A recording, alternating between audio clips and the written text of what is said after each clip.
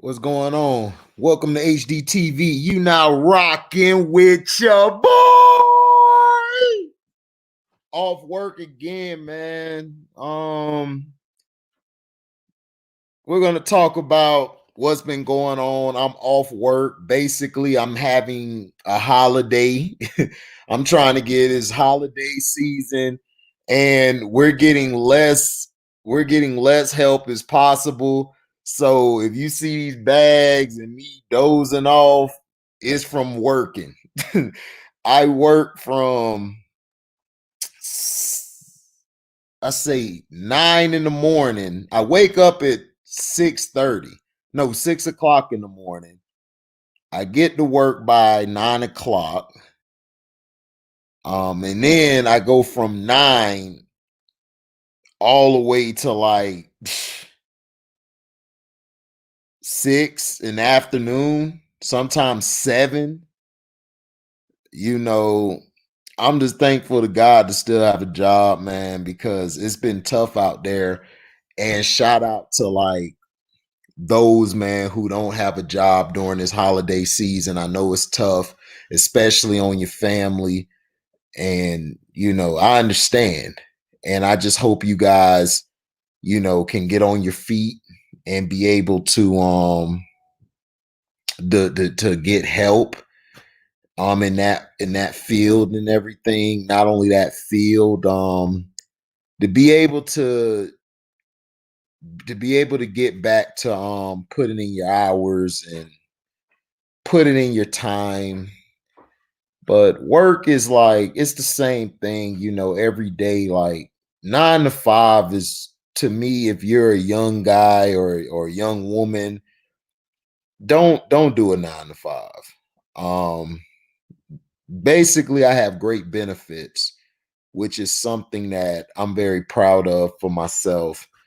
And to be able to have the benefits and to basically be able to help my family is a blessing. It's a blessing over a lot of other things. And it's just it gets harder and harder each day to try to get up and go to work, man. It's tough. You have to really have the drive, not only the drive, you have to have the mental capacity to deal with this, especially the BS that is going on at work with your bosses and with people not wanting to work. So now you're being stretched thin. So you really barely have a day off. I got to be back at work Monday. I don't work Mondays. Now I got to be back to work on Mondays. And it's going to be tiring the next 3 weeks because we only get one day off. One day off, but we get a truck that's the size of a can, and you're trying to stuff big objects in that can to be able to move that around, and you have to be done at a certain time or you're going to get in trouble or you're going to get docked for that, or they're going to write you up because you didn't finish on time, but they done packed you with the littlest truck. They give you the littlest truck in the whole goddamn building. The whole building. It's the littlest truck. It's this big. This is the truck. And then they put stuff this big in that truck. So I have to go through all of that. Then, and make sure you have a helper. Because if you have a helper who helping you deliver the packages and they suck, it's going to be a long ass day. Your day is going to be long as hell. And it's some days you just really be like, man, I'm ready to lead this mother effer. But you can't. You gotta be able to be the man and take care of what you have to take care of. That's why I praise people, sounds like we're crazy. What up, organically? Nah, nah, dog. So what I'm saying is it is tough and everything to have to do this every damn day. And it's like some days you just really want to just be like, man, I'm tired of this crap. And then you get treated like crap from the, yeah, appreciate organically, right. And the thing that pissed me off is our bosses really don't give a care about it. And that's why I tell people, unless you own your own business, you own your own company, you're going to continue being treated like crap. You know what I'm saying?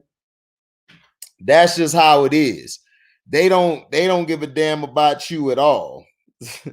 You know what I'm saying?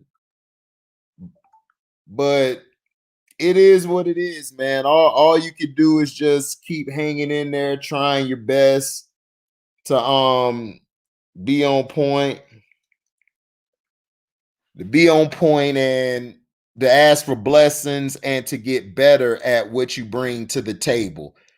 You want to own your own business, man. You don't want to work a 9 to 5 your whole life. And I tell all the kids who are kids, if you do stumble upon across this video, even if you're a young adult, get yourself your own stuff. Find a niche you're great at and just do it.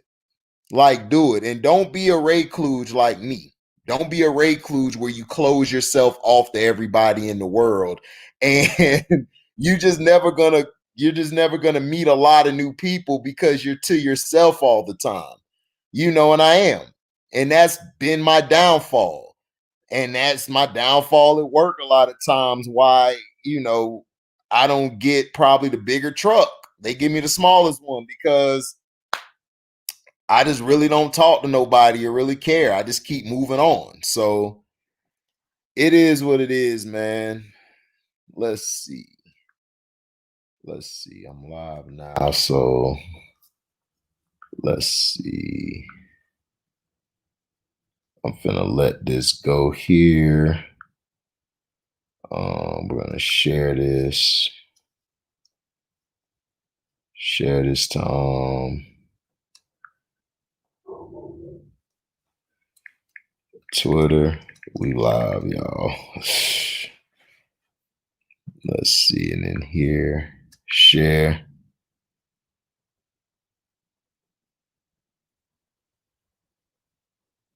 Oh, absolutely. Organically. I think that's the truth. I don't think Biden gonna last that long. And I think she's gonna take control. I think she's gonna be running it behind the scenes.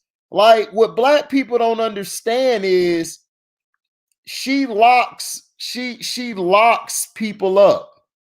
She locks the brothers up. So all these black women who are out here supporting her, she's gonna lock your son up. She gonna find something to lock your son up. And I think that's what it's gonna be organically. I really believe, I wouldn't be surprised if Biden just croaked all of a sudden and then boom, she's in. I'm serious. Because I don't trust none of them mother suckers. Especially in the politics.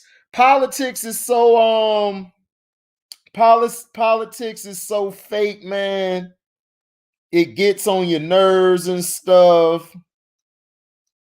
It's terrible. It's terrible how politics, how they use that to try to brainwash us as people.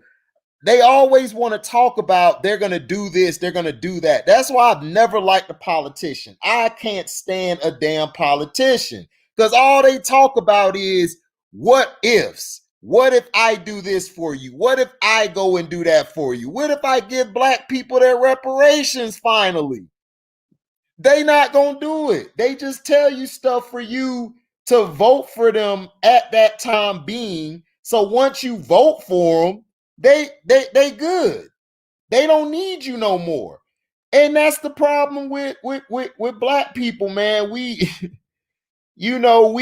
we are so easily manipulated. We're so easily influenced in everything we do, man. It's so easily influenced. We're so easily influenced in everything that it makes me sick a lot of times. Yeah, I take it serious too organically, but I just don't no more. I stopped taking, when I stopped taking politics serious, I stopped taking politics serious 10 years ago, maybe 15. I cannot stand politics. Politics, they're liars. They always tell you one thing and then they make something else up. They don't care. And every year they come up with a new policy that's going to be detrimental to black people. But they don't care. They like whatever. Whatever. I'm gonna keep lying to the people. I'm gonna keep making empty lies so you guys will come and vote for me. So once I'm voted for, I could do whatever I want.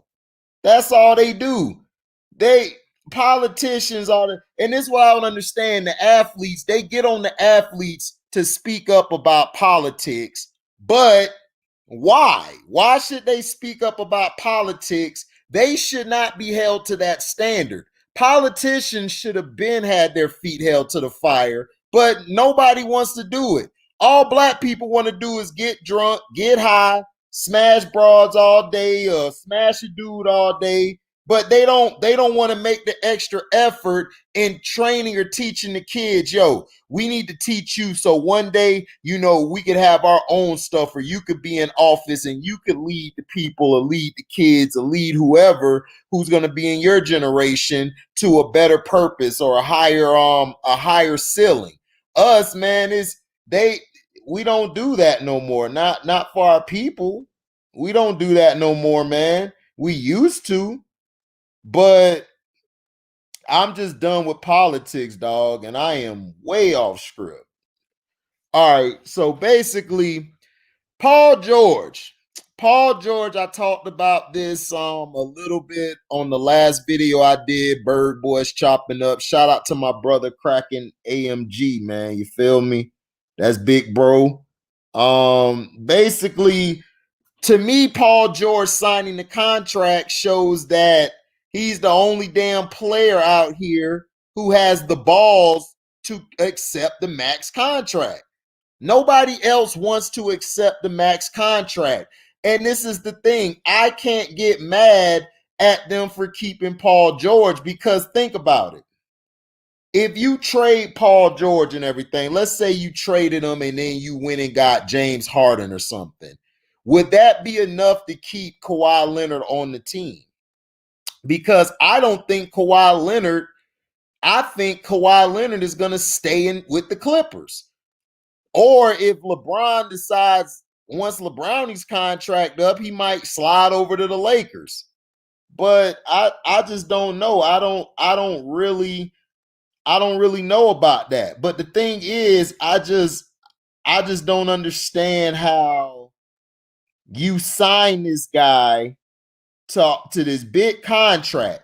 Now, let's say you don't win this year and you got Kawhi coming up next year, because I think this team is really the fourth or fifth best team in the West. I think they might be third, but I'm not sure.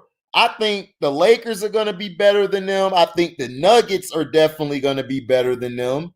And then you got who else you got? You got the Mavericks. The Mavericks are looking like they're going to be better.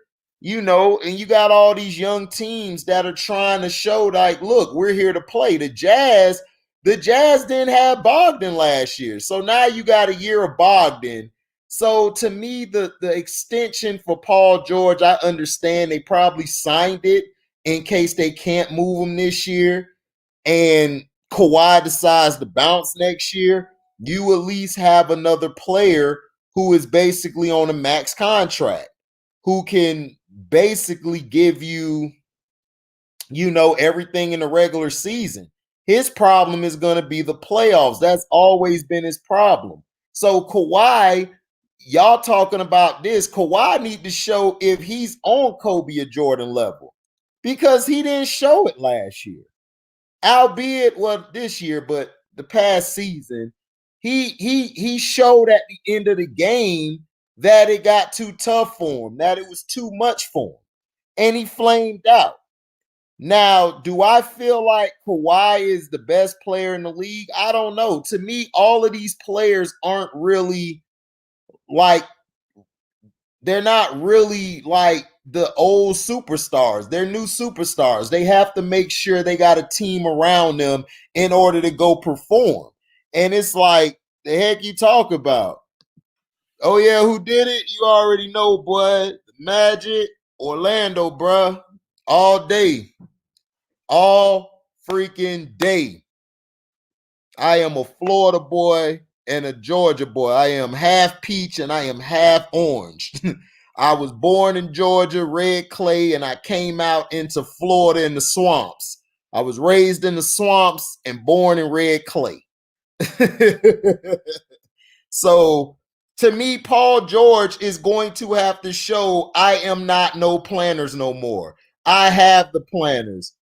Oh yeah, I need to. I'm gonna go get starter jacket, bro. I think I saw one the other day. What up, Joe Cool in the building? I'm gonna get you guys in here in a minute. Give me a second. So basically, Paul George has to show me that he is going to be that guy to step up. I mean, and he hasn't shown it. He hasn't shown it at all. Then this idiot makes something on All the Smoke, trying to send shots to Doc Rivers. Doc Rivers, aka Choke Rivers, he had to eat through him real quick. In the words of Ticket TV and Nas, he got ethered. Doc came in and said, well, some people got to take accountability. And he's not accountable. But from watching some of the games, I mean, I watched some of them. I didn't really get to look at it. I've been watching, trying to catch up the football because, man, football tomorrow, and I ain't going to have really time really no more really. But I'm going to just be able to, I'm going to try to talk about the games and everything. But the Clippers, to me, Reggie Jackson, like him, I just don't see him being that type of player. And I don't see Marcus Morris and them really sustaining. The Clippers, to me, I like Luke Kennard a little bit, but as a team, they're just okay to me. And Paul George, he took the max contract and extension because Paul George know this is last stop. He ain't gonna, nobody else is gonna pick him up. Nobody else is going to sign him. This is his last stop. This is it for Paul George. So Paul George is basically gonna be like, you know what? I'm gonna take this extension because I know that I'm done. I'm practically done after the next 2-3 years. I'm done. You know, because I think Paul George is 32. If I'm not mistaken, let me see. AKA No Planners Paul. No, he just turned 30. Okay, he just turned 30. So he's 30. He's 30 years old. And now are they going to come back and win a championship? Because I don't see it. I just really don't see it at all. I don't see like him and everything really coming out and really gonna beat everybody and really take everybody off or just take the pressure. Now you got this 200 some million dollar contract. Are you going to step up? Because from what I was seeing, he looked like the same old Paul George to me. He doesn't look different at all. He don't look different.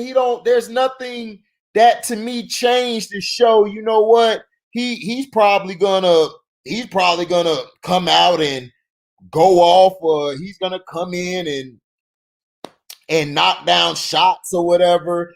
I don't see that from Paul George. Paul George to me is gonna be a guy who's gonna flame out again and stuff, man. What's up, Joe Cool? What up, man? Man, nothing, man. Chilling. I'm off work too. Oh yeah, that's the real to establish 1763. Yeah. Hell yeah, that's the real man. Off work, man. I was talking about earlier about what the hell we going through. Now we got to work every day now for the next 4 weeks, but one day. Yeah, so I only got one day off now.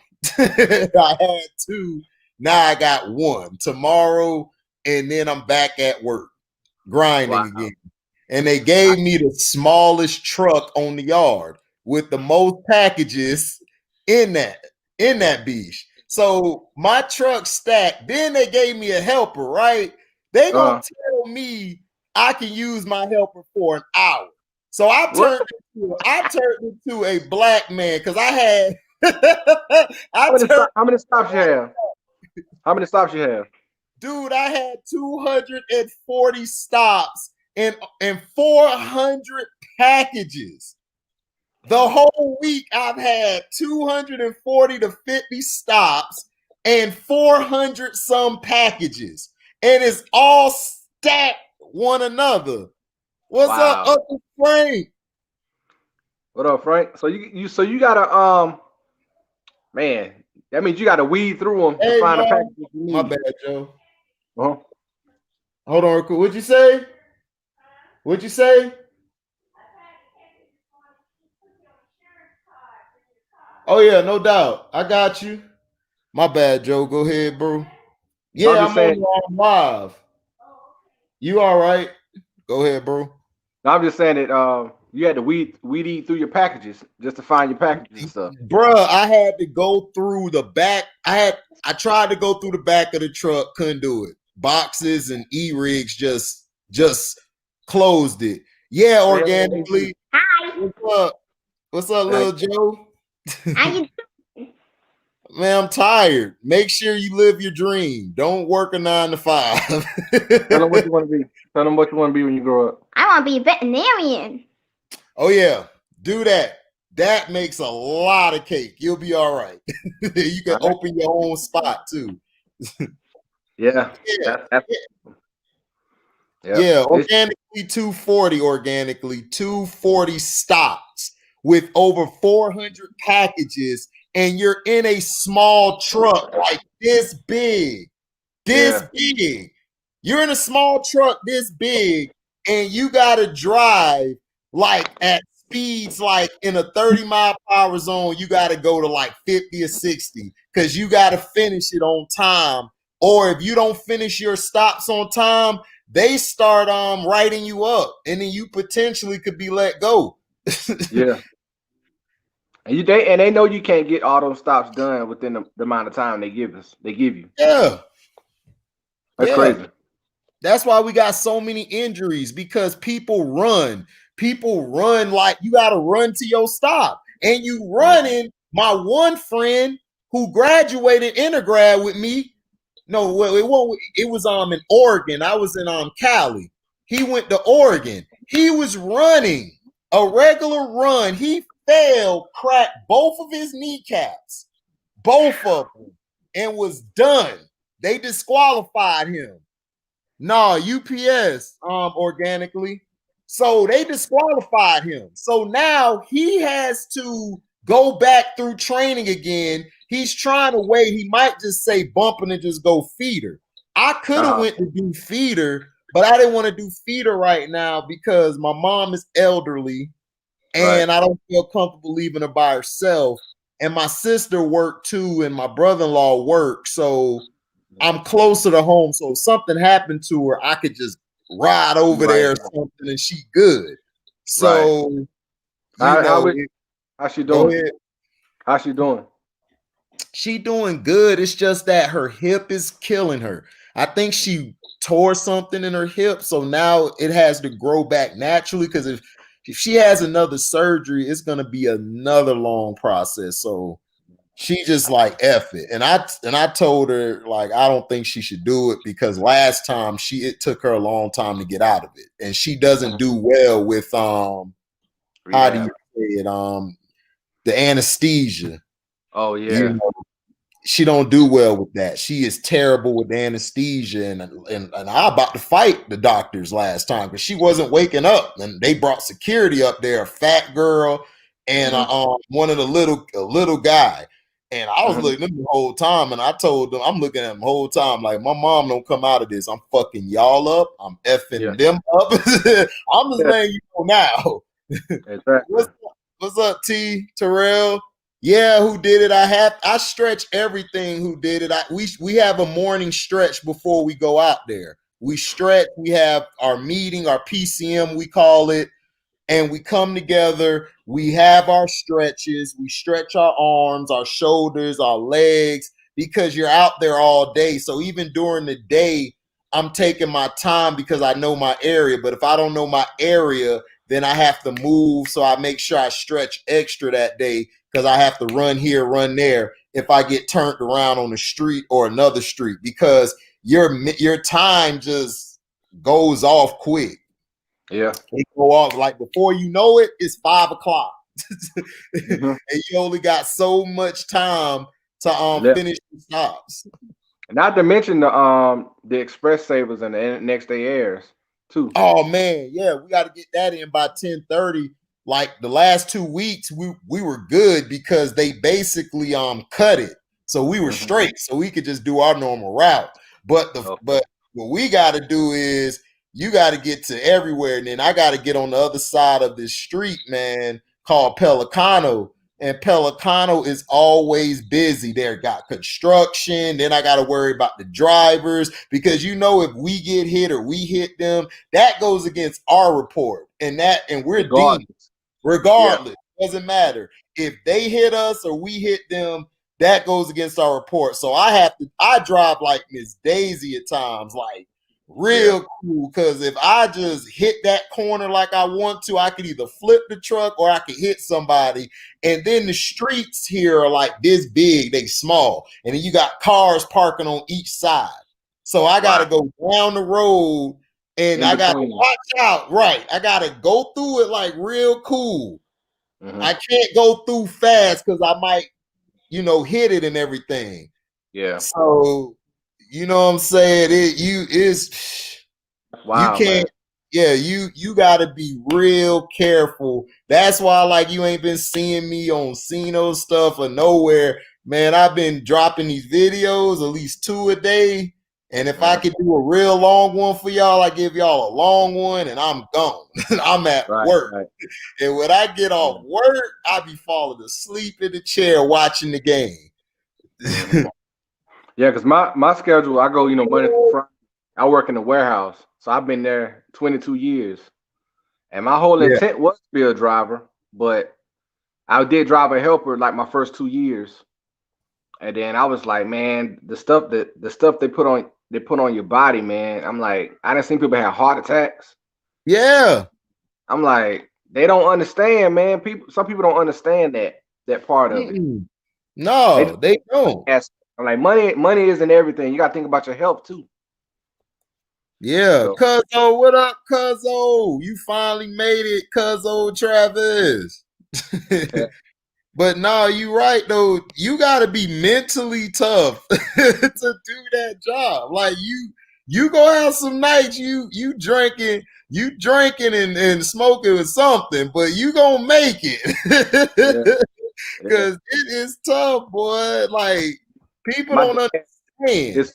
It's funny. My dad, he always get on me for not being a driver, and I tell him, I say, you just don't understand, and because he worked at the post office and he's retired, but he's like, they make a lot of money. They make some good money being drivers and stuff. I'm like, you don't go through. You may know somebody that's a driver, but just because I'm not a driver doesn't mean I had to rethink everything.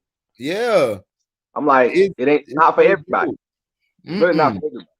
It's not, dog. It's like even the feeder, dog. I can't be on the road that long. I just can't do it. That's why whoever drives that stuff, like my cousin in Houston, he has his own like truck thing, his own business, everything. And I give him respect because I can't do it, dog. That junk is too much driving. You get about 4 days off, but you got to go 4 days straight. And that's long mileage. And then you get fat, dog. You don't be moving that much. All right, you be in that truck. Moving. What up, Marlon Amos? You right, man. It is. Mail carrier is tough on your body. It is, dude. I tore my knee. I tore 2/3 of my knee in college playing football. I was one away from a McGahee. I'll never forget it. Man, ever since, and then when it gets cold, dog, my knee feels like somebody is stabbing it. And I got to deal with that all day, walking up steps. I had to walk up a 3-story apartment. Then get this, it was a signature. So nobody was home. I had to walk way back down there with like 2 or 3 big e-rig packages. Yeah. And people don't understand, like and then make me mad is when people diss us talking about, oh, you're a mail carrier. You ain't. I'm like, bro, you okay? I said, let's switch then. How about we switch? I'll do this construction because I love the heat already. So I stay out in the heat all day. Now it's cool now, so I'll do it.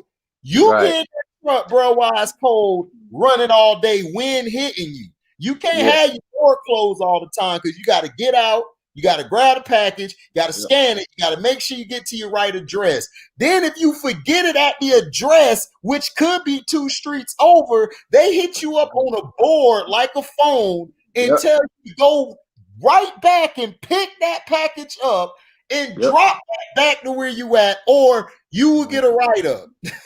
They don't care. Quick. They do not care, dog. Do they think you go help somebody else through the board? They try to get you to go help somebody else too? Yeah, they did that. They did that to me plenty of times, but they don't do it no more because, dude, I be having 240 to 260 stops and over 400 packages. I ain't going. And then if I get a helper, I'll probably be done about 5, maybe 6, and I'll get back to the hub like around 6:30, 6:40, because it's like 20 minutes, 25 from the area we're at. So, you know, it's crazy. Turmeric and ginger. Yeah, I'm gonna try that. Who did it? Because my body, boy, is crazy. It's like so sore. And yeah, Uncle Frank. When it gets cold, that knee, I gotta oil it. Yeah, dog. Cause man, my knee be killing me. It be killing me.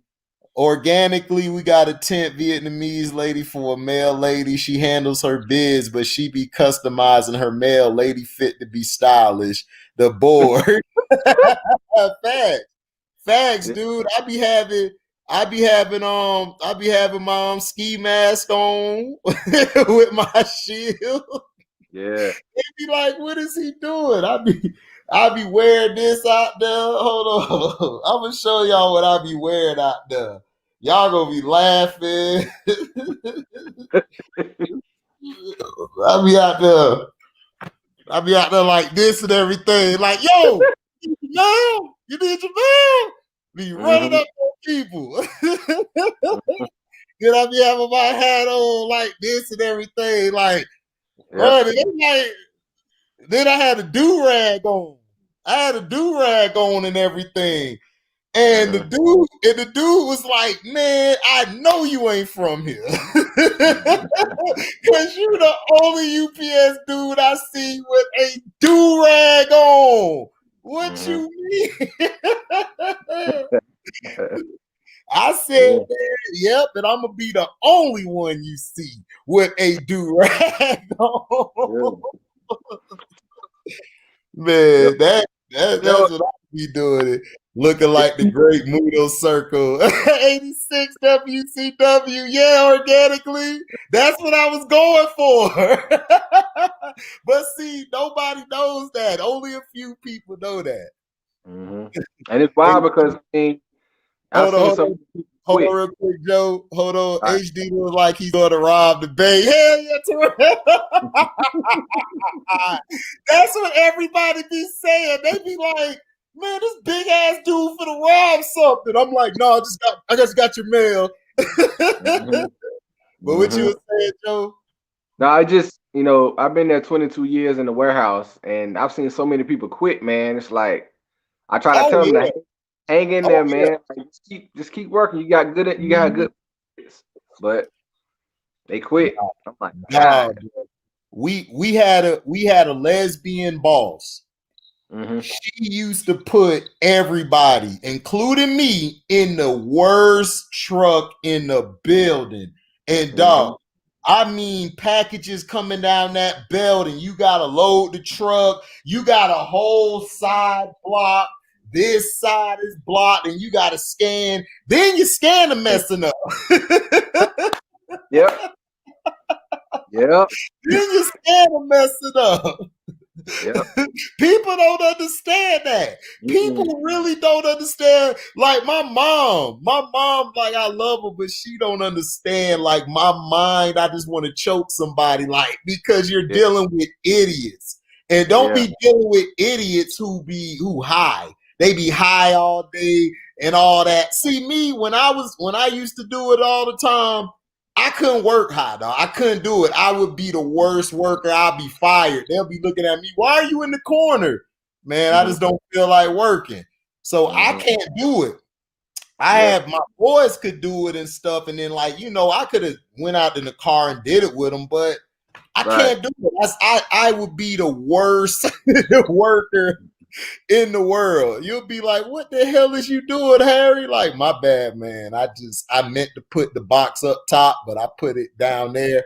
Like I have a little box in the corner, and I have the big box over in the top. That ball gonna fall. They be looking at me like, yeah, my bad. I try my best to make it easier for the person that, because I put the boxes in the truck for the guy to load it. Right, so I try to make it easy. I try to keep the labels up and easy as he can do it. I thank you, because these other guys, they don't care. They just today, today, oh, I was mad. I was cussing. I cussed from A to Z. I came up with a cuss word for Z. I said Ziagro. Dude, they had all my packages turned down. Why? I'd be like, why? More time. That take more time. Yes, it takes me an extra 10 minutes because I gotta look through this. Then this is what these idiots do, right? They put the box right over here, where the 1,000 and 2,000 shelf is, right? Right under there. They'll they'll do it good. Then they'll have three boxes that aren't even supposed to be there on top of the box I need to go get. And I'm looking. So when I get to let's say it's like 12 o'clock or 1 o'clock, I find this package. And I'm mad because you know why? I gotta take this damn package way back to the other side. Because if you don't, they gonna why get delivered. Because if I don't, then because once I get to my third part of my route, I'm not gonna be in that area no more. So that's why I be like, man, F it. If I come to a street that leads me to that street quicker, I just hit it, done, back. Yeah. And then at the end, if I don't have like nothing on my board, I gotta go to the lady and tell her what I didn't have on my board. Because people during this time of year, drivers will take packages and they'll put it somewhere and then people don't even know what's going on. They package and then and don't let me get the package that's messed up when I pick it up and everything falls out on the floor. They good for doing that. They good for putting it up, opening part on the bottom. Right. All stuff just fall out. I'm like, man, that is crazy. They come down to like that sometimes too. Right outside. I stopped smoking, right? I told this dude, man, let me get a cigarette right now. He just, boy, I was so mad, boy. You don't understand because I still had a lot of packages and it just fell everywhere. You know what I'm saying? Yeah, who did it? I'm just like Donald Faison on Next Day Air, bruh. That is my movie. I love that movie because everything Donald Faison is, that is me. I would have got out the room with the money because you not gonna know that I am alive still. For real. I'll grab the bags and look around. Well, time to go. Man, quick. Man, bruh, quick, bruh. Like, I'm telling you, I just hate it, dog. Like, I'm happy for it because it has benefits and the retirement's great. Right. But it's just, man, dog. Management, you gotta deal with management, you gotta deal with employees. And don't let them be younger than you, dog. Oh my God. They young and they dumb. They young. They trying to tell you. I had to cuss this one when I transferred out here to Texas, dog. I had to cuss this Mexican out. I cussed everybody out. The head guy of the building, him, and the workers. Because they're trying to tell me how to do this job. And I know how to do the damn job. I've been doing it when I was in Florida. It's the same thing. The only thing different is they got an automatic building. They don't have the old building where they bring the carts up to you and then you just take the e-rigs off so you can throw it in the feeder trucks. The big things in the back. So I got mad and cussed all of them out, dog. And then I filed a grievance on all their asses. And they came back and they F with me no more. And I just took the grievance away because I finna grievance all of their asses. Yeah. So, all three of my supervisors on my shift are younger than me. All three of them. Oh shit. I know you be like, yeah. Because they know I've been there longer than them. So I'm like, let me do what I do. Just let me do my thing. I know what I'm doing. I bet you know how to do basically everything in the building except internationals. Yeah, that's the only thing. Yeah. I hate that international crowd because you got to do extra stuff and this and that. I hate that. I said I'll learn it later. I don't need to learn it now. So I started learning like years ago, but they end up hiring somebody else and they train the other person. So I'm like, okay, I'm good. I ain't got to do it. Yeah. Yeah, they be hiring the homeboys and homegirls, and man, I hate that crap, man. I'd be like, but you know how it is, man. Unless you got your own stuff, man. You know what I'm saying? You too, organically, man. Don't get fired at work, man. No. Please don't, because I don't need you coming back to my page or you gonna make me feel bad. I'm fired because of you, HD. God damn, HD, like my fault, dog. I just need you to turn into the page and rock with your boy. Yeah, man. But Paul, I was talking about off work for a bit, and then I was talking about Paul George getting his 225 and everything. You know what I'm saying? And to me, yeah, it's a lot of money for him. But the thing is, like me and my brother was talking about on the last video and everything. You know what I'm saying? He had the balls to take the money. Like, you can't blame him. He took the money. But to me, Kawhi, you gotta show that you that guy. You gotta show it. I don't want to hear all that. Oh, Paul George can't do this and that. You brought him to the team. Now it's up to you now to get these guys to play. Now, is he overpaid? Absolutely. I agree. He's the most overpaid. Well, he's not the most, but he's one of the overpaid players. But the thing with Paul George is, I'm trying to tell people, what other choice did they have? You gave up half of your future to bring him in. Right.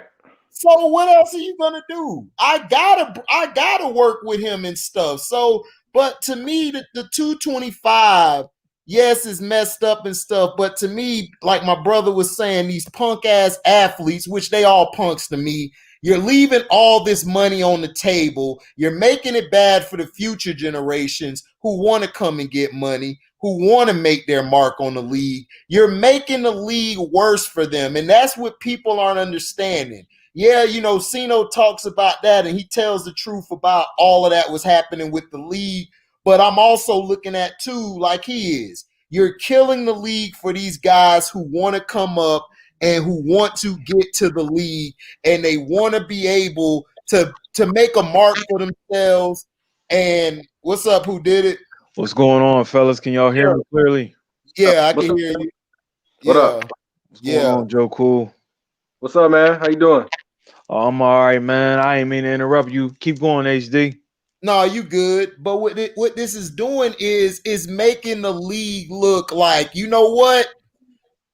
Why are we gonna waste this money on these kids and stuff? We could just start shortchanging these dudes, and that's gonna mess somebody up. And that's not what they're understanding to me. Like, yeah, I could be mad at Paul George, but Paul George was smart. He took the big deal, and now that you gave him the deal, it's like now what's going on? Like, what else are you going to do? Like, who are you going to bring in? Now, if you would have brought in James Harden, like I think somebody said in Cino last live or something, they were talking, that live when he was talking about the 225 million, they were saying, well, we ought to do a sign and trade for Harden. And that's cool. You could do that. But I'm just saying, why didn't you pull the trigger on it already? To me, I think they're going to go in with this team, and I think they're going to play with this team like for a little while. And then when they're teetering like around 5 or 6, which I expect them to be at 5 or 6, I just don't see this team in the top 3. I don't see it. Like Reggie Jackson to me, like C-Pen said, if you play him under 20 minutes, you'll have a shot. Or under a certain amount, you'll be good. But then look at it. Serge, he's older now. Serge is only going to be able to give you about 18, maybe 20. If that, he's not going to give you the 28 or 30 like he used to. He's older. So, and Zubac was dropping the ball a lot. He looked like he can't hold on to the ball. It's like, I don't know. We gonna see, man. But what y'all take, man, on this Paul George deal, and where do you guys see the Clippers going? Because I see them 5 or 6. I don't see them doing nothing really. What's your thing? Who did it? Go ahead. What I think is, when it comes to the Paul George deal, I guess that's what y'all want to call it, or steal. I don't know if it's a deal or a steal. I really don't. For real, bro. I think it's both. It's a deal for him, but the rest of us is looking at it like, man, he's stealing some money. Oh yeah. But in regards to him, man, it comes down to obviously Ty Lue sitting his best 2 players down, or on paper his best 2 players, and saying what they're hungry for. Kawhi's already a champion. Actually, he's a 2-time champion. Yeah. We do see, a little bit of slippage. I don't know if that's due to injury or his mindset right about now, or he knew them brothers wasn't really loyal, like you called out HD a couple months ago. He probably sniffed out Trez, and a couple of them other guys needed to be let go. You know what I'm saying? So going on with this year, I say maybe like their ceiling is 3 and the bottom is like 7. And to be honest with you, in regards to Paul George, fellas, it comes back to what Ty Lue wants him. He needs to be given an assignment as if he's like a 3rd-year player. And I know y'all like, well, he's a veteran, but you know what, man? Until he drop his nuts, pardon me, I would talk to him and I would really treat him as if he's like a 3rd-year player. And Kawhi is the only alpha dog, and I would make Kawhi lead with my mouth if I'm Ty Lue, and I would trust that Kawhi is going to lead with action. And if they don't, they ain't never going to hang them banners up, man. Oh no. Right. Exactly. That's true, man. Because Paul George, it's like mentally he hasn't been right since his injury, since he got hurt, and it's like you want to see that Paul George come back and play, and just stay. You got to stay consistent, and whatever system Tyronn Lue's gonna try to run, I hope it's better than what he did in Cleveland. I really do. Yeah. Because he didn't really do nothing in Cleveland. He really did. He was just there, and we know who ran that team. So, like, and as long as they beat him, I'll be good. Yeah. So I mean, Paul George and everything, he got the steal of the whole season. Like that was a great steal. But to me, Ty Lue, I don't even trust him either. Like, I don't know when the grease is hot, is he going to be able to handle that chicken coming out of that air fryer? Is he going to be able to handle that chicken? Or is he going, and drop it because it's hot? You got to grab that real quick out the stove or whatever off the stove and put it down. Is he going to burn his hands or is he going to handle it like a man? Because I don't believe he's going to be able to. I don't see Ty Lue to me. He that old ass uncle you got who just gone. He just be sleep all the time. He at the chair. Oh man, somebody said he looked like an Uber driver, man. Which I ain't got.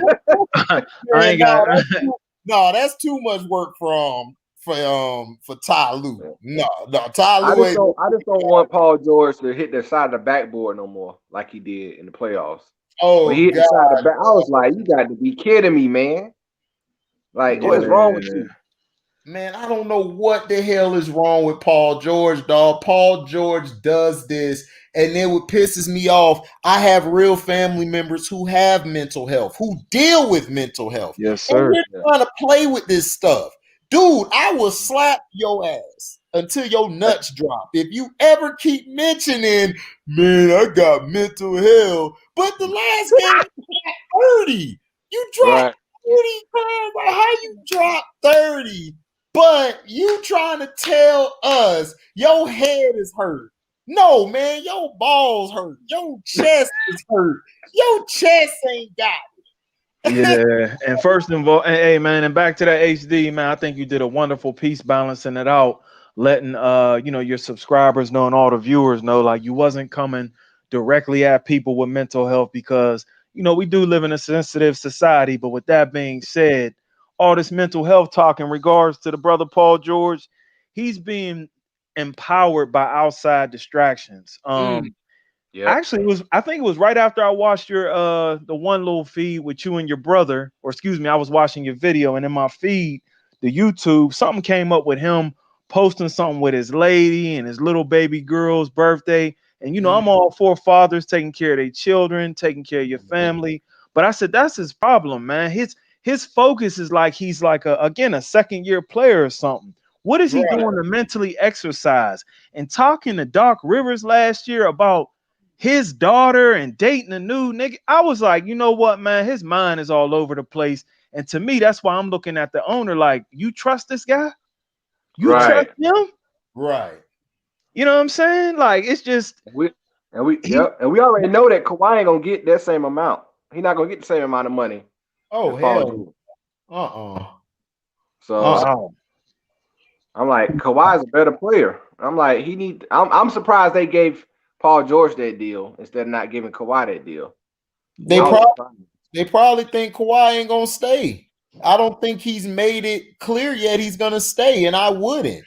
I don't think Kawhi wants to. I don't think he's gonna stay, because if they flame out this year, if they get to the same spot and lose again, or they lose even worse first round, because this team possibly could be knocked out in the first round. No jokes.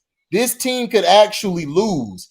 I think Kawhi's gone. I think he might go somewhere else, but I think he's gonna stay on the West Coast. I could see him going to Golden State. If not there, he could go to Sacramento, or he could go up north, play with Portland. So I think he's gonna be out of there. I think he's waiting to see what this team does. But dog, you should know Paul George is not built like that. We've seen Paul George, even at his best, he's come up short at times. So you couldn't have thought that this guy is gonna turn it around or be that second option you need. It's like, no, I don't even see him being that second option. I don't even see him being like a real solid 3. I see Paul George as a 4. Like, seriously. And I can see everybody else stepping up. Like, what Lou Williams gonna do? Is he gonna get the lemon peppers out his head, or the 2 chicks he's swinging? Like, what, dog? Like, what? Like, and you know what, HD and Joe, it's one thing when you're not hitting a shot. Both of you all know where I'm going with this. Yeah. But on the other side of the ball, brother, you was letting Luka, and so was Kawhi. Both them brothers was letting Luka just bust their face to the point where I was like, you know what, Paul George? I understand you can't hit a J, but you used to be known to play some defense. And that's when I start to lose stock in a player when they just give up on the opposite end. Because defense is a lot of intangibles. And you know, it's a mental again, defense is a mental thing. Defense is about want, desire, and that dog in you. If you ain't got those three in you, you are gonna be a trash ass defender. You gotta have screws loose to play defense for the whole season. It's not, and we know who don't do that. oh yeah, we know that. We know he don't do that. Like, I had to get on this dude, dog, on the video about he hurt because Ty Kados, I said Ty Lue. Kyrie said that you basically, you know, I'm with somebody who could hit that shot, and he's still butthurt over it. And my brother Beans, if y'all heard him, he was like, man, I knew, damn it, HD finna go in. You damn right I am. What you mean? Yep. What you mean? You know what I'm saying? But I said, bro, you know me.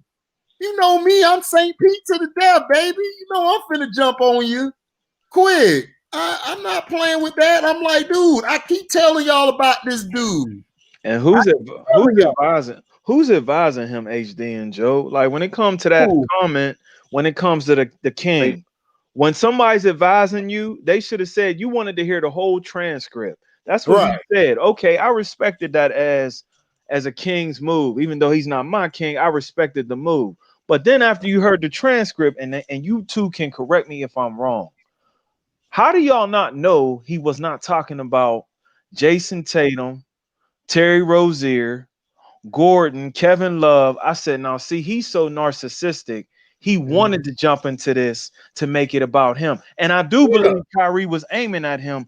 But what a man would do, who will be 36 by the end of the month, look, I don't care what this young boy said. I don't care what he said. I'm in LA, I'm sipping champagne. But the fact that he jumped his behind right back into the spin cycle of Kyrie's jargon, now I got to look at him and say, if I didn't know any better, he was going to jump into this conversation anyway because he got to.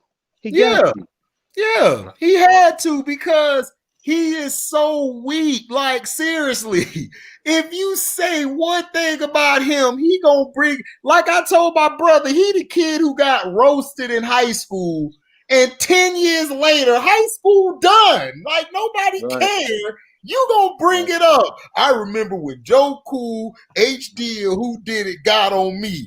I'm like, Negro. Back in high school, I got joked on before. Yeah, I mean, heavy is the what is the saying called? Heavy is the head that wears the crown, I believe. I don't know. It's one of them sayings, but this dude is going back and forth, and he did that for punks to make sure that they come to his defense. But I said, man, all you had to do was sit back and patiently wait, and then maybe come out and say, how y'all know he was talking to me? He played for a team and a half since he left me. He needs to detach. He needs to detach from Kyrie. But you see, he knows it's true about the shot. And he knows it was a 50-50 thing when they both played on Cleveland. And he's showing it. He's showing it by feeding the madness. You know what I'm saying? Oh, LeBron James, if he wanted to do for Kyrie, what he should have done was never come back to Cleveland. If you really wanted to help Kyrie's career, Kyrie was going to do something with that team. People always say he wasn't winning when he been there. Kyrie was only in the league at 3 years at that point. Right. LeBron didn't make the playoffs until his 3rd year. Correct. And he could have made the playoffs in his 2nd year, but he fired Paul Silas because Silas wanted to teach him defense. And then the playoffs you was in, you guys could have did something in the 07 finals. I still think that Cleveland team was good enough to give the Spurs a fit because they shut Duncan down.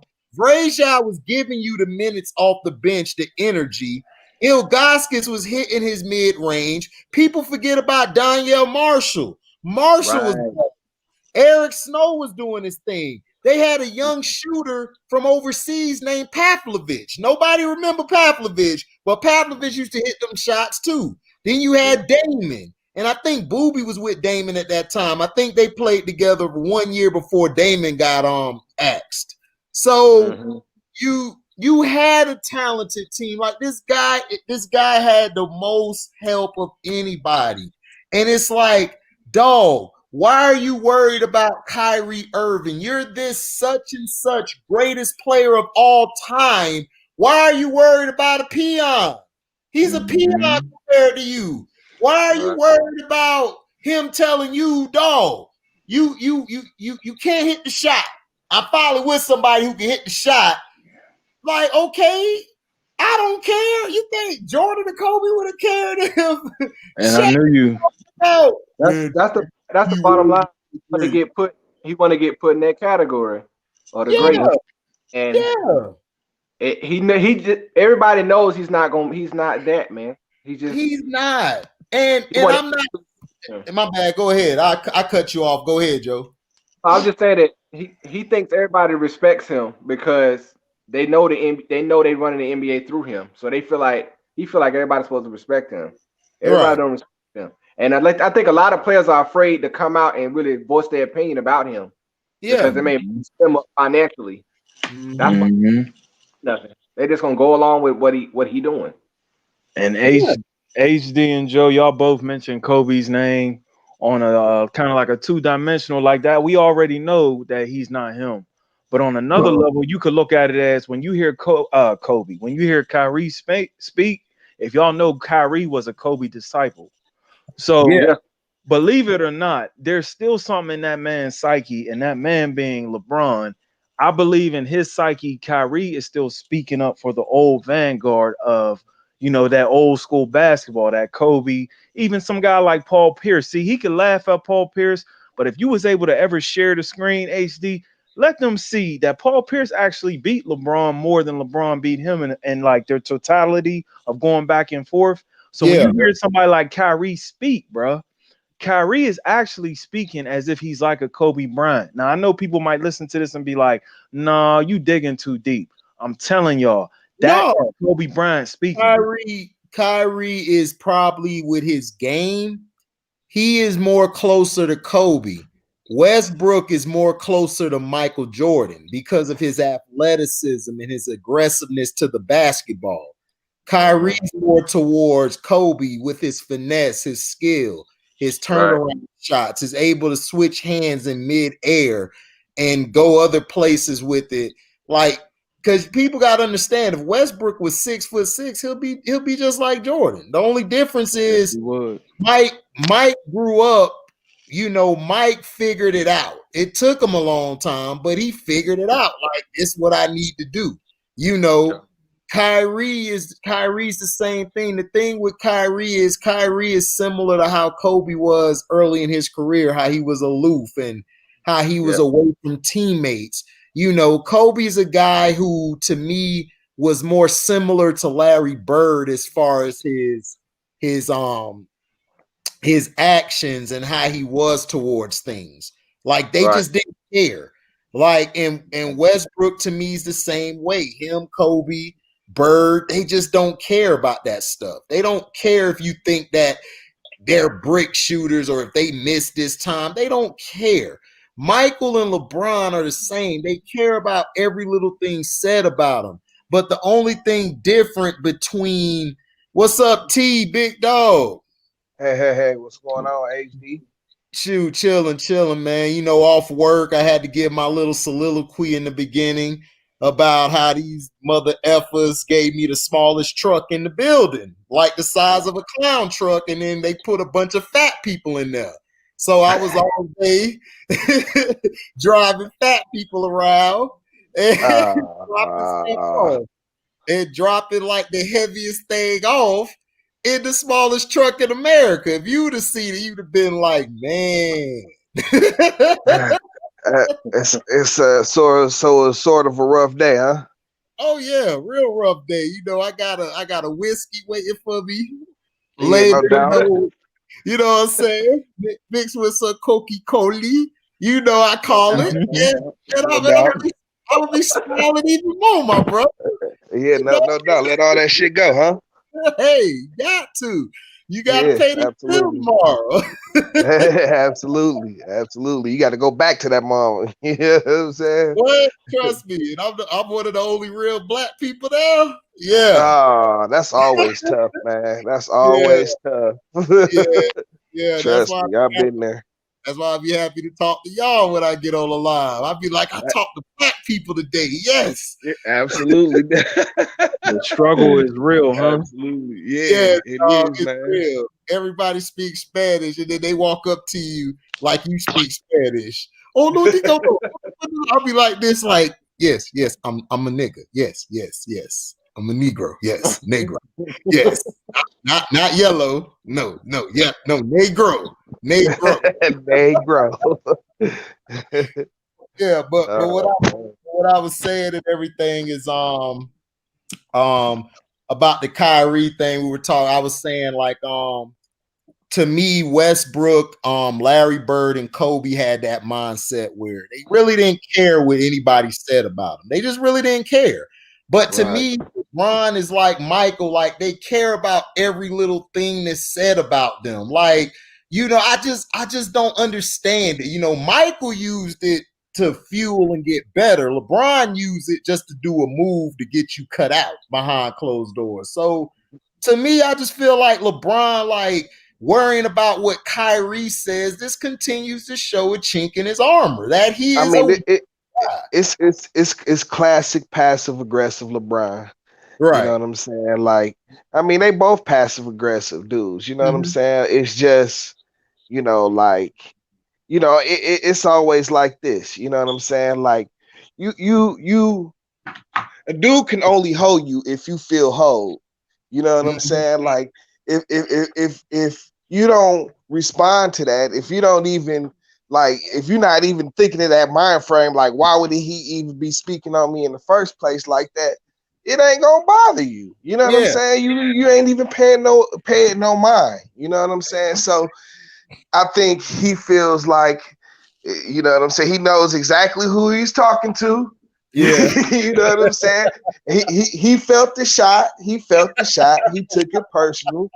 You know what I'm saying? And he passive aggressively responded like, because with that kind of a passive aggressive yeah.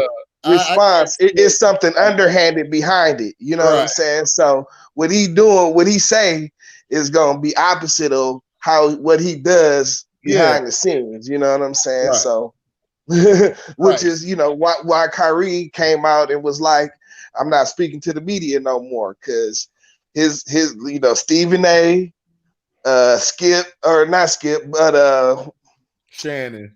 Shannon Dole. you know what Shannon I'm Dole. saying? They all talked a good little piece of junk about him, you know what I'm saying? And we all know about Shannon. Oh yeah, we know. Yeah, that's what I said to mom. That's what I said off in my video. I'm like, well, Shannon, he evidently is worried about the guy who said the world is flat. If he Right, didn't, right. like, if he It's really didn't interesting. care, right? Like, if he didn't care, why would he even bring it up? And that's why I made the video, because I caught everybody else stuff later. Because I caught y'all on Cino Live, and y'all boys is hilarious. So y'all had me in the truck dying. So, Yeah. but I was listening to it, and then it's like this. Like Skip said it the best to me, and I can't stand Skip either. But he basically was saying, like, if you are the GOAT, the supposedly GOAT, why are you worried about what a Kyrie Irving says? You've said plenty of times, even Shannon said this, all the LeBron fans have said this. He made Kyrie. He made Kyrie into this guy, right? So why are you worried about a guy you made? I just don't Right, understand it. right. It's mind-boggling to me. And it's like, hey, and at the end of the day, you know what I'm saying? When LA plays New Jersey, when LA plays Brooklyn, I would guess you would just go give him the business. That's what Mike would do. Right. You know what I'm saying? Mike didn't have his little media public. You know what I'm saying? Like the time he tried to talk some junk to Van Gundy, or Van Gundy tried to talk some junk to him, and Mike came out the next night and dropped like 45 on him. You know what I'm saying? Yeah. So you play the game, and then Mike had his response. You know what I'm saying? But you play the game first. Right. And that's what I want to see. That's what I want to see from him. Like, I've always said this. I've never hated LeBron. I want LeBron to do well so I could be like, cool, he did something. It took 80 years, but he did something. So it's like, dog, like, I'm tired of hearing all this stuff like females. We not females, dog. We play a man's sport. Stop talking. Get on the court and show him, look, I'm LeBron, all right? Look here, look here, flat earth ass dude. Look, I run this. That's how I want to see it. That's how we grew up. We grew up on that. We didn't grow up on all this passive aggressive crap. Like, my mom tougher than all these NBA players. She grew up around 4 brothers. So she tougher than them. She ready for the league. So, so what is this guy? Like, why is he worried about a comment that you had the first time it came to him was in the bubble, and he actually said, oh, well, I don't worry about stuff like that. Me and AD, we're buddies. You know, we're not jealous of one another. So, okay, why you got to keep going over it? Because why you keep saying it? I'm not really jealous of this dude. Finals and saw, everybody watched the finals and seen that AD looked like he was about to take that MVP home, and somebody came in the game when they was up 40. You know what I mean? I don't know who that was. I guess we all didn't see that, though. Right. And then he froze them out. Then he froze them out in game 3. He froze them out, then had a chance to win the game 3. And he sucked it up at the end. And he had a good game. It's like all these games like where LeBron would go off in. I was watching an old game the other day. He was going off in the Pistons thing when he was playing y'all.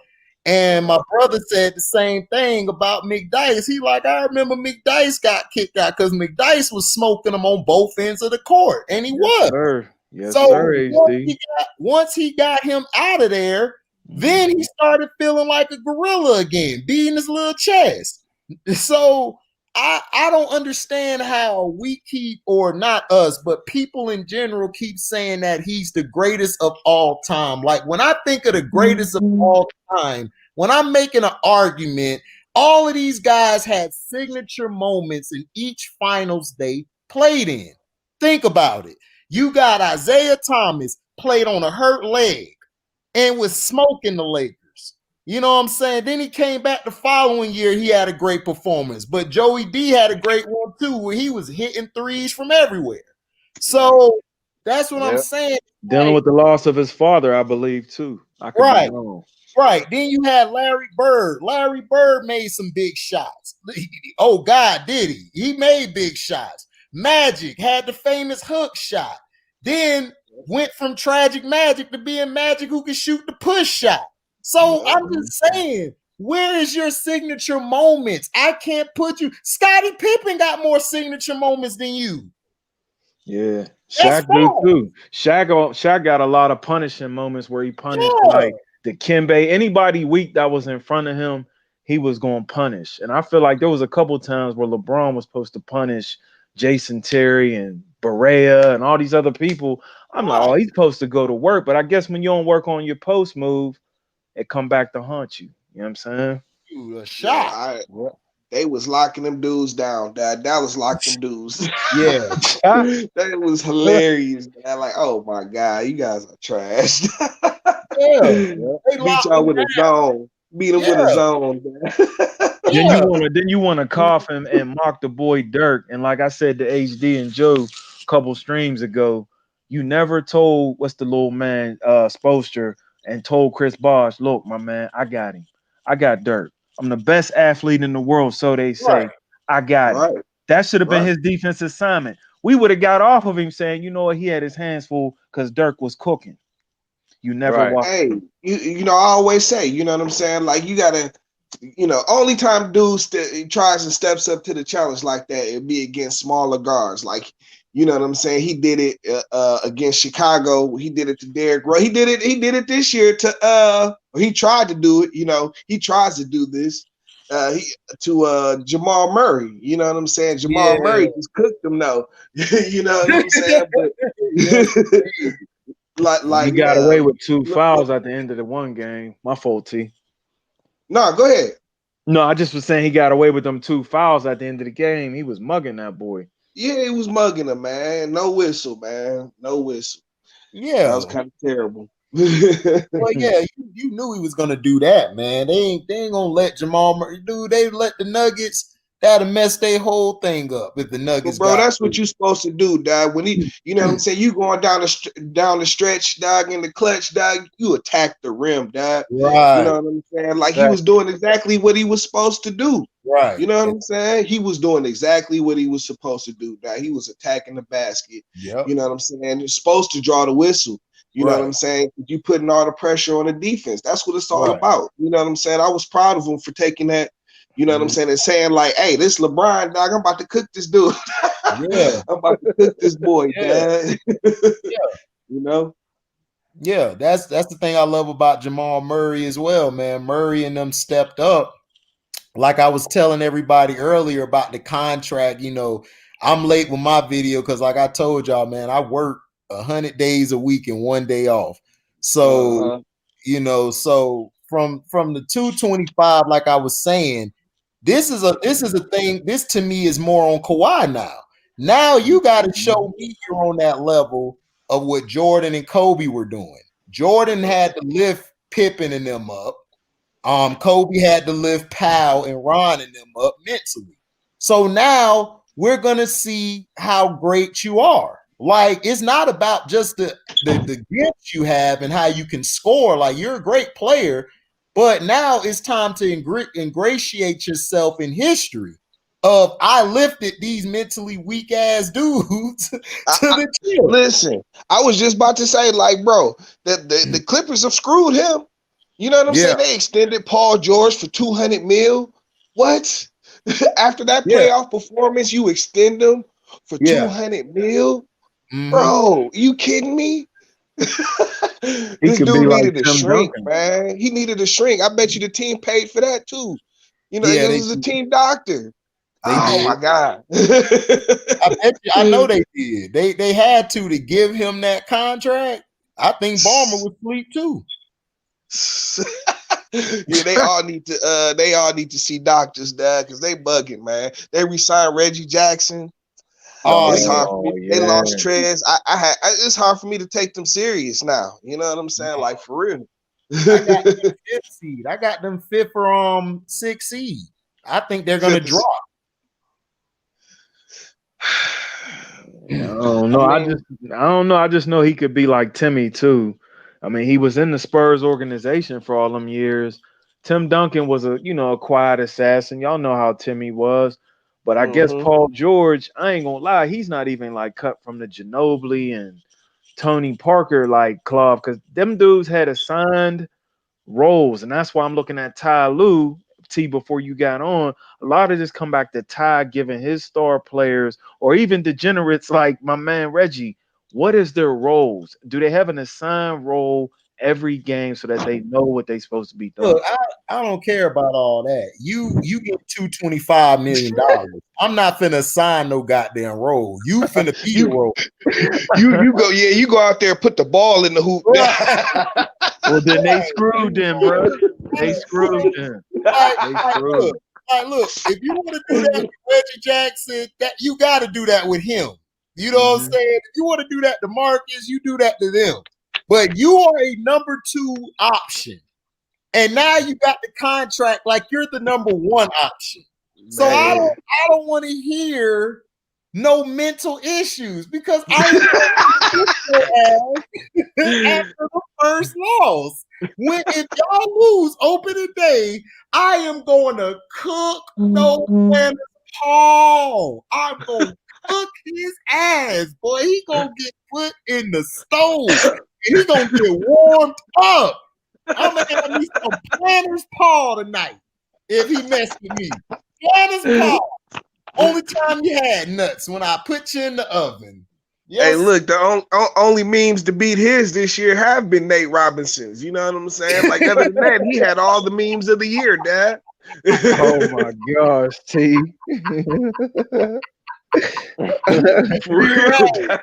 You're right. Pandemic P, man. Oh, you know what I'm saying? He had all the memes, Dad. He lucky. He lucky Nate Robinson came along. He got braids now, so we better look out. He got braids. So no, stop. Man, hey, oh Lord. He gonna cut that off by game 5, bro. All that he can't handle it, boy. Look, Dad, by the end of the series, by the end of the Denver series, man, he stopped combing his hair. He wasn't trying to be pretty boy Paul no more. You know what I'm saying? Like, he stopped cutting his hair. Well, I mean, he stopped combing his hair, coming out looking like whatever.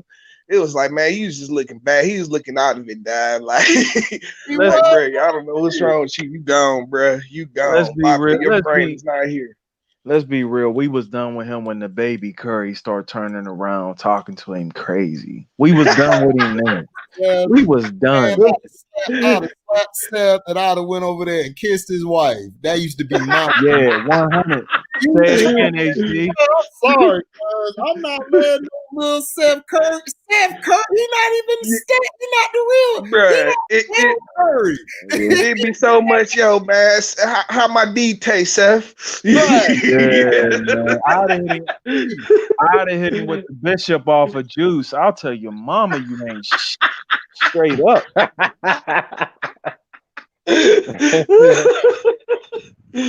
Right. Yo. What's up, What's going on, man?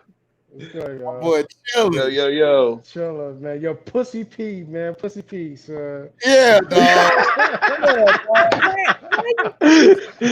Ain't that a ludicrous song? Ain't that a ludicrous song? Pussy popping. Your pussy popping. Yeah. Pussy popping. Y'all stupid. Y'all stupid, Dad. Y'all dumb as hell. Oh shit. Yo. Boy, he brought Oh up my that gosh, man. Yo. This King Jeffrey, we're gonna say ho, ho's a ho. I said Yo, I heard Joshua won his fight today, man. Joshua, man, he knocked out this dude and shit like that, man. Oh, he did. I heard that Bob Aaron, I heard Bob Aaron trying to set that Fury and Joshua shit up. Like, come on, man, yo, get my man. Yeah, you know that's coming. I think Furry gonna whoop his ass though. Whoever. Yeah, Furry gonna put him down. Furry's gonna put him down for sure. Joshua got beat by the Mexican dog. He got beat by CC Pizza, man. Come on, I can't take him serious no more, dog. You got beat by a dude whose arms is shorter than T-Rex, dog. I'm done. I can't. I'm done with you. Yeah. Yo, yeah, that took AJ off the scene real quick. You know? Everybody's like, ah. I want to know why Floyd took that Logan Paul fight, because Floyd wanna beat Tyson recognition on exhibition. What's going on, man? Your Floyd's jealous of Mike or something? What's going on, man? What's going on with that? I don't know why Floyd doing it. I just always feel like Floyd is Floyd just like his name out there.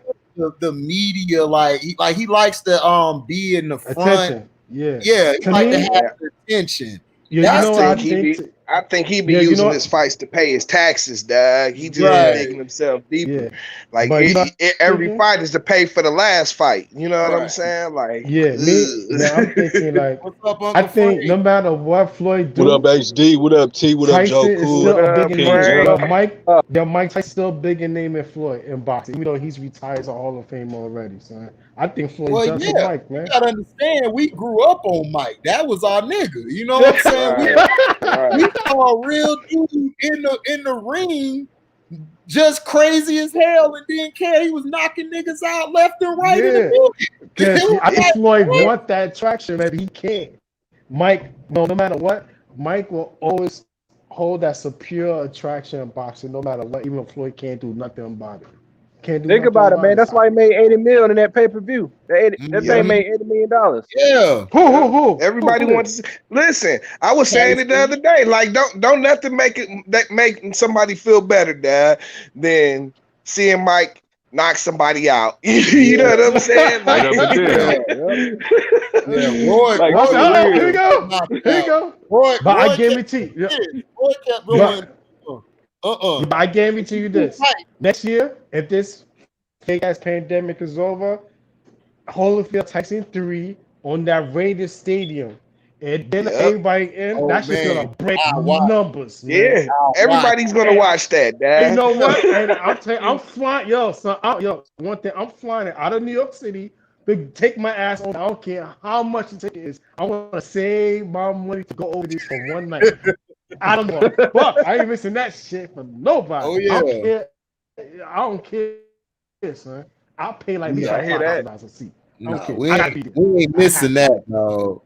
Yeah, that's must watch, Dad. That's must watch. That's a must watch, man. Yeah, That's a I want must to watch. see if Mike gonna bite him again, because you know he's gonna with that dome. He gonna try to play it off. Yeah. Listen, man, Mike, this Mike is way more focused. You know what I'm saying? Like, and if he had maintained this kind of focus, headbutts, you know, Holyfield start headbutting him again. Yeah. You know what I'm saying? Mike might start biting again. You never know. I know that, bro. like, oh, you want to go back there, huh? You want to go back to '98? All right. I'm a better person right now, but you're really bringing me back like to '98, and I don't appreciate it.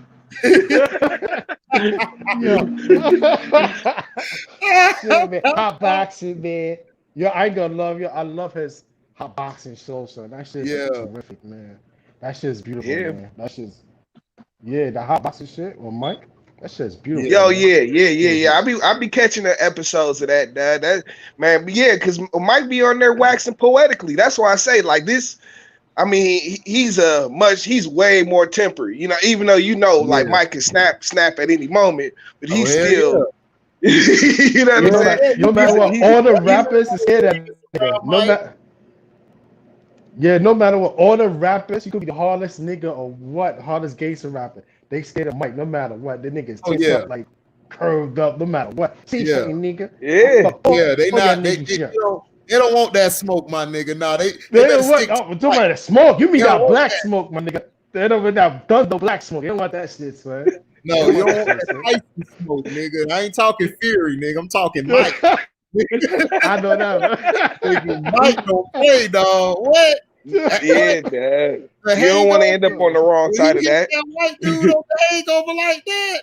Wow, I said, "Oh, Mike got it. He still got it." What that white boy on the floor? Nate Robinson. He did the first Nate Robinson challenge. Damn, niggas cold. Let me ask you. Yo, whose knockout was first, yo? Pacquiao against Marquez or Nate, son? I want to know who's. Nate, bro. Nate, because it was in the first round. No, Nate, bro. No, but don't get Manny got this, man. That Marquez rocked that boy's whole life. He rocked that boy's whole life. I was watching that fight, son. I put my head down for a little bit. My mind said, "Oh shit! Like, what happened? What happened? Niggas on the floor." I said, "Oh, just a blink, son. I missed a punch." I'm like, God damn, son. Just a blink. I'm like this. Boom. Yeah, but that Nate Robinson, though, man, that Nate Robinson, we ain't seen a nigga get knocked out like that since '94 when Craig knocked Debo out. You know what I'm saying? Brother ain't dropped like that since Debo. Rest in peace. I swear, like Pacquiao knockout, that was a nice knockout. But dog, Nate looked like they had the yellow tape around that nigga, dog. I thought somebody. But don't forget, Manny was asleep for a minute too. You know what I'm saying? Like sleep. That nigga was zoozing. Yeah, he was. You know what? You got to think about it. Marquez is a boxer. Manny's a boxer, so you can't expect that. But Logan Paul, a YouTube boxer and an NBA ball player, nah, I expect that shit, my nigga. I understand they That right. knocked out. I was expecting him at least to win in like 6 rounds or 5. He got his ass knocked out in Nah, 2 bro, I'm or 3. telling you, everybody was That thinking just like me. Everybody was thinking, okay, now the NBA player, he played Division I football. You thinking, okay, this nigga done had some backyard Yeah, scraps. You know what I'm saying? This ain't gonna yeah, be his first fight. You know what I'm saying? You thinking, you know, he done got the gloves plenty of times when in the right. backyard. You know what I'm Yeah. saying? He done probably gotten a scrap at school, gotten a scrap at the movie theater. You know, I'm thinking he got some kind of experience, bro. This nigga came out, I don't know what the hell he was doing. He just whatever little plan he had, he just Man, abandoned that. It looked like that, he was trying to that, tackle I that him. know nigga, my that dancer. nigga, that nigga little sister used to beat his ass when he was growing up. No.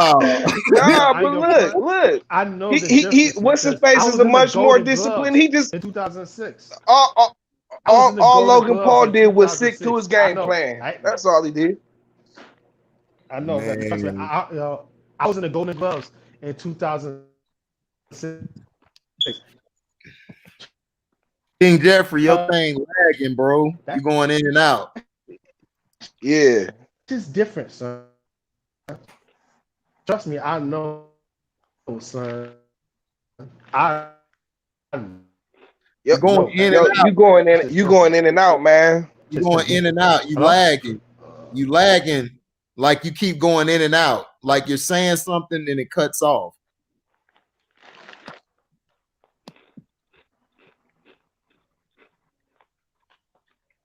Hold on, let me remove Sabotage you. the stream. Damn, He they might have made to this come back over in. here. He had to come back in. It's all good. Yeah. Yeah, I removed him and then all right. Yeah, he's just stuck right there. Yeah, man. Yeah, man. That's Tyson. on his end.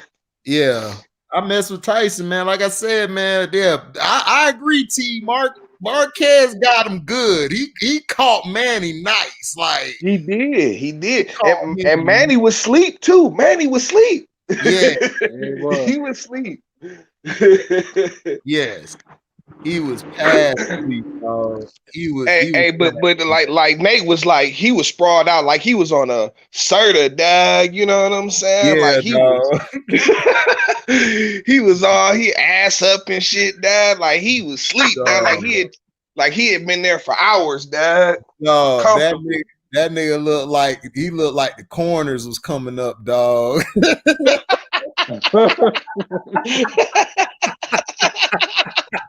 Bro, they was running up there like, where's the dead body?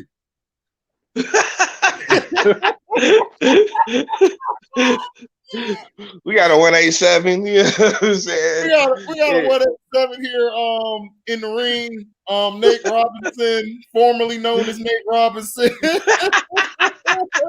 Oh. How you get slept like that, dog? It was like, man. And look, just like Frank said, he thought what everybody else thought. He had been in a couple squabbles, you know what I'm saying, and thought he was gonna be good. He thought that too. You know what I'm saying? He went in there like that, and my man just been training. He been in boxing for 2 years now, going up against another professional. He would get his ass whooped. You know, like Floyd is about to play his brother the fuck out. You know what I'm saying? But like 2 years versus a nigga who he he probably trained 3-4 weeks before that fight. You know what I'm saying? That the actuality of it, that he was gonna wax him. Yeah, we couldn't see. We was all thinking together. I'm gonna go in here and whoop this white boy ass just because he the white boy. Yeah, and he got surprise. Surprise! I'm not your white boy. I'm not Jimmy. I am Bam Bam. You're right. Like you just gonna have to. You should just go ahead and own it up, Dad. Just in honor of Tiny Lister, man. You just call that's your own personal Debo, Dad. You got your own person. Just call him Debo, Dad. Don't even call him Paul no more. Oh man, I'm telling you, cuz it was a terrible night that night. It was funny for us, but it was terrible, boy. Cause Roy Jones Roy Jones looked like he drunk a whole keg before he got in the ring, bro. Yeah, he did. Knowing Roy, he might have. Yeah, no, Roy. Oh, he from the crib, bro. So I know he did. He from Pensacola too. I know he was drinking. Yeah, man. He wasn't. He came strictly for the bag, Dad. He saw Man, that back. it's a video on YouTube. They got like a history of his fights of Roy Jones. I started watching those again just to see his dominance, man. Man, I was like, he was electric back in the day, man. Mm-hmm. He had them hands. Not only did he have hands, his footwork was decent. I mean, he was good. He was talented, man. Roy was he was a must watch, man. It's just sad how his career ended. Like, it's crazy. He just got knocked out, and he just kept getting knocked out. It was like, damn, Roy Chin gone. Yep. What? But see, it was like I was saying, like he never had been knocked. Nobody had even really hit this dude professionally. He was too what quick. I'm saying? Like, that's how good he was. He was too quick. They couldn't tag him. That's what I'm saying. His reflexes were uncanny, Dad. His reflexes was uncanny. I've never seen anybody with reflexes like Roy, dog, in a long time. Roy was Floyd. His head. Yeah, Floyd. Yeah, Floyd. Yeah. Floyd afterwards, that's who I saw next. But before that time, Roy was amazing, dog. Like, yeah. I ain't see nobody was touching him. How he beat Bernard, where he messed his hand up and he still whooped his ass. I was like, this guy monster, dog. I don't know what's up. Was stuff. People forget, man. You know how quickly they forget. Man, I ain't gonna forget that. I've watched many of Roy fights, man, because that was during like the boxing after dark days. I was all about the boxing back then. Yeah. Yeah, 03, like you said, you're right. 03 Roy Jones was nasty. Yep. Shit, before that, like 97, 98, 96, Roy was, man, forget about it, Dad. Forget about it. Forget about it, Dad. Exactly, real, man. Exactly, man. So what y'all think, man? Like, I saw a couple of these preseason games. It's still early, you know. It's like they still hold on, before we go back to basketball, let me ask y'all what y'all think about Floyd Mayweather versus the other Paul. Well, Floyd gonna knock his ass out. Yeah, Floyd gonna beat him, and I just think he's just gonna get a quick check and he gonna be out of there. I just don't trust the Paul brothers ain't really boxed that long. People gotta understand, when you box, it's not just about, you do it for 2 years. It's a lifestyle. Like, you have to really be deep into it. Like, you can't be doing this for play and for hit. This is real. Like, when we were on the block chilling, like in my boy house, we boxing. Like, we just did 1 2-minute round. We were about to die. Just you be tired as hell trying to box. Tired as hell. So you have to really be disciplined and serious. And I just think this is just a publicity stunt. I think the other Paul would have got beat if Nate just wasn't so wild, but he was just wild. So I don't see this kid even messing with Floyd. Floyd's experience, like his presence when he get in the ring, it's gonna swallow this kid. Floyd is a master boxer, Dad. Yeah. You know what I'm saying? Like, he's a master at his craft, like, and been doing it for 40 years. You know what I'm saying? Right. Or 35 years. You know what I'm saying? So it's like, dude don't have a chance. Right. It's like if one of us. No, I agree, and it's like the dude is bigger. You know what I'm saying? And stronger, so he thinks he's gonna be able to come up and beat up on Floyd and try to get a knockout shot. But I'm like, you know what I'm saying? He's hoping to get lucky. Floyd, like you said, he's hoping to get lucky. But like you said, Floyd is a master boxer. He got that footwork. You know what I'm saying? Floyd is gonna dance on him. He's gonna switch angles on him every chance he gets, and he's just gonna tap his ass. You know what I'm saying? And keep sticking and moving. Yeah, Mhm. do what Floyd do. You know what I'm saying? Yeah, Like that, and that's yeah. like only reason this is happening is because old boy has like what 30 million followers. I've never heard of this dude. You know what I'm I saying? Me But I neither. guess he has like Oh, 30 they been million they been followers big on on YouTube. YouTube. They been big on YouTube for at least 3 years, to my knowledge. oh Oh, well, I still damn. don't know who. I still don't know him, man. Like I said, I come on here and watch a few people, and then I'm out. I'm Yep, back yeah, to I yeah. don't I don't be on there dibbling, dabbling, trying to see what content creators are here and there. It's like, okay. And then I catch some funny people like doing the little skits or something, and I laugh and then go back to work. Like shit. I don't know. I just think I just think he gonna win it easy. I just think when he steps in the ring, it's over. Like I just don't see it like Floyd. Like he may not be big as him, but it doesn't matter. Like his Yeah, it doesn't matter. Not when you're talking about Floyd, you know what I'm saying? Like, and right, if I mean, unless he's just totally falling off the wagon, which I don't even think he would fight if he. right, But like you say, he just living that lifestyle. You know what I'm saying? yeah. Like he's living the lifestyle of a boxer. He keep himself in shape somewhat. You know what I'm saying? And yeah, dad, like shit. I don't. I Floyd give wouldn't take the fight if he ain't know he could beat this nigga. You know what I'm I, saying? He I about to give whoop it the two shit out of rounds. I give it 2 rounds. That's about it. him. About 2 rounds. Yeah, I say about 2 or 1.5. Yeah. So I think it'll be about 2 like that. Cause I just don't Bruh, see him he doing ain't never been nothing. hit Like, by a professional boxer, dad. That's just a yeah. whole different animal, No, dad. I know that. No, I agree. I agree. I agree. You're right. Like he get hit, and he get caught good. It's nighty night time. Cause, Yeah. 'cause you get hit in that chin one good time, and you get hit correctly.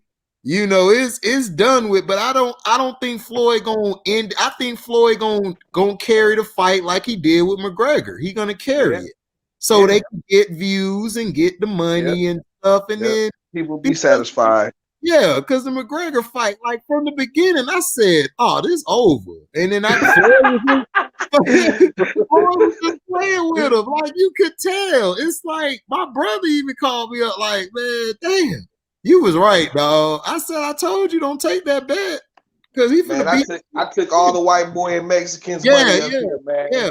man. At my I old told him to job. bet him. Yeah, I told him to bet the white boys and the Mexicans. They gonna lose. Because Connor is so trash. He was trashing UFC to me. Like, wasn't even the best one there. He I mean, he wasn't. was one dimensional. He was Right, just a striker. You know what I'm right, saying? Like right. which he was good at punching, you know what I'm saying? But man, you talking about the sweet science, that it's a whole different animal, a whole different discipline. You know what I'm Yeah, Yep. saying?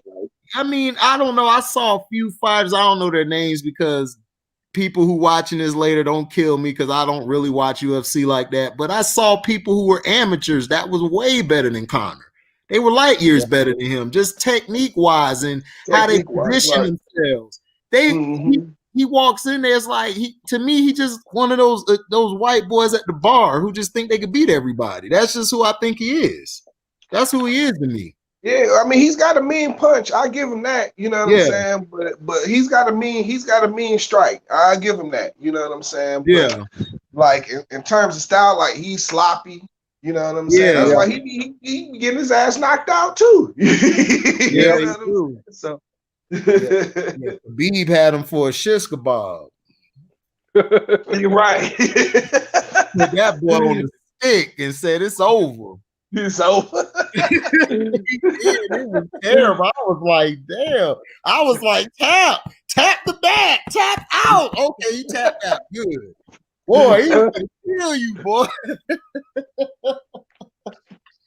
Yeah, man.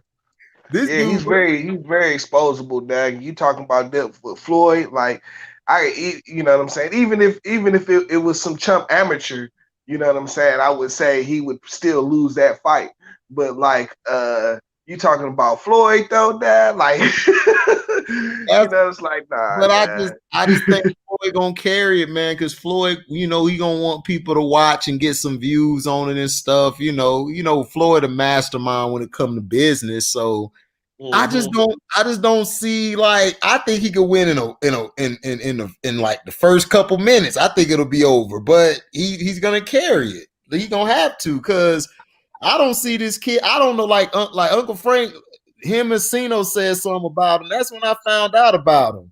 You know what I'm saying? But I don't know, dog, because I just think, man, it's just a money grab real quick, some more publicity towards Floyd, and Floyd finna go out with about 10 women afterwards and chill. You know, he ain't gonna drink or smoke. I just look like it's another day at the office for Floyd. Another day at the office for him, Dad. Right. I don't know what to say about it, because I don't know nothing about this white boy. I'm still getting mad because us and the Mexicans at work, man, we want to see Errol and Bud. We tired of these other fights. Shit, that's why I ain't buy the other fight. I wanted to see him. I thought it was Bud, and my dog was like, no. I said, I ain't finna put no money in. Y'all can watch it. I'm going home. Sino said it's probably gonna happen more than likely after the Pacquiao fight. You know what I'm saying? So once Bud gets rid of Pacquiao and shit, that'll be his tune-up fight for Errol, man. You know what I'm saying? Don't Earl want to fight him too? Don't Earl want to fight Pacquiao too? Well, everybody wants to fight Pacquiao because it's a big money fight. You know what I'm saying? Yeah. Like, I'm happy for Terrence Crawford to go ahead and get that big payday, because he gonna make some change off of that. Mm-hmm. You know, yes, he is. And I know all kind of international interest. Bud ain't been on pay-per-view yet. He ain't had a pay-per-view fight yet. Oh, that's true. I'm like, wow. Yep. Yeah, man. You know what I'm saying? It'll be a pretty big payday for him. You know what I'm saying? Especially when he come out there with the dub too. He gonna get some paper for that shit. You know. But it's like, why does everybody hate Bud? Like, I'm listening to other content creators, they just do not like Bud Crawford, and they try to say he this and that. But from what I've seen, Bud doing what he supposed to do. Like, it's other people who don't want to step up to the fight, to the plate. Mm-hmm. Listen, man. But you know, I think that's a cultural thing. You know what I'm saying? But like, I don't even understand it either. You know what I'm saying? Because it's like dudes like Errol Spence, and Errol Spence from the UK, ain't he? Errol from the UK? What I'm saying? Like, I think so. Hold on. No, Errol from Texas. Yeah, I thought he was from Texas. He sound like he from Texas. He country as hell. Yeah, he was born in New York, but he was raised in Texas. Yeah. Okay. He was born in Long Island. Yeah, he was born in Long Island, and then he was raised in Texas, DeSoto, Texas. I think that's what it is. Okay. Yeah, so I mean, I don't know, man. That's what I'm waiting for, boy. That's gonna get all my money. And like y'all said, if Evander versus Mike Tyson, that's gonna get all my money. So yeah, but see, it's gonna be a while though, because you know what I'm saying. Like, they got to get people back in the stands first. Yeah, exactly. Who knows when that's gonna happen, bro? For real. You know. Oh no, it's gonna happen soon, bro. I'm looking at it like we just gonna live with the COVID. For real, like I'm saying though, they ain't gonna open shit. I mean, we about to live with it, but they ain't gonna open nothing back up until the numbers go way down, and then they thinking this vaccine about to be the savior, but most people is not gonna take the vaccine. Like, they've been doing polls on it all for the last couple weeks, Dad. I've been hearing about the vaccine, man. People have been getting an allergic reaction. I've been reading because I get the news. Yeah, it's like 4 people got palsy after taking that shit. Yeah, so I've been reading all this, and then I did a thing. Hey, what up, Nicholas Jacobs, #1? I see you up in here. I remember Jacobs. Yeah, I remember I did a video like earlier, and it was talking about the virus, the whole COVID thing, and basically they're gonna give us all these tests, and even if the tests don't work, they finna bring in still $1 billion. So all we gonna be is the guinea pigs, regardless. Yeah, regardless. That's what I'm saying. Cause see you know, you talking about people getting palsy already. You ain't even talking about the long-term effects. Who knows what them shits is gonna be? Yeah. And that's what I'm saying about the whole thing. It's like, man, y'all rushing this out here, and you know, 10, 15, you know what I'm saying? Sometimes not even that long, like 5, 7 years later, you know what I'm saying? Certain vaccines they be having to take off because they find out people getting sick, you know what I'm saying? Like years down the line from the vaccine. It happens all the time. Not all the time, but it's happened before, you know? Oh, that jump be killing me. I be in my truck, man, scared as hell because I don't want to bring this shit back home to my damn mom. My mom old as hell, so I ain't trying to deal with all that mom dukes out. So this shit crazy, dog. Like, cause I'm not taking this vaccine. I don't care, dog. I don't trust it, dog. Like, because they're saying the scientists have said this out their mouths that the trials they've been running have not like really been tested all the way. They're like, I think it's supposed to be like, I think it go by A, B, C, or D. These motherfuckers are in the B and they still want to give a shit to us.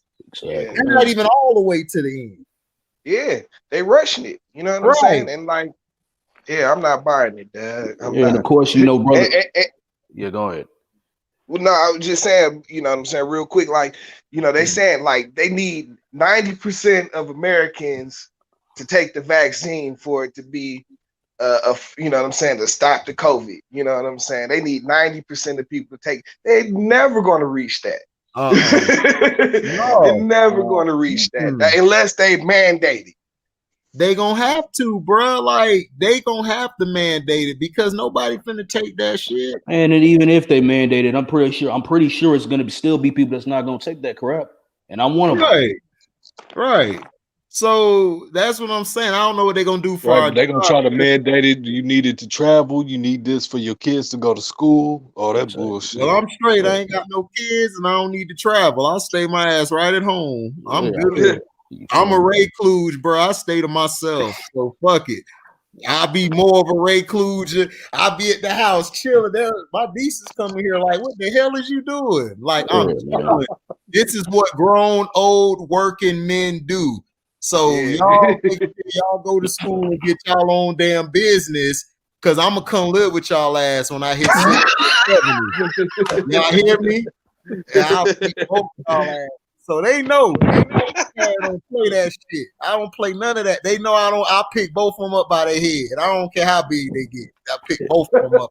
Yeah, man. Yeah, but like I was finna say, man. Of course, the so-called white man uses us, you know, our brothers and sisters as, you know, the test dummies because, you know, they have a perpetual hatred towards us. So of course they're gonna, you know, if shit go wrong, of course, you know, they'll have us, you know what I mean, to, you know, be the test dummies for it. Yeah, that's what they want to do and stuff. They gonna give us the damn vaccine and then we die. They still gonna be like, oh well, we made a mistake, so we got to go back to the lab. After they done kill half the damn population. Yeah, it's not even just us. It's even their own people. You know what I mean? The so-called white man is a homicidal, genocidal maniac. All for real, they are damn homicidal pink folk. All of them pink, just like the damn meat at the stove. Get on my damn nerves. All of them. They got a superiority complex and they feel like, man, hey, we can do whatever the hell we want. And they keep sticking us with all these damn. I hate needles, dog. That's why I ain't got no time. I'm telling you, dude. Exactly. Me too. Shit. I hate needles, bro. I cannot. Boy, my cousin tried to play a joke on me, put a needle to me. Boy, I hit him so fast with a left. Exactly. Boy, we was about to fight that whole cookout. He was mad. He don't play like that.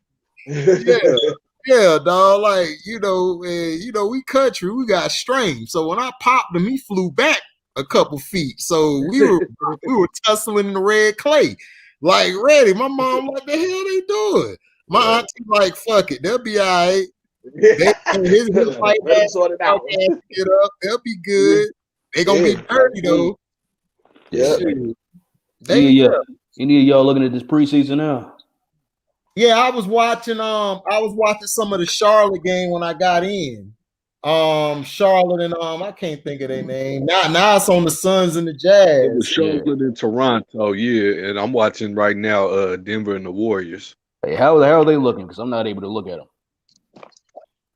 They winning right now. They look. I haven't been watching the whole game, but I'm seeing some good glimpses off the bench from Brad Wanamaker, a little bit from Kent Bazemore here and there. Okay. Oh yeah, they are with the Warriors now, man. I told who did it. I think the Warriors are gonna be the number 3 seed, dog. I think they're gonna be the number 3 seed. Yeah, they had the potential to, but I don't know if they will make it farther into the playoffs because Clay is gone. I think they could get there. I think they're gonna play the Lakers, dog. Third round. Yeah, I think they can get there, but I'm talking about making it far in the playoffs. Like deep into the playoffs. I think. Yeah, I can't see him getting past the second round. You don't think getting past the second? Gonna be hard without Clay. Yeah, true. But the Nuggets, shoot, they deep too. So yeah.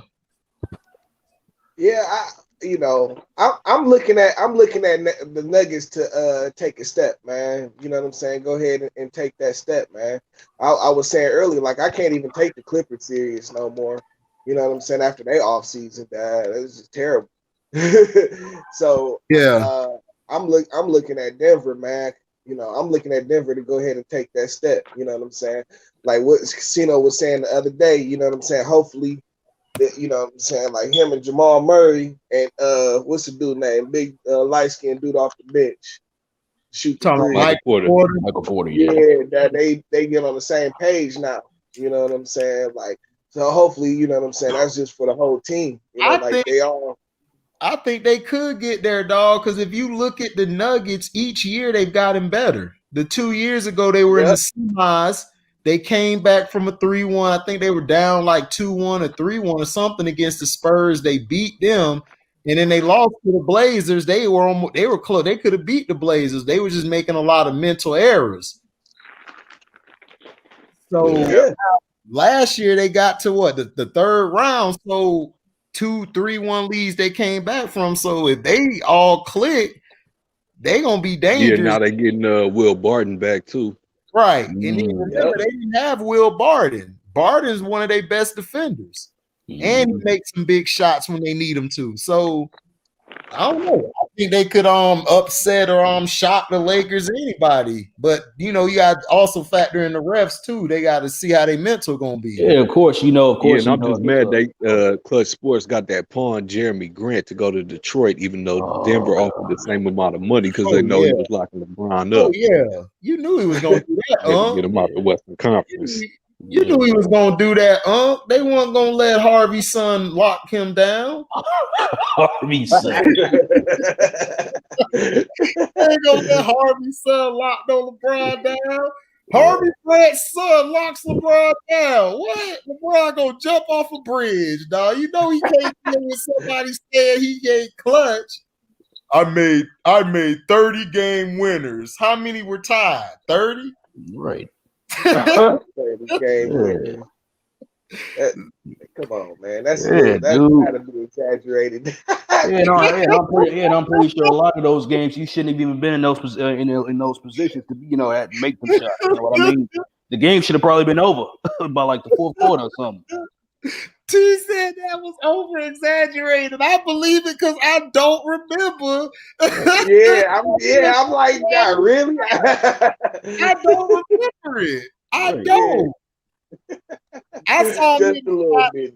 He was or he was up 2 and he hit a shot, but I didn't see him all the time. I seen him hit the shot against us, Orlando, where I won a lot of money off of some LeBron fans then because they were all betting me. Yeah, they were all betting us that year, and I was trying to tell them, dog, he sucks against us. He's scared to go to the hole in the last 5 minutes. All we got to do is keep him away from the 3 or away from the pushing to the mid range.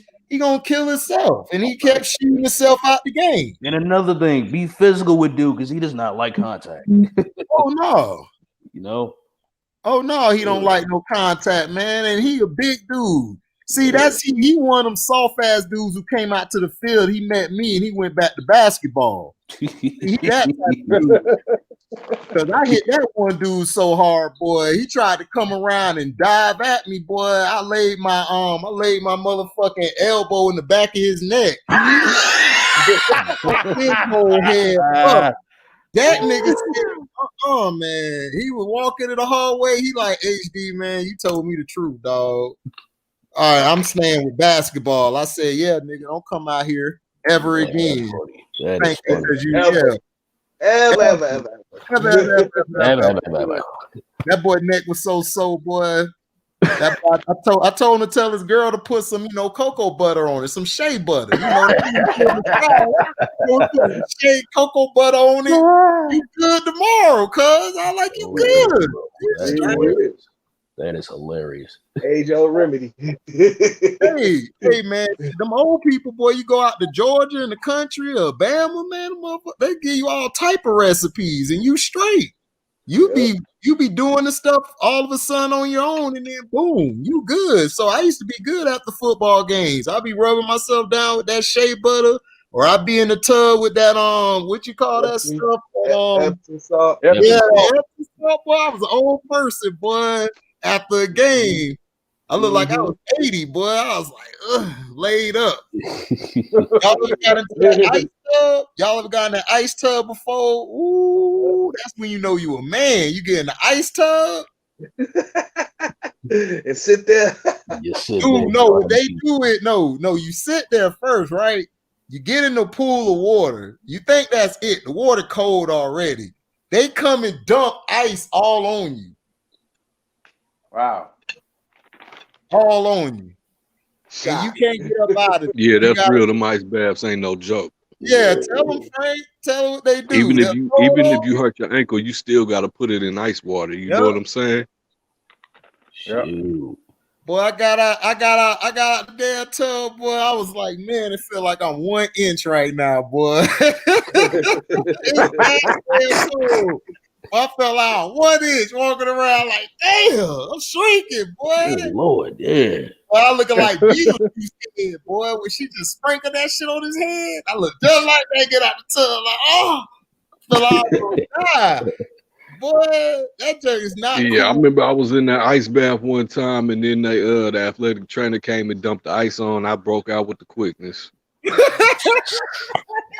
You did like my homeboy, Frank. My homeboy from Hollywood, Florida. That boy like.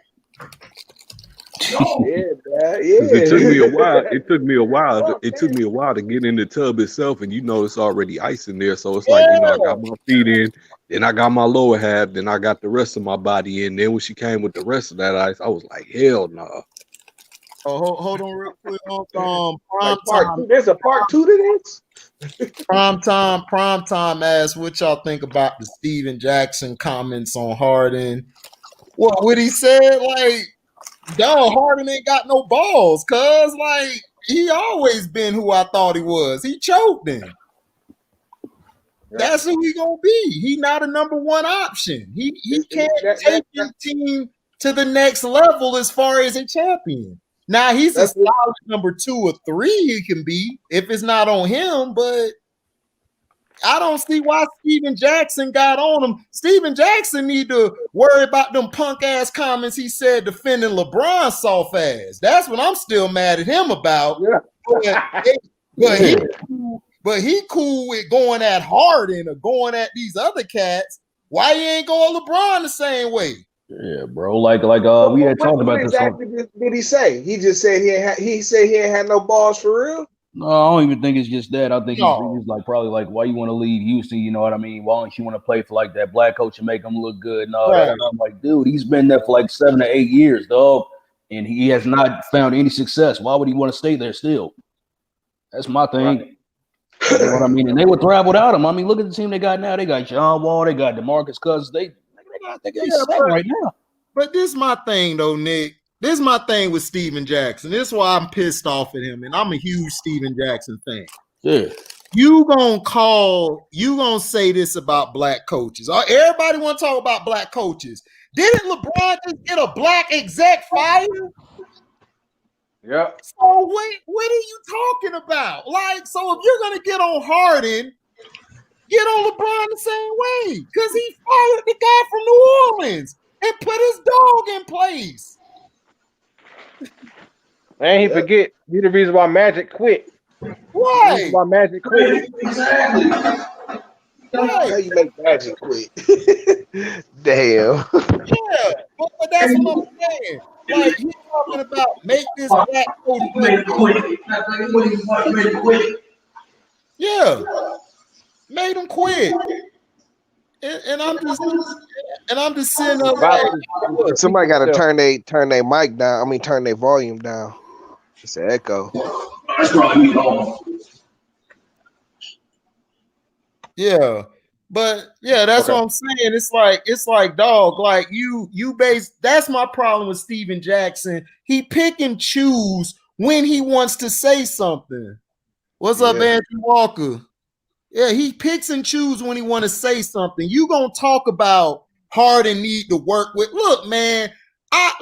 This is why I always used to argue with the activists growing up. Shut the fuck up, dog. You gonna be black at the end of the day. They still gonna treat us like niggas. They still gonna do us dirty. Don't matter who you put in an office. You could go put the blackest dude like M'Baku in office.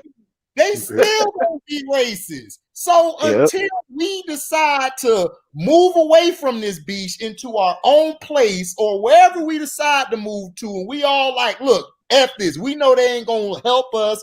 They not gonna look after us. We're still gonna deal with these problems with black execs and black coaches. They don't want us to be in those positions. We're the product. When they brought the product to the US, they ain't want us to do nothing else. They want us to work the field. Now they got us working 9 to 5s. They don't want y'all niggas being no good niggas. Going out here running a team, being a head coach. They don't want that. That's the black people dream. They don't want us to have no dream. They don't want us to have no dream. So if you're gonna get on James Harden, get on LeBron. Look, LeBron got Mike Brown fired. Yep. I mean, come on, like. And they still Golden State, Cleveland still paying them. Right. So I'm just saying, I'm like, dude, like Steven Jackson, I love my dog. He a real ass nigga. He real as hell. All my dogs in Port Arthur, Texas. Shout out to y'all. Y'all looked out for me when I was in Houston. I love y'all. But Steve Jackson, man, I'm sorry, bro. You acting real corporate right now. Like you acting real corporate. And I'm not liking that.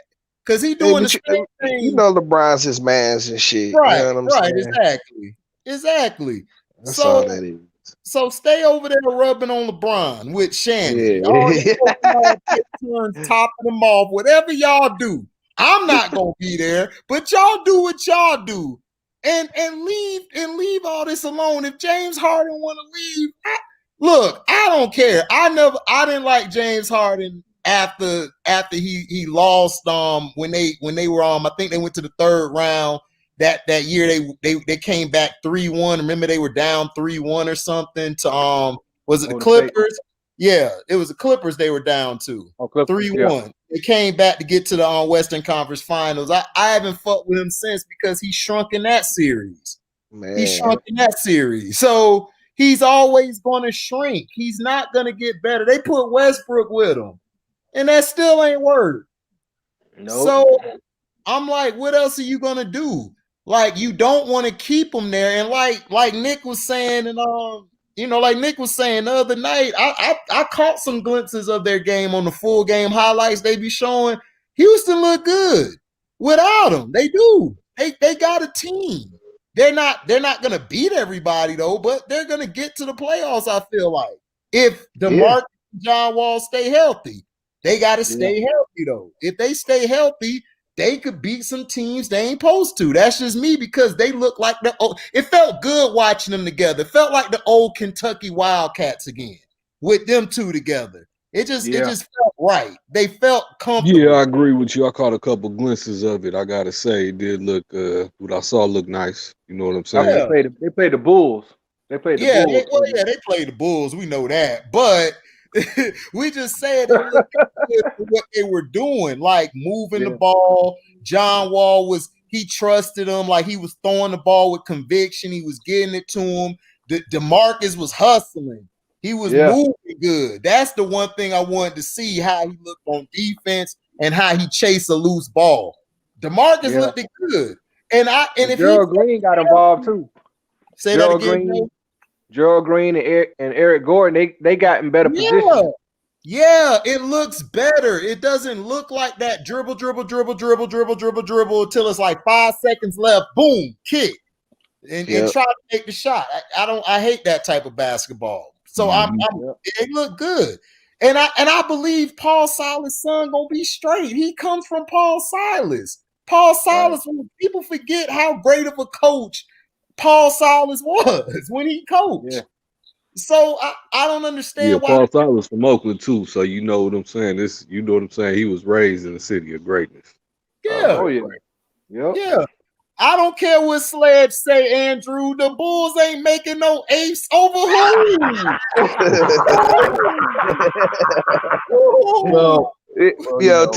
Tell Brady to get on the chat with that.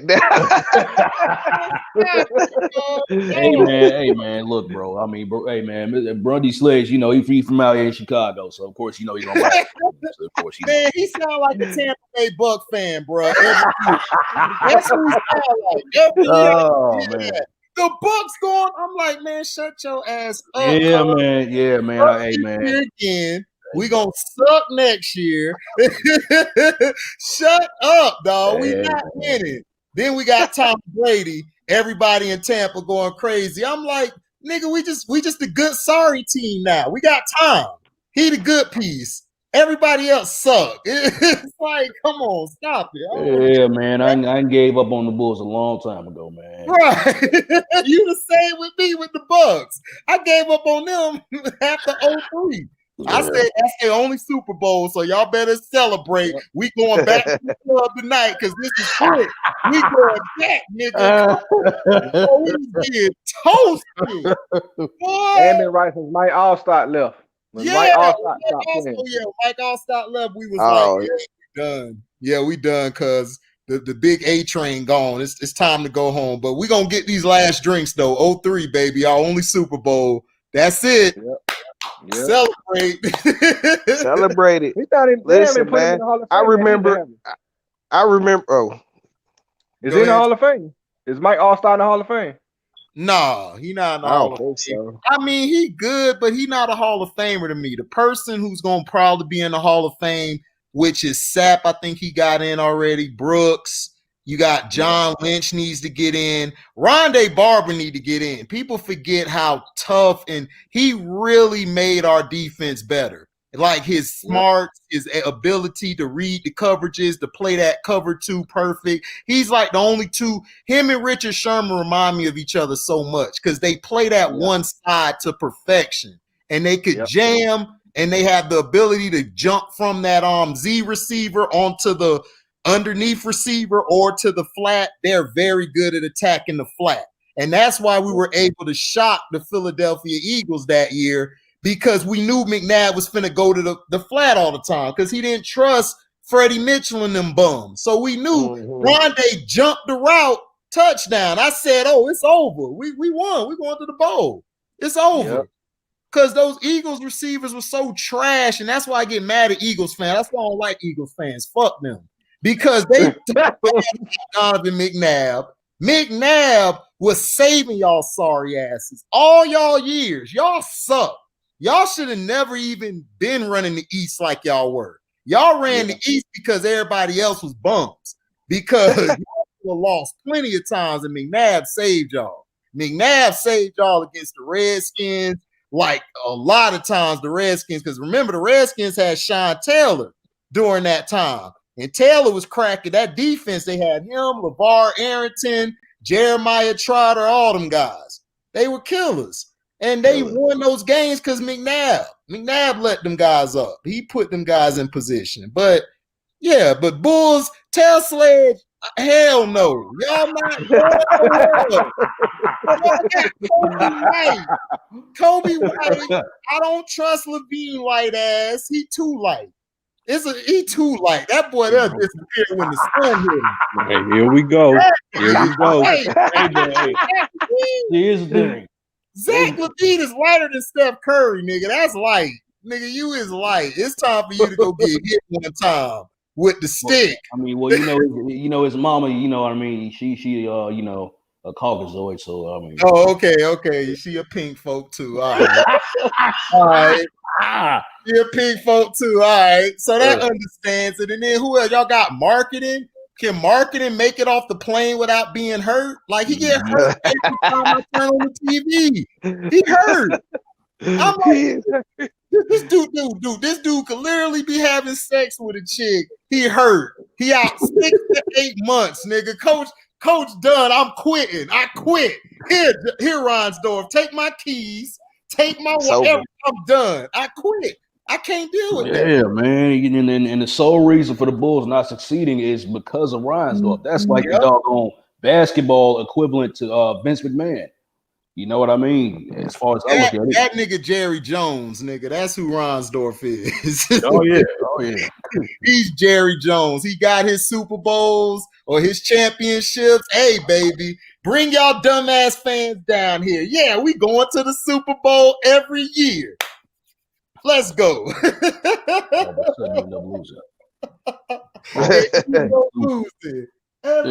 Lose it every goddamn year.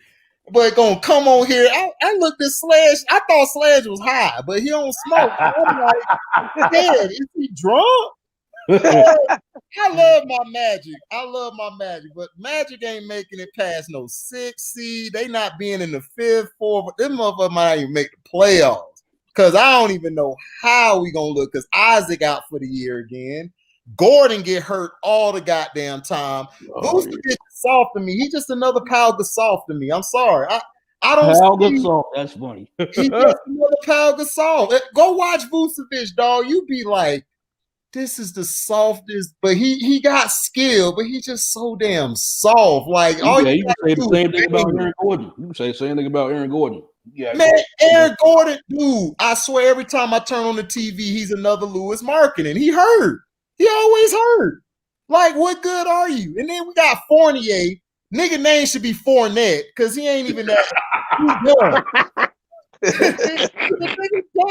Dude, I'm serious, bro. I can't make this up, dude. This dude here went from having the toupee top with the fade sides. Now he done cut it all off. He still sucks. Like, bro, you just suck. Like, you not. I think he tried to be Manu Ginobili, like that's his idol. Well, he need to go get his game because he don't have none of Manu's game or toughness. This dude's so soft. And then I don't even know what Steve Clifford looked like he 1 minute from passing away to the grave. So I don't even know, cuz like we said, dude, we've been so trash, bro. Like we knew when T-Mac left, we all looked at each other like F Doc and F. Like everybody in Florida wanted to go fight Doc.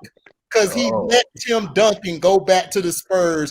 Boy, I was next day. Boy, I had the Tim Duncan. I was going to go get the Tim jersey. I was going to get the T-Mac jersey. I was going to get the They could have had freaking T-Mac, Grant Hill, and Tim Duncan. Tracy McGrady. Yeah.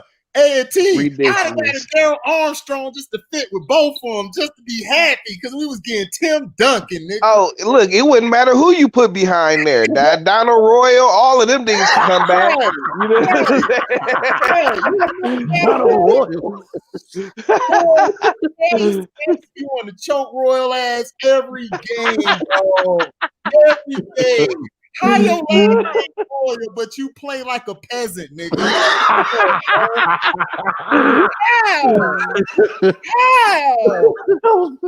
This nigga was trash. And then Ronald Cycler like he finna go shoot a porno. Yes. Absolutely. Looking like the long lost brother of Razor Ramon or something. Right. Looking like Ron Jeremy, a skinny Ron Jeremy. Man, you know, he smells some cheap cologne, Dad. Oh, wait a minute. No, you said he reeks of aftershave or something like that. Yeah, aftershave and cheap cologne, Dad.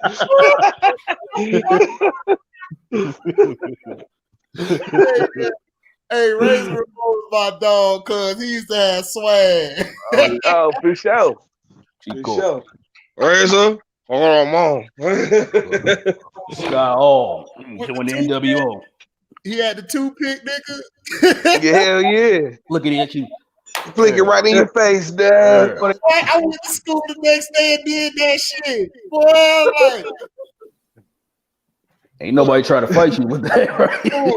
nah, they knew cause we knew we like in Florida, no, we different. Like we know each other, we can do that shit. It don't matter. We ain't gonna snap. But if we don't know your ass, like, hold on, did this nigga just Oh, wait a minute. No. Hey, you ever did the little DX chop in front of yeah. Suck it. Oh god. Yeah, dang. I went to school doing it the next day. I almost got expelled, dog. I'm like, what you doing? You cannot do that in public. Oh yeah, we used to all do that. We got and you lay down with that. I got 2 words for you. Bow. Yeah, right. That's the only time we got along with white people was when we talked about wrestling. That was it, or football. Other than that, we don't like white boys. We ain't like we doing this to each other like this. White boy said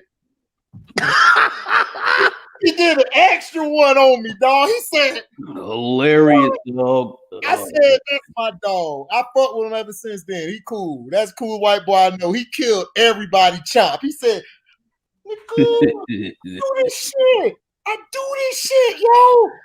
Oh man. Oh yeah, DX was the shit, especially back in the late 90s, dog. Oh yeah, that was the shit, classic. Yeah, that's that classic. Was hilarious, bro. That was classic that wrestling. That an NWO.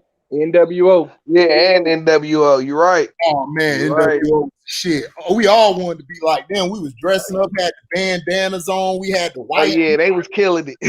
Oh yeah, they was killing it. Yeah, especially when they broke off and did the little red and black thing. Kevin Nash did a little red and black, NWO Wolfpack.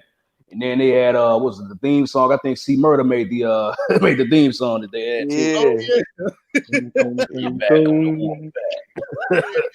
Yeah, man. We used to have we had the camouflage pants, like on game day, we had the black jerseys on and we had the camouflage pants. We would have the bandanas on with the NWO on it, all that shit. Man, we love that, boy. We love them, man. That was our joy, man. We see, cause you ain't never seen nobody in all black like that, and they had the whole ring just taken over. We ain't never seen that before. Yeah, man, they used to just come out and just, that was at the time, and that's when like niggas really started getting jumped and getting their ass whooped. You know what I'm saying? Cause niggas seen that shit on the NWO, dad. This gang like 50 niggas on one nigga and shit. You know what I'm saying? NWO trumps DX. Yeah, oh yeah, they were way bigger movement. What up, fellas? What's going on? Chilling. Happy holidays to all y'all brothers out there. Damn DX to NWO in your life, dog. That is a sin. Wait, hold on. What he say? He was NWO, man. Next to NWO. Yeah, man. It's not the NWO. NWO had too many people. What about the original, though? I mean, that was the whole point, though. That was the whole point. You know what I'm saying? Like, it was going to be a million of them niggas versus one. Right. That's what made it so good. Man. Like, they didn't care. Here's where the issue lies with NWO, man. On episodes of Monday Nitro, it seemed like they would be all over the doggone show. You know what I mean? It was like too much overexposure. Yeah, they put them on back too much. Yeah. Well, you come to find out that the wrestlers was actually the ones making the show. Like that's never supposed to happen. You know what I'm saying? You got Kevin Nash booking shows, man. Yeah, Kevin Nash, Hulk Hogan, of course. You know what I'm saying? Yeah. The egomaniac that he was. But you know what? Though? Yeah. You know what? I hate him in that yellow mess. I liked him as NWO Hulk Hogan. Yeah. Oh yeah, Hollywood Hogan came back with a fury. Like I actually had a little bit of respect for Hollywood Hogan. At least it was more like Hulk Hogan. You know, like this is the real Hulk Hogan. You know what I'm saying? Terrell, my favorite NWO member was Sting when he had the all with the fans coming from the rafters. Nigga, that was my favorite too. The Crow Sting. Matter of fact, no, he was going against NWO with that. He was going against them though. Yeah, that's what I liked. I liked when they all beat away from the Raptors, man. He would take it. He had that black baseball bat, and he'll just be pointing at you like, "What's up?" Hell yeah. That was my dog. Man, You know, I always wanted to see Sting against the Undertaker at that time, and that NWO shit. You know, because I fuck with the wrestling heavy, man. I take it back to the classic shit. You know what I mean? The wrestling shit. You know, we all came up off that shit. If it wasn't football, it was basketball and wrestling or some boxing. So you know, wanted that. But man, I'm gonna tell you though, man. When they had that NWO run, man, that's when they kept me watching wrestling. You know what I mean? I was wrestling the Monday Nitro because every Monday some shit. They was beating the shit out of everybody, man. They beat everybody. See how many members they recruited.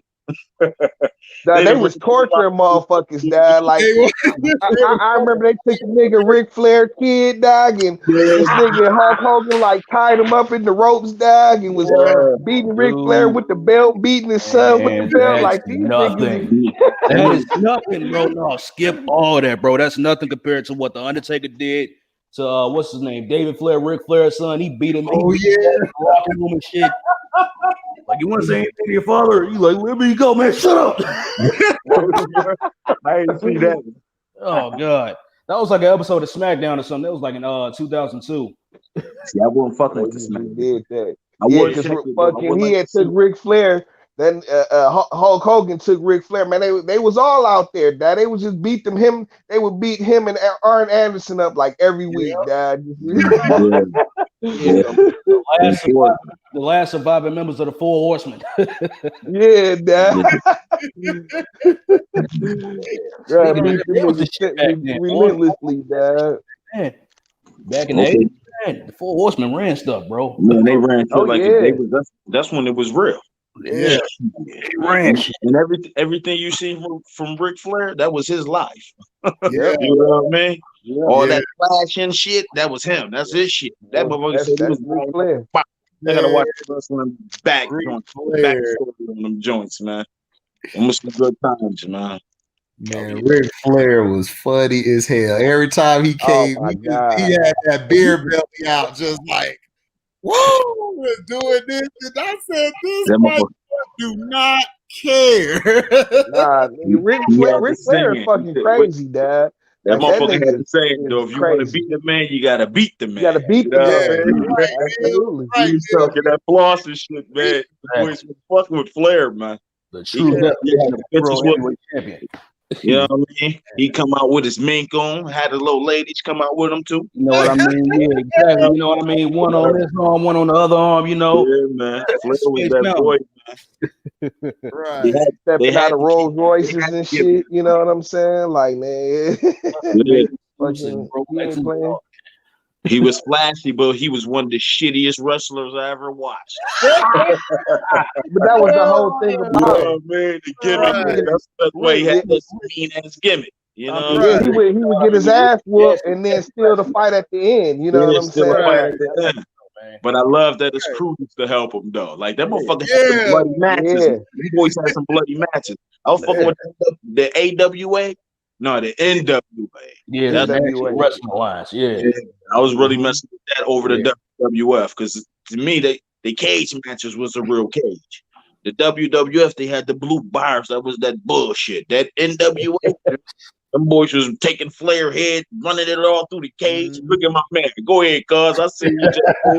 You brought the stinger out. I see you. No doubt.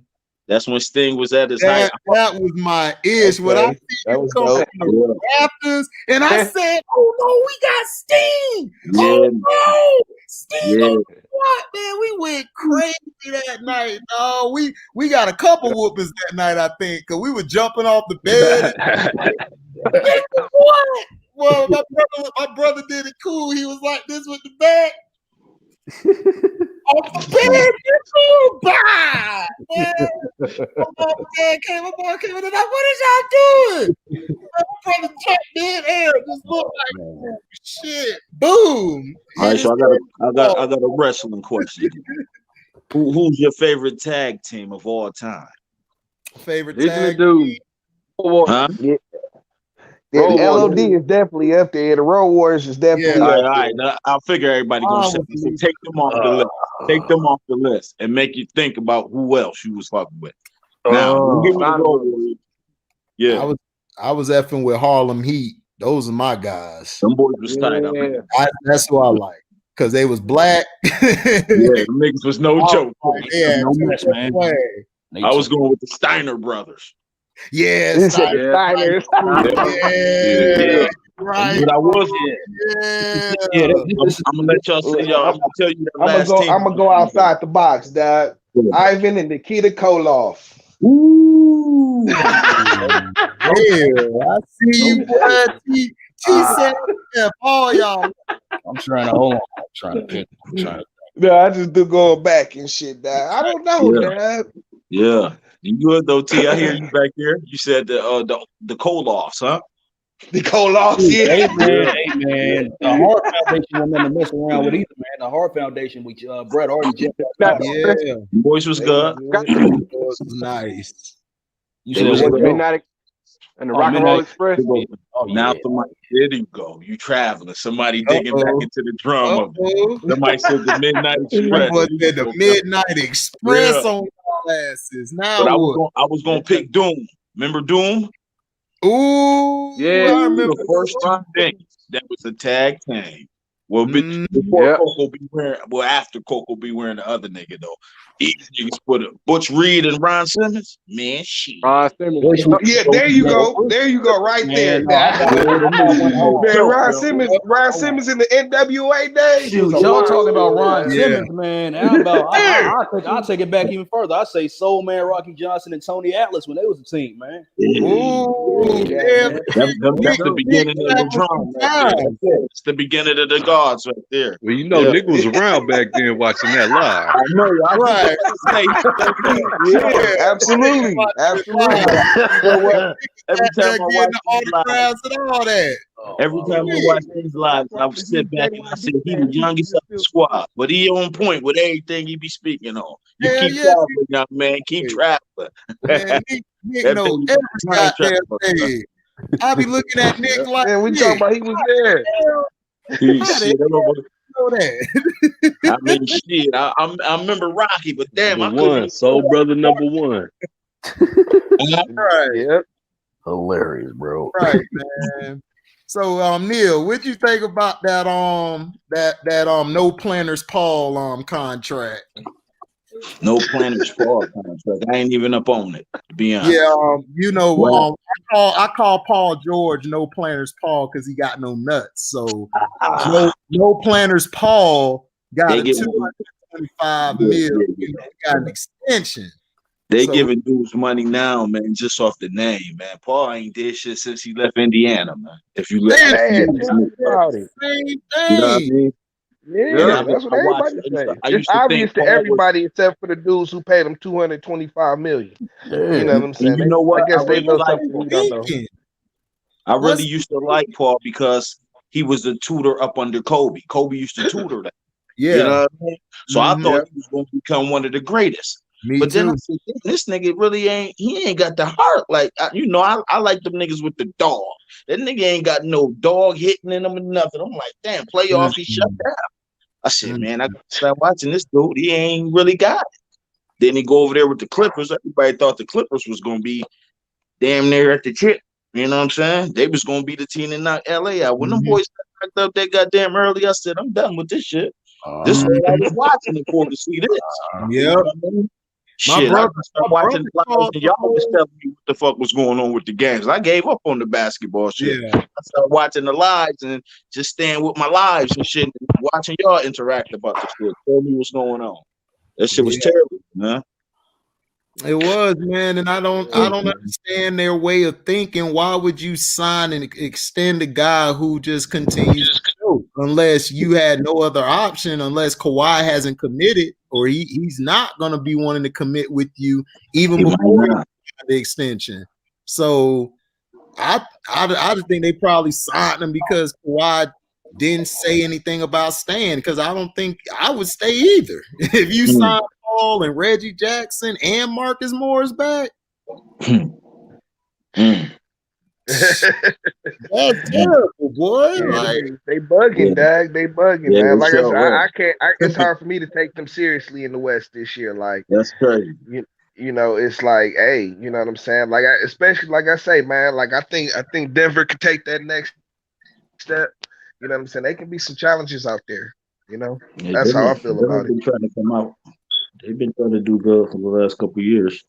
Denver.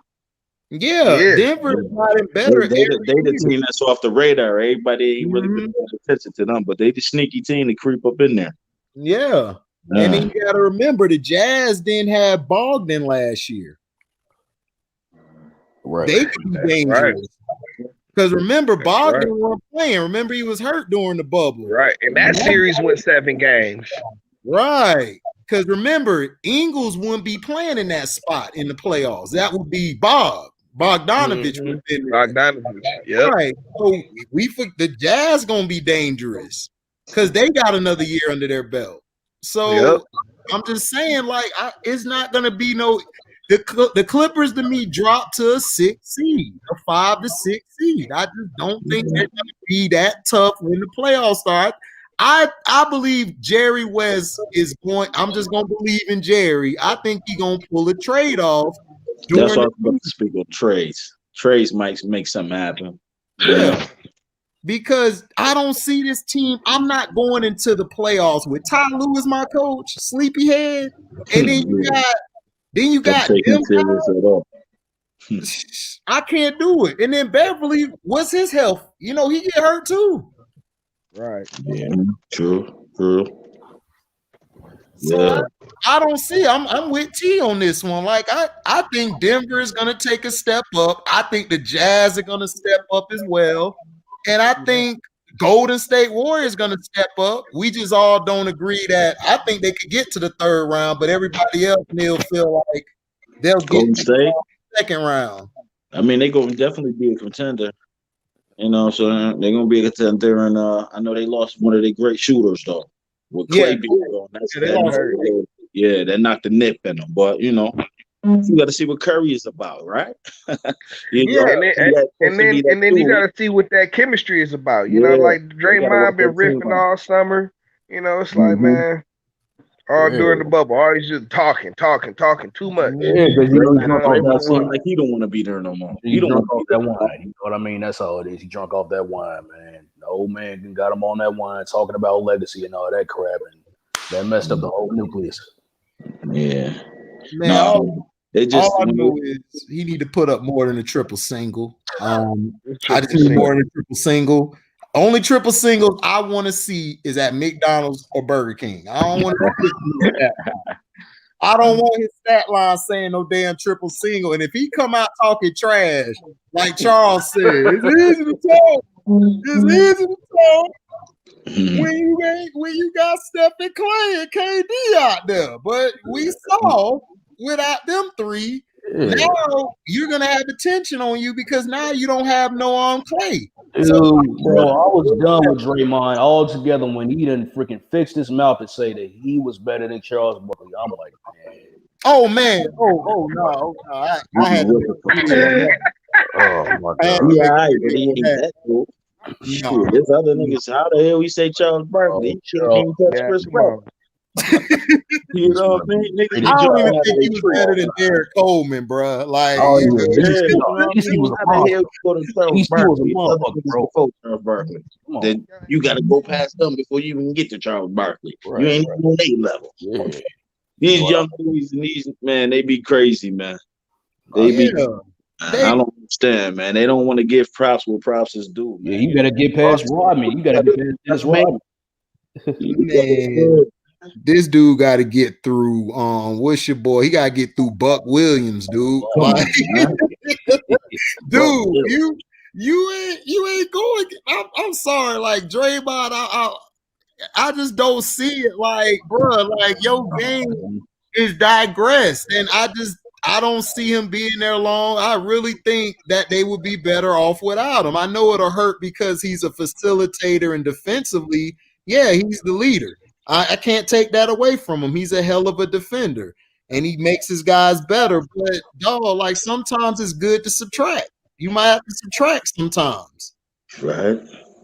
I don't know. I mean, I just don't see it because I know when they play LeBron, he gonna be feeding him the plays, which he already is now.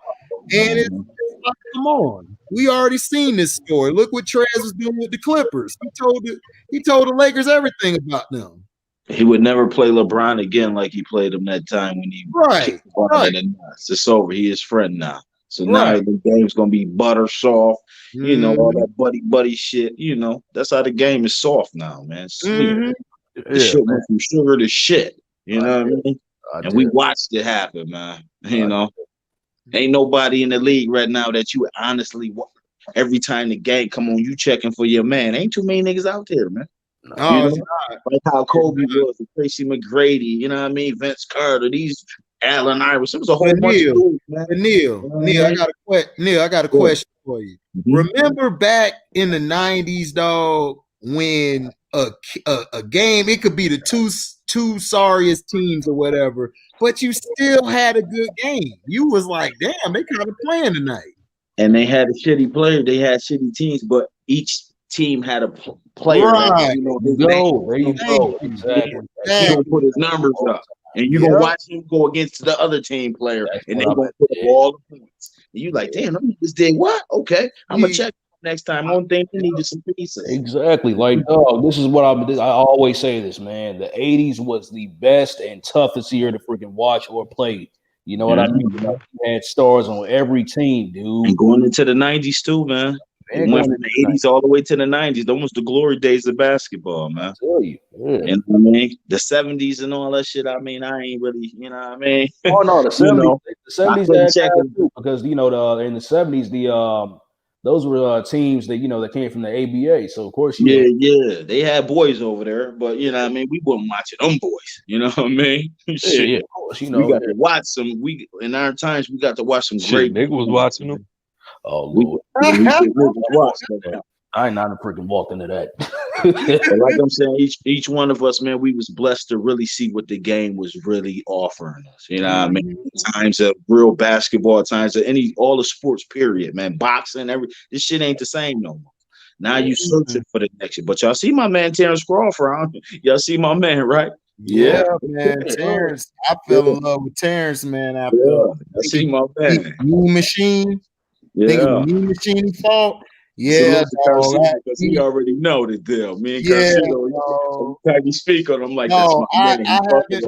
I haven't seen a type of fighter like Bud in a long time, bro. Like it reminds me of the 90s growing up, watching Michael Moore and all of them, Tito, everybody who was out at that time. It made you realize, man, this guy is what boxing is. They need to give this man love and his flowers, man, and stop. This guy can box. You know what I'm saying? You about to run through everybody. Right. He tough too. To run through everybody, man. Tough. He tough. He could take a punch. No competition. He could take a punch. That's the thing I love about him. He could take one because in boxing, everybody don't know. It's about how you take your punches. Because you could give a punch, but if you can't take you can't take it. You out. And that's what I liked about Floyd. Because Floyd did all these fucking punches. When Shane rocked his ass and he stood into that, I said he showed the world he could take a punch. Because ain't too many niggas like that. I liked it Floyd after that Zab fight. I was late on the Floyd. When I saw that, because I was a huge Zab guy. Yeah. I saw what he did to Zab, because Zab was giving him a business, and then he switched his whole regimen. He switched up. He started beating the piss out of Zab. Got frustrated and I said that was shooting low blows and everything. That's that guy right there. Floyd freaking Mayweather. I said after that, he my dog. I F with him. Zab was ready to take the gloves off and put it to the streets. Yeah. Word up. I think Zab would have lost that too.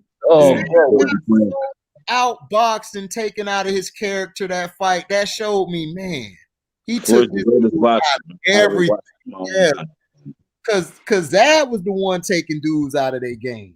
I ain't never seen somebody quicker than Zab. I was like, this dude nice. I like him. You remember how Zab used to hit him with the Comstock?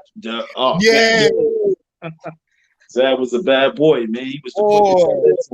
Boy, man, that's all we did in Florida. Bro. We love Zab's dude, dog. We love Zab with Florida.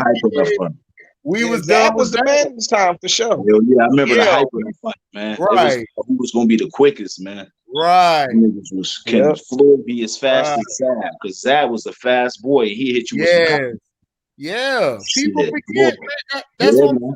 People forget about a lot. Like even people forget how raw Burning Forest was. That was my guy. Was Forest. That was my guy. He beat the hell out of him. He beat up Sugar Shane. When he beat Sugar Shane up, I was like, wow. He beat the shit out of Sugar Shane. You're right. He beat the hell out of Sugar Shane. Oh yeah, he fucking. No, that dude, that boy hand game, boy. I said, boy, if I go to the fight, Vernon coming with me, boy. Vernon, come on, Vernon, Oh yeah. Vernon was a problem, man. Yes, dog. When he passed away, I cried, dog. I cried literally because I loved Vernon Forrest, dog. Him and Winky Wright, because Winky Wright from the crib. I was just about to sing Winky Wright. Damn, boy, you read my mind. I was just about to shoot that name out there, man. Winky was all right, man. Wink was nice. Wink is down the street from me. I think he was on 9th Street or 16th Street. He was on one of them. No, it was 9th Street. And then he also had a gym, man. Wink was cool as hell. That was that guy. So, you know, Bird, we got a lot of haters because Bird, they love to hate on one another, but we all used to love Wink, and we happy. I always liked the good Southpaw. Yeah. Yeah, the good block of Southpaw. Yeah. Hey, man, dog. Y'all threw out Zab shooter name. I'm gonna throw out somebody that's from his same hood. I just looked at a heavyweight, Rig Bow, man. He was nice. Oh man, yeah. Yeah, Rig Bow had his moment. Classic. He had some good hands on him. Yeah, he had some power. You know what I'm saying? He definitely had some power. He was knocking fuck. Strong jab. He had a run for a minute though. He had a little run for a minute. He did. Yeah. He did. Who knocked his ass out? Holyfield. You want to? Lennox. They fought 3 times. Lennox Lewis got him 3 times. Yeah. That was it for Bo. Yeah. The run. But you know, all them niggas really couldn't do shit. Only time niggas really got it off in that heavyweight division when Mike went to jail, man. That's when that was nobody really got the title. Of course. Mike was sliding dudes left and right. Boy, you was just seeing which side the stretcher was gonna come to. You ain't know which side it was on. And this was after the whatchamacallit fight. He was mad as hell. He was knocking everybody out after him. Right after he lost to what's his face. You know what I'm saying? He was back with a vengeance, dad. Yeah. You talking about the first time he lost to Buster Douglas? Yeah, to Buster Douglas. You know what I'm saying? Yeah. Man, that nigga Tyson was 21 knocking out niggas' uncles, man. Yes, dog. He said this on his podcast. Like, dudes was scared of him. And he, you know what I'm saying? Like, he, you know, part of his act. Like, part of his act was intimidation. You know what I'm saying? I mean, he was nuts and shit. You ain't seen that since George Foreman and Sonny Liston. You know what I mean? Oh yeah. Mike Tyson. Yeah. For sure. George coming menacing. George Foreman. It was a legend. Speaking of that, man, George, I don't care what nobody says, dude. That is the most powerful punch I've ever seen in boxing, dog. That motherfucker could take some hits too, boy. Yeah. I'm gonna tell you that. That big old head, dog. Man, Holyfield brought the kitchen with that nigga in the house, man. Oh yeah. Boy, he gave him everything he had, man. That man just stood up in the corner all fight. Once he said that, what Robert Harris say? Robert Harris said he washing clothes when he boxed. When George Foreman boxed. Hey, Robert Harris is my guy, dad. Rest in peace. What What's up? going on, Tom? What up? Kansas City. What's going on? What's up with you, See, Tom? man, what up, though? Man, another night at it, brother. Yes, sir. Yes, sir. Yeah. Man. Here goes Anybody another caught dude, them man, who was Jordans cold today? back in the day. Sweet Pea, man. I used to Oh, love Yeah, Sweet Sweet Pea Pea. Pernell was Williams, nasty. man. Rest in peace, man. Rest in peace to the Yep, legend, rest in Sweet That peace. Pea. dude was a beast, man. That's what Floyd get his What was the style and truth, all man? that. Yep. Oh, Yeah, absolutely. Yo, y'all remember my man though? I'm gonna tell you, my man, he was flamboyant. He was one of them niggas that's gonna give you a show before the fight even start. Who was that? Prince Y'all remember him? Nazim. Roy Jones. Goddamn right, Frank. Prince Nazim. Boy, that nigga was no Oh, joke. Prince Nelson. He get his little ass knocked all around. That little talent was I was just waiting. Like I'm like, any day somebody's gonna come along and just knock this dude out. Because I said, this motherfucker got this fight built up. This Marco goddamn Barrera. baby Yeah, show. his mouth. He was good though. Yeah, Yeah, Barrera but he got to had him. a mouth on him. He had a mouth on him. He sold all his fights. Yeah, he You know sold what I'm all his saying? But you knew he was gonna get his ass knocked out. Hell yeah, he was. All that fighting with hands down and shit. You know, it was kind Yeah. All that acting wild out there. He was a wild boy. Yeah. Mhm. I was also a fan of fellow Detroiter James Toney, man. Especially 90s James Toney, man. Yeah, middleweight James Toney. Little Tony. Yeah, Little middleweight Tony, James Toney, Yeah, yeah. he was all big. You know what I mean? When he was about to get Roy the business. Even light heavyweight James Toney was funny. Like he would just like stumble all around the ring but never fall, dog. He used to crack me up with that shit, dog. Like, man, dude don't never fall. He had a chin on him too, man. Plus, yeah, that's what I'm saying, dad. Man, in his prime, dad, he had power and quickness and shit, dad. His reflexes was crazy too. Oh, you yeah. know what I'm saying? Oh yeah. Yeah. I always wanted him to fight Roy back in the day. He did. To make that happen. He did when he was light. Well, they made it happen later. You know what I'm saying? They fought when they were light heavyweights, I believe. Yeah. Right. Yeah. Yeah, man. Macho Camacho. Y'all remember that boy? Oh yeah, man. Hector. Macho Camacho. Oh yeah, Hector boys out there. Tito Trinidad, all them boys. He fought Cigarette Leonard. He beat Cigarette Leonard. Yeah. But it was like every week, man, it was a great card you was gonna see, man. You be glued. That's what I'm saying. Dog. You remember that shit, man? Yo, the whole family come over. I used to get I used to have the HBO after dark. Man, that was like boxing era. That's like when I was watching boxing the most. I love boxing after dark. They have fight after fight every weekend. They have a good fight on. Mm-hmm. It'll never let you down either. Even if it's a motherfucker you don't even know, you're like, damn, these motherfuckers is fighters. Who is this?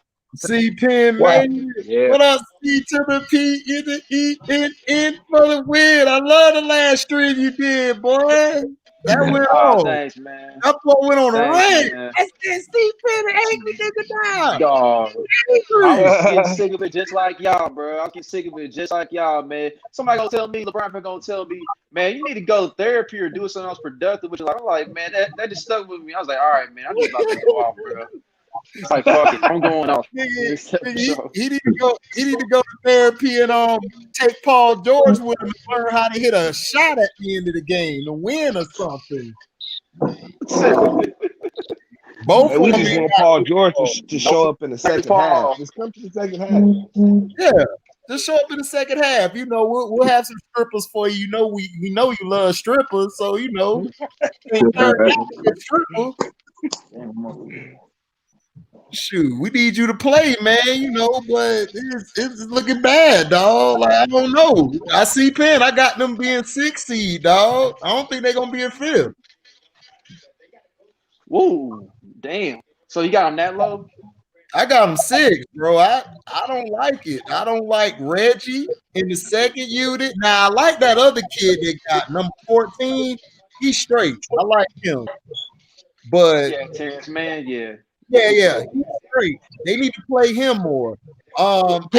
Picking up what's his face from Toronto should be solid too. Yeah, Ibaka was straight. I like Ibaka. But Zubac looked bit shaky a little bit, like he can't hang on to the ball. Like I don't know if he was rubbing some oil on himself before the game, but he couldn't hold the ball for nothing. It just kept falling out of bounds. Dang. Yeah, he didn't play well. Kind of liked him though. Yeah, and then the pick and roll looked ugly. It was terrible. Like I don't know. I know it's the first game, but damn. I didn't watch that game, man. I think they're gonna be 6, dog. I don't think they're gonna be 5th or 4th. I think they're gonna be 6. I don't know. So who you got above them, HD? Yeah, that's what I was about to ask. Who's on top of them? Well, the Lakers, the Nuggets. I like the Jazz, and I like the Mavericks. I think the Mavericks is gonna be better than them. I just think they are. I think Luke is going to step up, and then them bringing in Josh Richardson, and then you got Finney Smith, then you got Hardaway Jr. still. It's going to be a tough team on that perimeter. And don't sleep on Memphis or New Orleans. Too. Yeah, Memphis and New Orleans. I think Memphis and New Orleans could give them problems. Like, I don't think they're going to beat them, but they could give them some scares, dog. And you don't know what could happen. Man, Memphis got a bunch of young dudes. Man, so you got those I think they're both dangerous. Golden State. My bad. Those are my guys. It's LA. I got LA Nuggets, Golden State, Jazz, and the Mavericks. Those are my guys over the Clippers right now. Hey, what y'all think about the Rockets now? I think the Rockets at best. If it depends, if they can get something back for Harden, or if Harden plays, I still see them. It depends on John Wall and Cousins' health, dog. If they stay healthy, they're gonna be monster. I think they could be a 7 seed, and they could give a team a scare too. Yeah, it's college all over again for them too.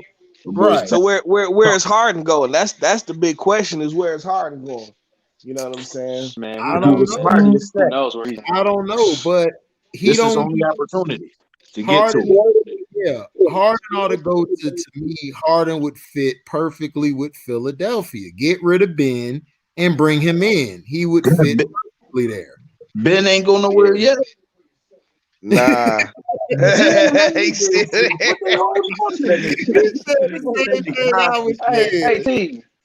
God damn, that nigga still. Hey, T. You remember that dude that was talking about? Hey, T, you remember that dude that was talking about Ben Simmons is better than James Harden? Or he's talking about Embiid? Yeah, it was hilarious. It was a Ben Simmons better than James Harden. Yeah, we was roasting this. We was roasting this dude last night, because he was trying to defend Ben Simmons at any cost. And so people brought up the trade for Sid in Houston. He was like, "No, I wouldn't trade Ben Simmons for James Harden." So I'm like, "Bro, so you think Harden is better than Ben Simmons?" He was like, "No, I think Ben Simmons is better than Harden." I'm like, okay. I'm like, what? So his ass. I'm like, at what? What is? He's better at James Harden at what? He was saying, so C-Pen and T, he was saying that Ben Simmons is better than Harden. Yeah. And what did he say at what? Yeah. Like he was a better basketball player.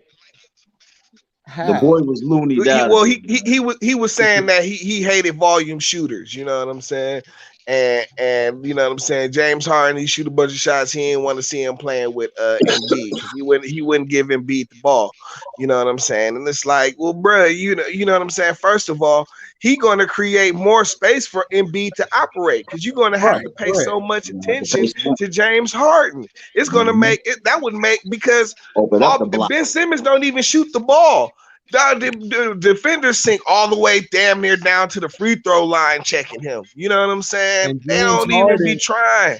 And James Harden, I know it's funny. My bad to cut you off, T, but people laugh at it. But James Harden in the post, when off of switches, James Harden got better defensively, and he at times outshined Ben Simmons to me last year defensively and the year before. He just don't get credit for it. Who you talking about, Embiid? No, James Harden. James Harden. He was better defensively than Ben Simmons the past 2 years. He has Ben Simmons exploded onto the scene in his rookie year. He had a phenomenal rookie year, but he has not done anything. He hasn't gotten any better since then. You know what I'm saying? And it's like, you know, I was saying last night, like, man, I don't know, like Joel Embiid might be on borrowed time. You know what I'm saying? That dude always having back troubles and all kind of stuff, man. You know, I hope he stay healthy, but you know, that big man in them bad backs, man, that'll kill his career. You know what I'm saying? So it's like, bro, if you got a chance to get Harden, wait, you ain't got time to even wait on Ben Simmons no more. You know what I'm saying? Like, you better go get that money, dog. If you got a chance to get Harden, you go get that. And put him with Ben and put him with Embiid, dad. Right. Well, they should have been got rid of Embiid. He had a hard time taking care of himself with his diet and everything. Yeah, he's horrible. He's horrible. He be eating burgers. Hey, but he'll take that shot down the stretch though. You know what I'm saying? Embiid, that's what Harden be needing. Harden be needing somebody to play down the stretch. You know what I'm saying? Like if Harden can just be a playmaker in the fourth, dad. You know what I'm saying? Like, what about him with Butler? I think that would work too. I was saying that last night too. Like, I think him and Butler would be great. I think that. And then I've been hearing the Heat. I've been seeing the reports that the Heat, they're looking to go after him, and they're saying nobody's untouchable but probably Butler and Bam. That's what they need to keep. That's all they need to keep. So if you bring Harden in, I don't know, bro. That team could damn near be unstoppable because you got the defense, you got Harkless, you got Bradley at it with those dogs, and then you got Bam down low, and then you got Olenek and Leonard back again. So you got big men who can stretch the floor and can get you some rebounds. It could work. I see it. I can see it.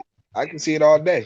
You know what I'm saying? Like I say, just put James Harden with somebody who can make some clutch baskets. James will make the right pass. You know what I'm saying? He'll make the right play. You know what I'm saying? But like he needs somebody who's gonna hit that shot though, man. Yeah, somebody with like, who got what we call the cojones. You know, something that James Harden, all his cojones, I think, in his beard. I think it's gone. So man, you got to chop it off or something. But I just don't see the Clippers that high, man. I just think they're not. And then Portland, Andrew or somebody asked about Portland. Look, I hear people saying Portland. I hear this every damn year. Is CJ or Dame? Which one gonna be the point, and which one's gonna be the scorer? Because that's all they need is one guy to step back and just be that facilitator or that number two, whatever. But damn, ain't Dame the point? That's what they say. But the boy's confused, huh? He's a two. I don't see no point in him. When you're playing point, like it's just a feel. You can tell who running the point. Like when you see Rondo compared to when Ron was running it, the Lakers actually looked like a team on offense when Rondo was there. Like they ran fast. Guys got to their spot. I don't know how to explain it. It's just a different feel. Like when I watch De'Aaron Fox compared to Lillard, Fox run that point. Fox get guys in their spot. Ja Morant too. Ja Morant do the same thing, but Ja could drop 20-some or 30 if he wants, but he chooses to get more assists. So that's what I'm saying is I don't see Dame. That Dame to me is Iverson. He's just Iverson. He's just like Allen was. He's gonna take that shot and he's gonna come off that screen as well, and he's gonna kill your ass. He's gonna drop it in your eye. So I don't see Portland really doing anything. Like unless they get rid of CJ or Dame. You gotta let one of them take a step back. I don't know, or you get rid of the coach because I don't like Stotts that well anyway. Yeah, I don't think he puts him in position to be successful offensively. Like, right. he just let him. It's like, in the bubble, they was just like basically taking turns. Like there was no kind of offensive flow, man. Like, you know what I'm saying? Like they run 3 or 4 plays for Dame, and then they run 3 or 4 plays for CJ. Then they go back to running 3 or 4 plays for Dame. It's like no kind of rhythm, dog. It's just like, man, CJ had missed those first 2 shots, but hit his last 2 shots, but his time is up. They about to just give the ball to Dame. You know what I'm saying? Like they ain't even gonna see how far they can ride CJ. You know what I'm saying? And that's the kind of shit I be talking about. Like, I don't know. I don't. They don't play smart. They don't play smart basketball to me. They don't. No, you're right, T. They don't. I just don't see. I just can't see them. They're gonna keep having the same mistakes, the same old thing until one of these guys say, you know what? Look, man, I'm done. I'll be the point, man. Like somebody gotta be like Rodman was. Look, I'm a rebound. Y'all get y'all points. Somebody gotta say F it. I'm not gonna score. Yeah. So go ahead, Nick. Yeah, my bad. You got to look at them coaches, man. Them players don't respect them coaches out there, man. No, they don't. That's why they do what they want to do, man. Right. You know? And them coaches ain't gonna say, "Okay, you sit down for this." That's all they got to do is sit one of them damn players down, check. Yeah. But they won't do that. So the players, they just gonna do what they gonna do out there. Yeah. Whatever they put up, they gonna put up. Coaches be scared of the players nowadays. They scared, man. Mm-hmm. Ain't no real coaches out there. Who the last it's like real a player in coach time that's league in the now. Popovich? Yeah, he's still the last dog out there. Where you got Thibodeau, Pop. Thibodeau, yeah. I mean, I don't know too many good I mean, Doc is good when he doesn't have a 3-1 lead. Like if he's in a dog fight, he'll pull a series out. But if he got a 3-1 lead, he gonna blow it. So specifically 3-1. Right. That's too friendly. He buddy with his players. Yeah, he too buddy and everything. Yeah, too buddy. Right. They look at him as a stepdad. You know what I mean? Yeah. Exactly. That's a perfect analogy. He's a stepdad.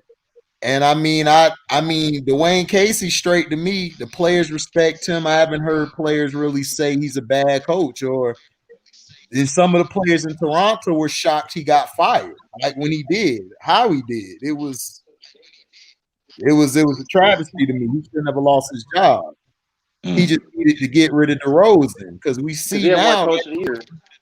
Right, he won Coach of the Year. And then he got fired the way he did. I mean, I don't respect that, like how you do that. And to me, he's a good coach. He makes good decisions. And remember, he was the defensive coordinator of that team that beat LeBron and them. The Dallas Mavericks. Yeah. So the guy knows his stuff. Thibodeau was an assistant coach too, because they beat the Lakers ass in 08. So that's what I'm saying. Like, you're right. There's not a lot of good coaches no more. To me, all these guys are just buddies. Their dad went to the golf course with this guy, such and such, and then they running the team now. Like, let's just be honest. This is nothing but a country. Yeah, coaching. Exactly, man. All these sports, man. Yeah. And that's what pissed me off too. Like, they're still trying to promote, like on the NFL, they still trying to promote Aaron Rodgers. And I'm like, dude, I don't like how the Packers have looked. And everybody telling me, yeah, but look at their record. I'm like, oh, they do not look good. If they play a team who's gonna put their foot in their ass, they not gonna make it. That ass gonna That's be what I said about the Steelers. Steelers don't play great in the league. They 11-1. Yeah, brother. Hey, they going down tonight. No, Sunday night, brother. It's going down. We knocking in. Yeah, we knocking them down. In that game. Knocking them down. Playing? The Steelers Sunday Oh night. yeah, the Steelers gonna win that game. Pay attention to the crew. We knocking them down. Yeah. The Shit, Bills Washington just beat them. Come on, man. Washington just beat them. It's crazy. Now Washington's tough, man. Washington got to me the best front seven in the game. I'm sorry. That line is nice. That line is nice. vicious. It's nice. I mean, did you see Chase what Young is a baller. what they did to Daughter that week? Boy, I said, boy, they put that cracker back in his mama womb. That's a hit. That's a hit. The shit out of him. Man, that's a Southern talk, bro. But we be like, yeah, he put that mother back in the womb, boy. That boy went back to fetus stage. He went to the fetus. That's how hard he got hit. Yeah, my coach said that when somebody got smacked on the field, he said, boy, he got put back in his mama womb. We was like, what? He was like, he was in the fetus position. Oh God. Nigga, we was on the floor crying. He did the whole thing on the field. He was in the field position like this. Nigga, boy. I say I can't talk to coach no more, dog. Coach ain't all the way there. Coach ain't all the way there. Then we had a coach, dog, who just come out there and be like, what the fuck are y'all doing? You slap dicks, all of y'all suck. God damn, can you set a block? Come here. This dude, one finger, dog, was stronger than everything in your body. He grabbed you with a finger, nigga. You died. Yeah, what you want? Let me go. Yeah. Run this trap right again. Come here. Come like you coming. I'm a D tackle. I come in, boom. He knocked the motherfucker back 5 feet. I'm like, damn. We ain't that strong, nigga. We high school kids. Shit, we have y'all dick stick out now. Shit, we barely at that level. Shit. Calm down, coach. Coach grabbing his balls and everything, like y'all little ass niggas don't want none. Old Southern coaches, boy, I love them old Southern coaches. Them old Southern coaches, they don't give a damn. They cuss out.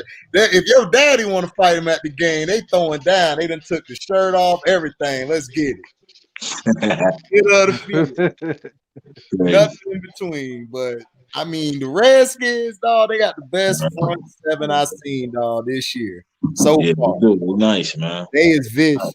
Nice pass rush squad. Right. And then the Giants are waking up. I'm telling C Penn they're gonna pull an Eli. They're gonna win that sorry division. Right now, wide open for anybody. I said last night, watch it be Pittsburgh and Washington in the Super Bowl. What? I'm like, T, stop playing, bro. I'm like, T, stop playing. Controversy. Who would have thought that? Oh, hell no. If that happens, dog. Man. Hold on, I'm gonna step out real quick. I'm finna put Quentin in.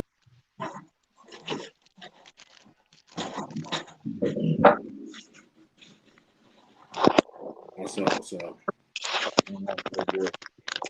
What up, though? Much, man. Yeah, man, I predicted it in the beginning, though, man. I said it, man. My Bills was gonna be in the playoffs, man. And I said it, and it's gonna happen, man. We making it happen. Q. Yeah. Hey, man, what's up with your boy Marco Wilson, dog? What the hell was he Man, don't even get me. dog? I'm so fucking mad. What the hell was that, I'm bro? so damn, man. That nigga, man. Boy, I bet he got jumped in the locker room after the game. Hey, they would have had to kick me off the team, dog. I would have been fighting that nigga. No, straight up.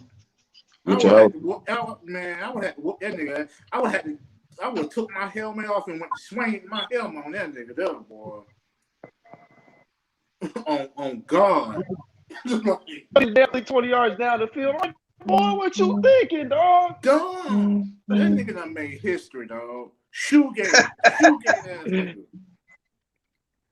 That nigga created Shoegate. Not Spygate, not Deflategate, Shoegate. Literally. Bro. I didn't see it. What happened? The nigga threw. They got they had got a sack or whatever. Like they was finna get the ball back, and the nigga picked up the LSU player's shoe and threw it 20 yards down the damn field, and they threw a flag, unsportsmanlike conduct, and gave him a first down, and that's what kept the drive going. Terrible. I said they lost. Hey, Q, did they lose the game behind that? Yeah, they lost the game behind that. That was Florida. Dumbass nigga. That was Florida. They beat shit out of him. Yeah, that's Florida, LSU. That was Florida. That's LSU in Florida. Actually. Yeah, the Florida game. Yeah. Oh damn, they did play. I was at work, dog. You know, Q, they got us at UPS working like 60 days and only 1 day off. Damn. I barely could catch a game. I'm catching up watching the old games and stuff right now. As we speak. I know your check. I know your check. Lovely. Yes, sir. Boy, I got that big booty check, boy. I'm gonna go to the strip club, boy. Like, hey. Yes, sir. Hey. Yes, sir. I was for OJ Juice man. Okay. Okay. Stupid. I'm gonna tell her, man, look, man, just do something that I've never seen before. If she give me head like in a twist or something, like a, you know, like on the twister game you play, she got all my money, dog. She got all my money. I'm giving it to her, dog. I'm sorry. Need a twist. I just need a twist. What she do? A twist like, ooh, without the mat. I'm gonna be like Adam Silver boy at the nail salon.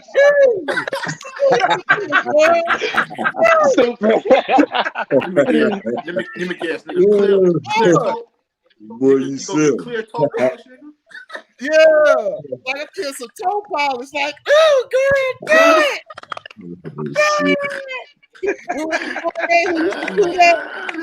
Who used to dance? Richard Simmons? Was it Richard Simmons? Used to dance. Let's get it, guys. Nigga, that boy, I tell you, that's how I'm gonna be, boy, at the strip club, dog. I'm telling you. They gon' y'all gonna take to a stream yard from the damn strip club. What up?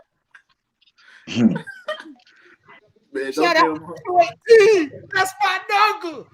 My nugger. Don't give them hoes all your money now. Don't give it all to them now. No, she gonna get that 100 if she do some shit that I'm like, I ain't never seen that. But she taking that $100. That's it. She got me. Or you max out. Your $100 is the max, huh? That nigga maxed out on one spin. Hey, you better earn it. You better earn it. One day when I get that big money, dog, yeah, $1,000 gonna be my limit. Until then, $100, baby. That's it. Boy, I'd be like 101. Ooh, no. Get this one. I can have $1 billion. $100 is still my limit, dog. If I gotta pay for it. Hey, that boy T. You gonna be out here. You gonna be out here like Meat Mill. Y'all split that 20. Right. Y'all split that up.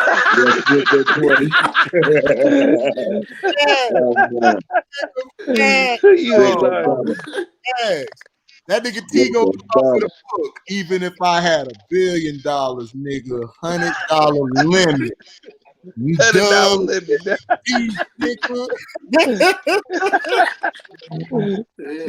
For real, man. Them D niggas don't play. My dog say I'm from the D, nigga. That's it. They don't even say the whole Detroit. That is D, nigga. That's it. D, man. That's what you get, dog. That's exactly what you get. That's it. Bleep, that's all, folks. Right. See, man. Your cheese been making it out by the skin. Like T, boy. Yeah. Y'all boys right now. Yeah. What's going on? All right, so here's the thing, man. Like, we're gonna meet y'all in the AFC Championship. Uh-oh. Hey, that'd be great. I wouldn't mind it. But here's the thing, man. Like we kicked ourselves in the foot on Sunday night, man. We really should have blew out the Broncos, man. We doing some dumb stuff at the 1 yard line, doing this Ferrari package instead of running the ball straight up the gut or doing the quarterback sneak. But ever since Pat Mahomes got hurt on the quarterback sneak, they don't want to do it no more. At some point, you got to go. Hey man, hey C-Pen, don't hold no punches. Hey, C-Pen was giving C-No the business last night. He was like, nah, C-No, nah. Yeah, man, somebody be talking that bull. He talking that bullshit. 50 years until last year, and now all of a sudden it's a conspiracy. Like, get that out of here, dog. We ain't win shit for good. We ain't won shit for in our franchise history. Until last season. Yeah, C-Pen wasn't buying it, Dad. He was not buying it last night, Dad. Like, nah, Dad. C-Pen got a little nigga inside of him that's darker, and that nigga come out. Because he be doing I be watching his channel in the truck. I be looking at my helper like, man, this nigga right here too. Nah, he being light skinned now. I know he got that nigga in him. I know I pull that in him. Let it loose, C-Pen. C-Pen was like, LeBron James. I said, get it, C-Pen. I got up the car, start dancing. Get it. Boy, I had to speaker in that bitch. Like, turn that bitch up, nigga. Everybody go here.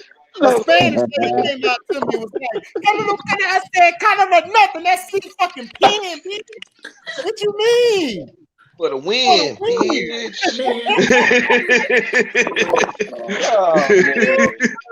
Oh man. And my producer killed me. He put the planes in there and everything, dog. He killed me. He had the come out the screen. I was not expecting that. I was dying. I said, I thought my shit was bad. See, Pen had the little nigga come out of him, boy, ready for it. Out. He said, LeBron. Yeah. I said, get it, C-Pen. It's over. Your boy behind the camera was done. He couldn't even say shit. I ain't saying nothing this time, but I'm gonna talk about my Lakers next stream.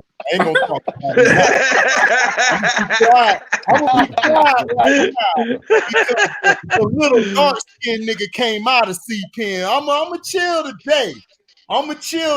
You know. But I'm going to talk when he walk away. When C-Pen walk away, I'm going to talk LeBron the Great. LeBron the Great.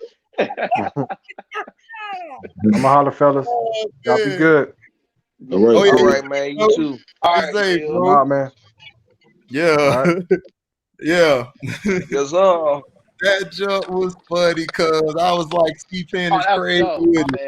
My bad. Yeah. Dog. Yo, cheese, bro. You know what I'm saying? You guys, y'all be making. I ain't gonna lie. Clutch wise, y'all making it, but dog, y'all have got. And this is what I want to say. Y'all have got to teach Tyreek Hill to stop rounding his damn routes. He round his routes too much. Yeah. He is not. I don't know what it is. I know he's fast and stuff, but dude, you been in the playoffs. You get bumped one good time, you gonna fuck that hip up doing all that rounding. I'm telling you, you gotta stop doing all that rounding. He need to go up, pin, or up and cut. He gotta boom, get that cut. This motherfucker going. I'm like, dog, stop it. You run 4-1, dog. I'll say this. Because all it takes You're right. I'll say this. He ain't the best route runner, but he has gotten a little better over the years, but it still could use a little bit of work. I ain't gonna lie to you, because at times, man, like sometimes when he catch the ball, there's the thing about the Chiefs receivers. Sometimes when they catch the ball, they be going backwards about 2 yards, and I don't be liking that sometimes. Yeah, like, all the time. Sometimes I hate that shit. He kind of. You know what y'all defense remind me of? Remember that year the Colts? I think they won the Super Bowl that year. 2006. Right. Bob Sanders. That's who Tyron is reminded. Tyron is all ass, boy, because y'all supposed to be getting. Tyron is up there for my defense MVP because he is saving that ass. Yes, he is. The Broncos had 2 runs by Gordon. He should have just been outie. He was there to meet him right there. He was there to smack him. Now I respect that. That Tyrann Mathieu, y'all sign his ass back. Y'all extend him today. Oh yeah, and I think we will, bro. Because here's the thing: every time we go up against Melvin Gordon always has a game against us for some reason. It's crazy. Yeah. Every time, man, he either get 100 yards or he find the end zone. It's crazy. Even when he was at the Chargers, he was gashing their behind too. Yeah, exactly. For years though. Yeah, that's what the Chargers are missing is him right now. If they have him right now, boy, y'all in the next 2-3 years, boy, y'all finna be. I can't wait to watch it. The AFC West, boy, gonna be the best division. In Raiders gonna get better probably. Yep. You know what I'm saying? Oh, the Raiders are nice. Yeah. They competitive again. all they people on COVID. That's their problem. Everybody keep catching COVID. Because everybody got blown out by the Falcons. Everybody was on COVID. Man, explain to me what the hell happened to the Seahawks. Oh man, the Giants. I told everybody, dude, the Giants are pulling at Eli. Remember that year when they went to the Super Bowl?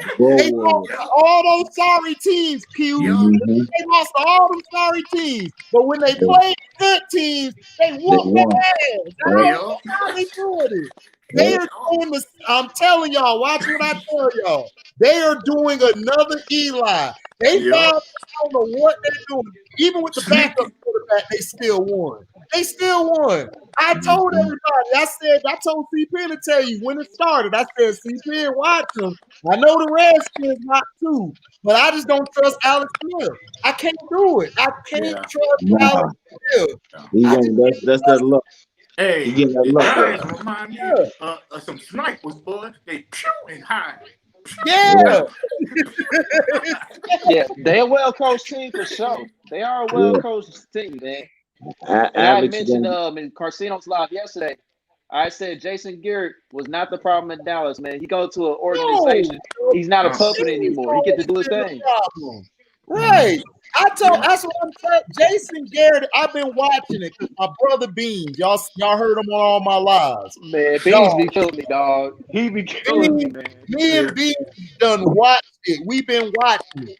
Beans saw it just like I saw it, and I told Beans, yeah, dog, Jason Garrett should have stayed as offensive coordinator, and they should have kept somebody else. They should have kept Parcells as coach. Yeah, they should have kept Tuna.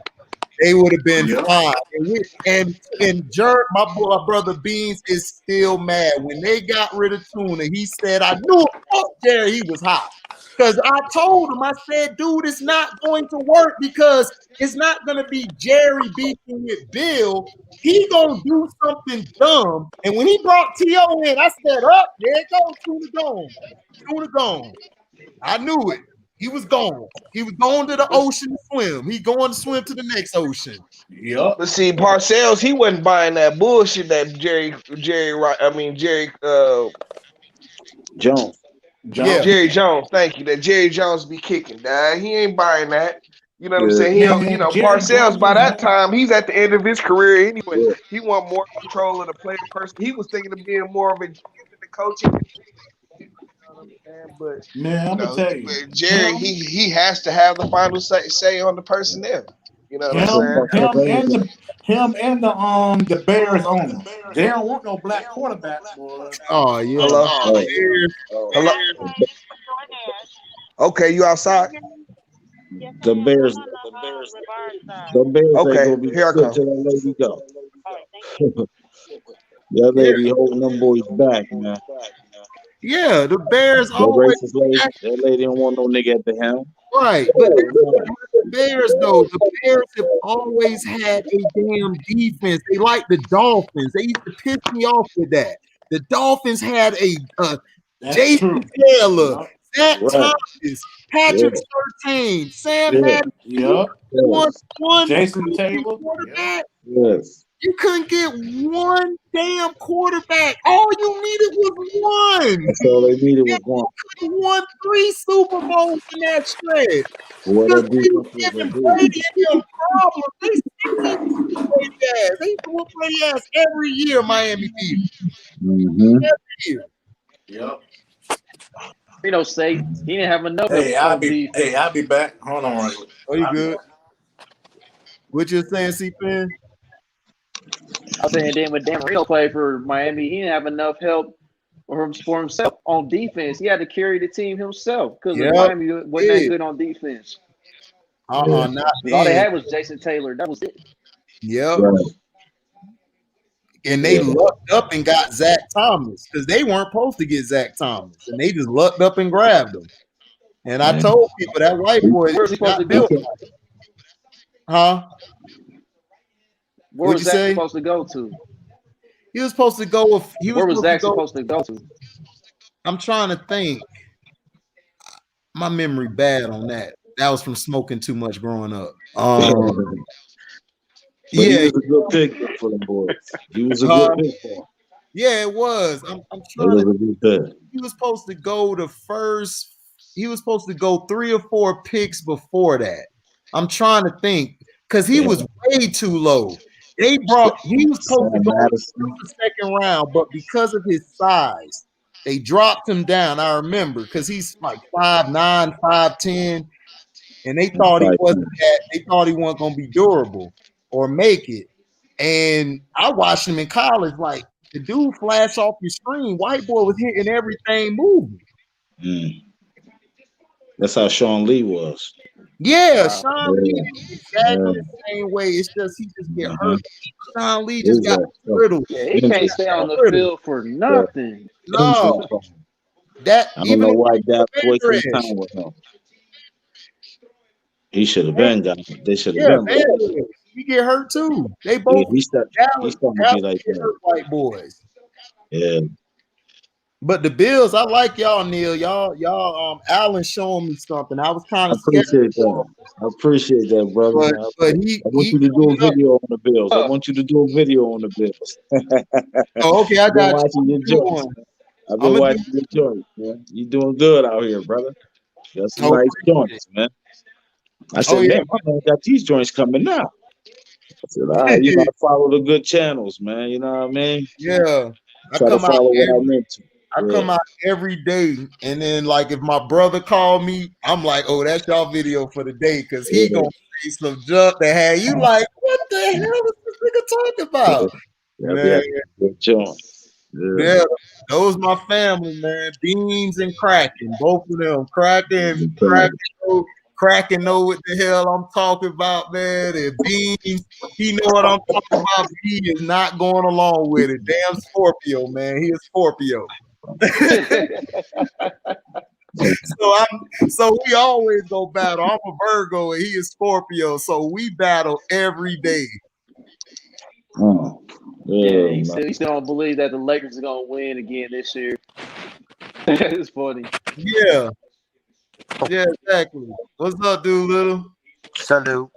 Okay, I'm gonna see you in the playoffs, man. I'm gonna meet you. We're gonna meet you at the AFC Championship, baby. Hey man, I was it, man. Hey Neil, listen, Neil. Neil, we had to adjust, man. We had to run the ball, y'all, man, because y'all was playing that pass all the way, dog. We had to prove that we can run the ball, y'all, especially in the conditions. So we had to kind of grind it out against y'all. Oh no, man, the Bills is tough, bro. We on the map, man. You know what I mean? Because what's up with Frank Clark? Is him and Jones hurt? They playing hurt? I guess so. Who? I was saying Frank, Frank Clark and Chris Jones for y'all D line. Is they hurt or are they playing hurt or they're injured? I think Frank Clark is playing through an injury, man. Kind of like how it was last year during the first half of the year. He kind of just has to get through it, man. That's what I'm seeing right now. I'm not too concerned because I think he'll get over it. Then he's gonna ball out in the postseason. So true. But I know one thing: this game tomorrow against Miami, I'm not too sure about it, man. Because I think Miami, man, they could be a team that could just mess around and still on us tomorrow. What I said Miami is going to give everyone a scare in the East. I think them and the Bills gonna make it in the play. I think they're gonna make it in the playoffs because I picked the Dolphins to take it, but then they started slacking, and I was like, I went with the Bills again because I just didn't like Josh Allen in those couple games, Neil. At the end, he just kind of didn't handle it well at the end. But he got better though. He learned from his mistakes. He's back on track, but he just didn't look good in those 2 games. And Fitzpatrick, for some reason, he's his magic. He's not going to the bad side because they got a team around him. They actually got a running game, receivers. I like that one kid. What's his name? Devontae Parker. I like him. He got a dog in him. Me too. Yo, they should have kept Landry over there because they had him, Landry. Oh, yeah, that's what I argue with my brother the man, they was night. I told him Landry was the better receiver of Odell. Yes, sir. When he was LSU, we used to argue every day. I told him, I said, nigga, he's not better than no damn Jarvis. I told him that. Yeah, I said that too. He ran the route tree perfect, the end route, the hitch, the post corner, the outs, the comebacks. He was killing Odell. Odell just was more like athletic, like he could catch the crazy catches, but all the wild shit. Yeah. But Landry was straight football. He ran routes like Jerry Rice. And then that ball, he want to get that ball, man. He should go on there. Yeah, he can take them hits over the middle too. Yeah, he can take them hits over the middle too. All day long. He's a go-getter, man. But you notice why they're better because they didn't need Odell. You had Landry. You already had him one. You just had to build around him. That's all they had to do. They got the pieces over there. They got the pieces over there. What'd you say, dude? Hold on. What'd you say, dude? The Super Bowl? Who do I win in the Super Bowl? Yeah. Who's your favorite? The AFC, I got the AFC, I picked the Ravens, but they are going downhill. So I'm gonna go with either the Bills or the Chiefs making the AFC, and then in the NFC, I got the Saints or what's the other team name is good? No. I had the Bucks losing first round and second round this year. I don't even think they might make the playoffs because their defense has just took a whole step back, and their defense was their strongest unit. Yeah, the Buccaneers are struggling hard. Yeah. So I say the NFC, I'll go with Cardinals. I still think the Seahawks will pull it off, even with that bad defense. I think Russ can pull it off. I think they could win it. And then the whole thing, I'm going with either the Chiefs or the Bills to win the whole thing. That's AFC, taking AFC. My Nuggets have a AFC. My Broncos has a losing record. I don't know what we're gonna do with them. But dude, I told you this. Your Broncos are fine, dog. The problem is, see, y'all are young. See, when we were growing up, it took our teams 4 or 5 years before they got going because they had to put the pieces there. Y'all got the pieces. Y'all just gotta keep adding. Y'all gonna have a down year this year, probably some next year. But one thing, y'all gotta keep Drew Lock healthy. If y'all keep Drew Lock healthy, y'all will be fine. Lock's not a bad QB. He made some good plays in that game against the Chiefs. He made some bad ones, but I think with experience, I think he'll be better. Your front four prove they can ball without Von Miller. Even if y'all have him, y'all need We'll see next season. I don't know about Drew Lock, man. I will say this. Denver, they didn't have Cortland Sutton and Von Miller this year. That kind of hurt them a little bit. Yeah. But Drew Lock, man, I seen this dude play at Mizzou, man. I don't think he's it, dog. I'm sorry, man. Drew Lock, in no big games, man, he wasn't showing up for the most part. He's not a top 5 quarterback, but, dog, you don't need a top 5 quarterback to win the Super Bowl. How many? How many top 5 quarterbacks have really won like that? The Super Bowl hasn't been that many. Like You need the Brady, heart and the soul. right? Brady, I don't want to hear about. Brady's a game manager. He's always been a game manager. He's just a game manager who can make the throw to win the game. That's it. That's But I all. don't think Drew Lock has that in him though. All he got is the big arm, but No. his accuracy is erratic. His accuracy is Yeah. erratic to me. Brady should have retired of it after his 6th Super Bowl win. No, Brady fine. The problem with them, I knew they weren't going to do well this year because of COVID, and then they didn't have an offseason together. That's all it looks like to me. They just don't have the connection. And then the defense, front 7 has been bad against the run. And then not only that, this is why I told everybody I don't like Bruce Arians. Every Bruce Arians team, they do not run the ball. They don't run the ball. They only run like 5 or 6 times a game. He's a passing team. Right. And Always he's always had good to great running backs. Yes. Always. He doesn't use them. Ronald Jones should be in the top 3, top 2 running back because discussions right now. But he don't run him. He don't run him at all. Yep. Right about that. And Fournette was a bad pickup. Fournette is done, man. Oh my God, he's a young boy. He's cooked, man. He's cooked, man. He's done. He's gone. They need to play that other guy. Shady. I don't know what's going on with Shady. They ain't playing him. Well, I wonder why they got him over there. They don't even give him no burn. But Shady at the end of his career too, he just got he just riding along. You see, he got a Super Bowl with y'all Chiefs, left my Bills, went to y'all boys, got the ball. He just riding checks, man. You know what I mean? He ain't got to get on the field. He might get on the field for what, 2 snaps? I mean, at least use them for something, dog. You got a body. If you're not gonna, it's the same thing with Dallas that pissed me off. If you got Pollard over there, use. If you're not gonna use them, get rid of them. Dog. HD, I've been with you on that, bro. I've been with you on that, bro. I said, dog, they need to play Pollard more often, man. Pollard looks good out there time he gets out there, man. Pollard was balling at Memphis. Remember him and that running back for the Rams. They were killing dudes. For the Rams. For the Rams, Henderson. Henderson, that's his name. And then they got the other running back from my squad, Florida State, Akers. I knew Akers was a beast. I was like, oh, he's gonna be straight. Then you add him with Brown. That's the done daughter. It's just that I don't trust Jared Goff. Goff's not that good to me. I just think he just looked the part. So they got him. I have a question. Go ahead. Sometimes you get too cute. Who were you rooting for last year's college national championship? Clemson or LSU? I don't know. It's just a random question. Neither one. F both of them. I'm a Florida State Seminole diehard fan till I die. I'm a no till I die. If we not in it, I don't root for nobody. Hey, Florida State was running that ball today, though. That's a good motto.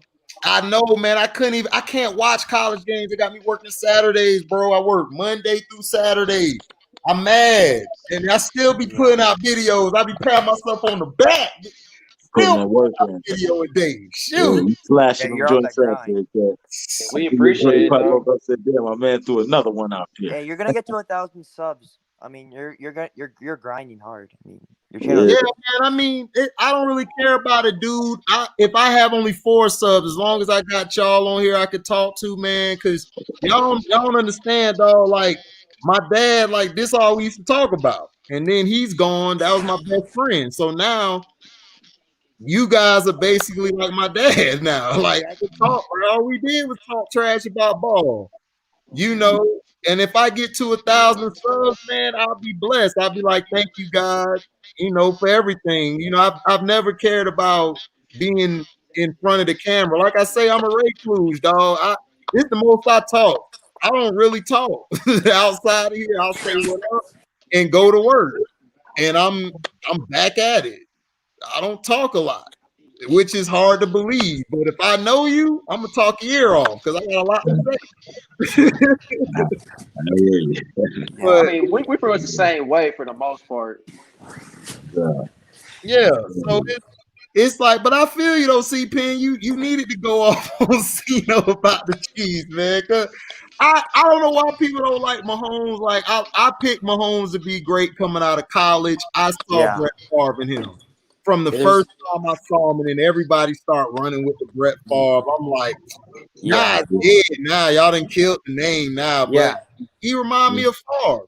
And Baker, I never really liked Baker. Baker's starting to grow on me a little bit, but I just never liked him because I just felt like Baker's more of a if you got a team around him, he'll look good. But if you got like a bunch of trash guys around him, and that's what I said about Baker. I like That's Baker. Baker Mayfield, man.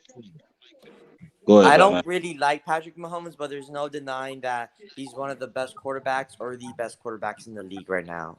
Yeah, he's good. He is. That's fair. He's moved up. He's moved up on this. I had him in number I think 3 or 4. No, I had him at 3. Three. He's up there at he's up there at number 2 to me. Because I'm sorry, I love Pat Mahomes, but man, that damn Deshaun Watson, dog. Boy, you keep taking the words out of my mouth, huh? I was just about to say. Listen, I like both quarterbacks. You already know, when we traded up, I was like Deshaun or Patrick. I'm good with either one. When we had traded up, when the Bills, Neil, shout out to the Bills, man. Thank you, Neil. No doubt. Thank you, we get Neil. Thank you for that, man. Fucked up yeah, we did, man. I said, God damn, that's what we had to do. I said, God damn, we got that. That was a good stuff for y'all, man. I was like, dog, I was like, oh shoot, we get the quarterback, dog, Deshaun or Pat. Let's go, dog. Like, who is it? Yeah, I'm watching all that shit. I couldn't believe that shit. The talent stuff is not passive on that. We passive on that. Yeah, but Josh Allen's growing on me though, Neil. I'm liking him a little bit more. It's just that he just scared me in that Titans game where he just was off like that whole drive. And I was like, what's going on with Jay Allen? Because he was looking good before that drive. He was killing them before that drive. But he everything, he getting better. He has improved drastically this year for sure. Yeah, he's getting better every week, man. You know what I mean? He know what he's doing wrong, and he's correcting what he's doing wrong. And you know, he moving the ball because he's a gunslinger, so he really likes to go down the field. But now he's starting to look for the check downs. You see Beasley? I knew Beasley was gonna do that anyway. Oh man, Beasley, we go into Dallas, boy. They still I like Dallas. Yeah.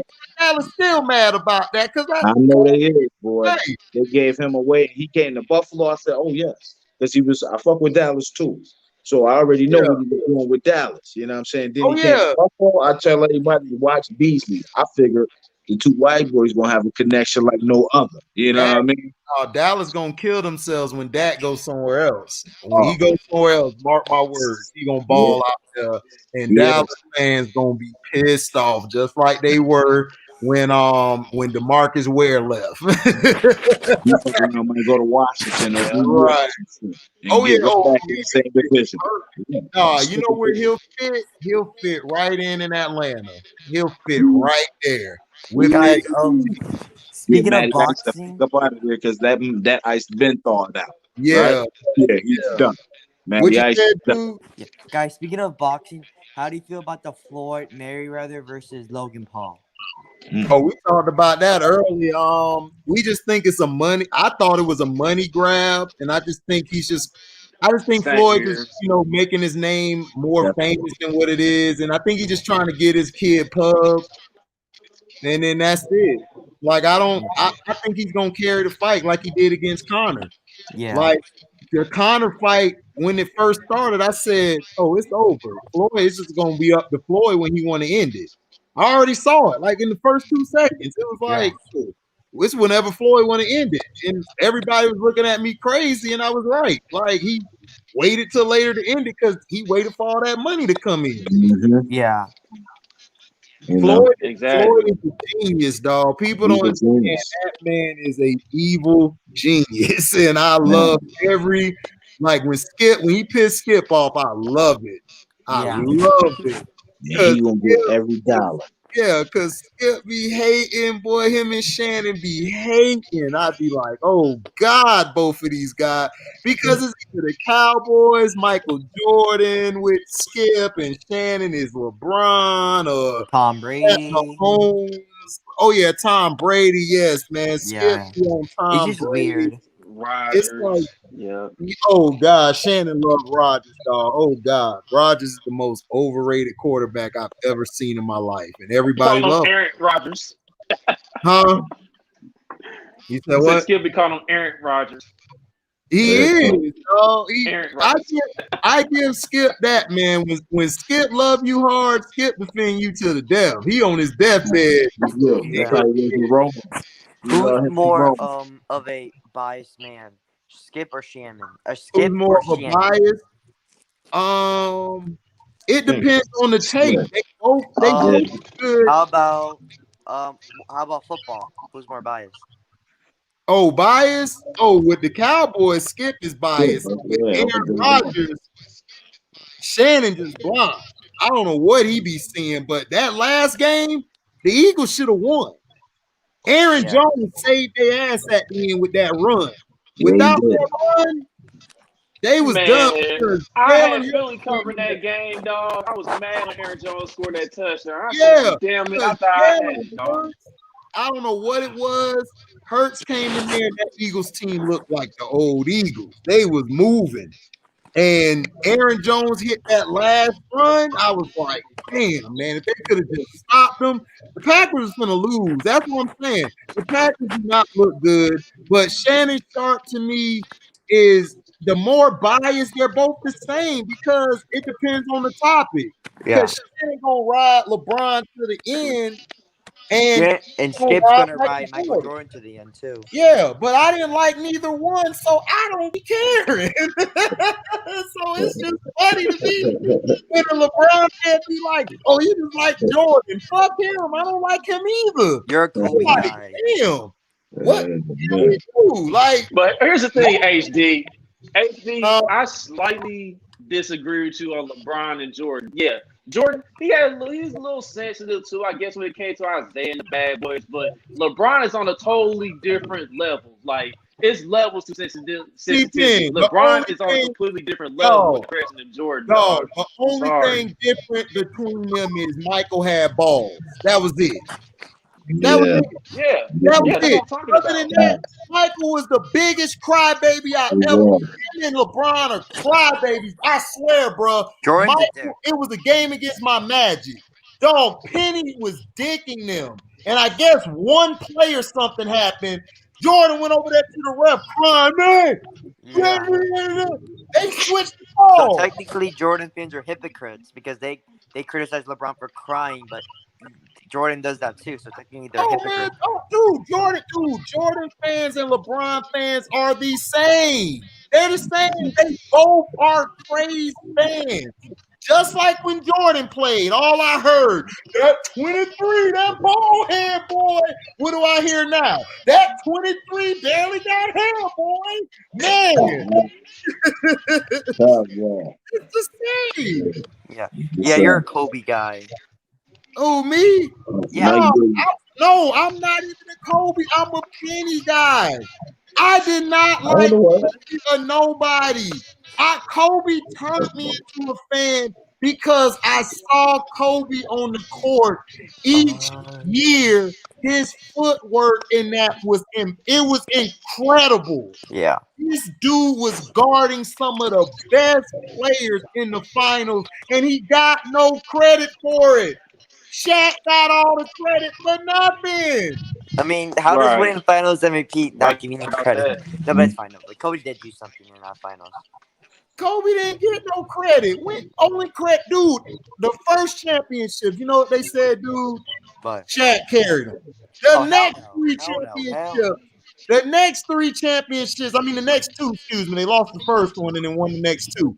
They said Pau Gasol carried them. Okay. You got people saying that. Okay, how can you carry someone when you're the best player on the team? Yeah. That's what they're saying in these basketball groups. I'm not even a Kobe fan, but how do you get carried when you're the best player on the team? Dog, all I'm saying is this. Powell did ball out against the Celtics. Yeah, he did ball out, but that's not a carry job. Big difference. Oh, what Powell I'm saying did? Powell did ball against the Celtics, but About he goddamn still time. doesn't get MVP over The Kobe. other 6 games, he was asleep. He was asleep other 6 games. Everybody sees that thing. You say, well, Powell balled out in game 7. What about goddamn time? Because the first 6 games he was asleep. The only time you can say Kobe got quote unquote carried was in 2000 with Shaq. That was All right, Neil, be safe, Peace, Neil. y'all. Peace, y'all. Peace. Peace. All right, Neil. Peace. All right, Neil Bees, man. What you said, dude? The only time you can say quote unquote Kobe got carried was in 2000. That was the only time you can say quote unquote he got carried. Kobe never got carried, dog. I made a video about this a long time ago, debunking the myth. And I went down the stats and I went down what the reporters were saying. No, I don't think he got carried, but there's no denying Shaq was the best player on them championship teams. Shaq was the best player the first 3 or 4 years Kobe was there. Yes, I've never said Shaq wasn't. See, people don't listen to what I'm saying. Shaq was the better player because he was the veteran player. But when 2000 hit and they played the Pacers that year, I told everybody Kobe was the best player. He was. That whole playoff run, Kobe was killing. If it wasn't for Kobe killing, Shaq would have never won because in the fourth quarter. If it wasn't for Shaq killing, Kobe would have never won either. So, I mean, like, when did Shaq? Okay, Shaq was killing in certain games. The big games and the games they needed, Kobe was killing more than Shaq. Shaq would get all his points in the first half, and then he cruised in the second. It's only a rare, it was like only out of like probably 10 times or 15 times maybe he balled out in the fourth. Kobe made that a living. yeah, killing the fourth. Yeah. And you watch him with your And then eyes. here's the thing, man. Like Jalen Rose stuck his foot out and slowed Kobe down a bit in that finals, Right. but Kobe still gutted it out when Shaq got into foul trouble. And that was it, game 4 or game 5. It was one of them games, and Kobe had to bring the Lakers home in that overtime. It was game 4 because they lost game 5 because Kobe ankle, I believe, swelled up. Yeah, and then the next game, game I don't know why. I don't know why nobody gives Jaden Rose any crap for when he admitted it, saying he tried to hurt Kobe. I don't know why nobody gives him crap. If anything, oh shit, I loved it. That's how we played back in the day, dude. Dude, the regular court, like the regular outside courts we play. C Penn to tell you, like they'll hurt you. They do worse shit than that back in the day. You used to get hit in your eyeball. Oh well, yeah, hooping outside, yeah, that's a different world. Care. That's a different world, man. That's a different world. You know, we like us, we don't care. You gotta understand, dude. The media now are fanboys. It's not real journalists. See, back when we were growing up, it was journalists. They had an unbiased opinion. Like Jordan, as much as like everybody loves Jordan now, Jordan was probably the 4th or 5th best player in the league in the 80s. He just came on the scene and blew up, and that's when everybody was like, whoa, this young guy's raw. But everybody was just talking about Dr. J, Isaiah, Bird, Magic, and all these other guys. Michael was getting there, but when the 90s came and they moved to NBC, that's when Michael took off in popularity. That's when he became the Michael Jordan. But I have a question. Michael getting his ass whooped. I have a question. When was the year when, in your mind, the league changed, like quote unquote, the league changed? It went a little bit softer. When was the year you think that happened? 04, 03, 04. That's when they took away the hand checking. That's when it got soft. Okay.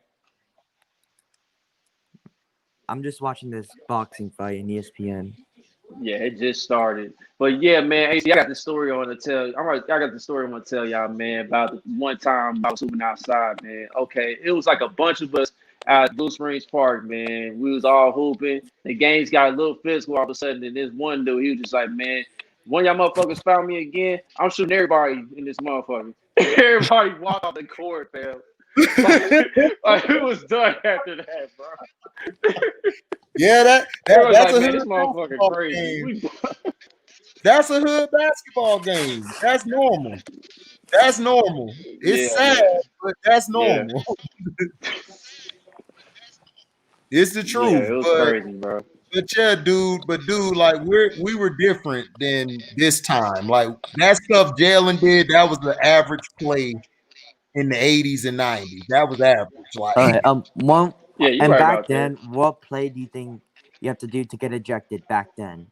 back then get ejected. Yes, in the 80s and 90s and early I mean, 2000s. you get ejected for talking to the ref or saying something slick, or I don't know. It was different. Like it was more lenient. They would throw you out. Like if you had a full out brawl, then they would throw you out. But hard fouls, like it was a typical foul. Like flagrant, that was a typical foul. Like you would get foul hard. That was what showed you being an enforcer. If you were a center and you didn't foul somebody hard, you were seen as soft. You were soft if you didn't foul like that.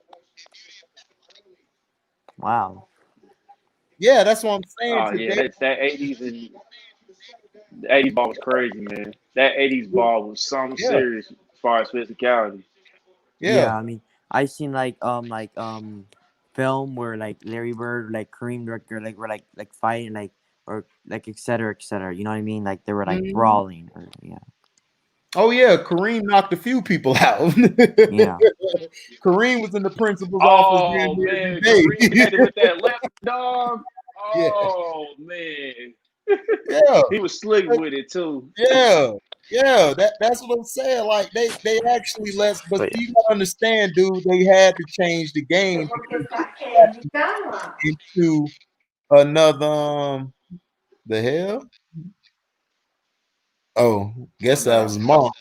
But yeah, but yeah, like I like the video you did, man. Everything you did, you said everything was correct, man.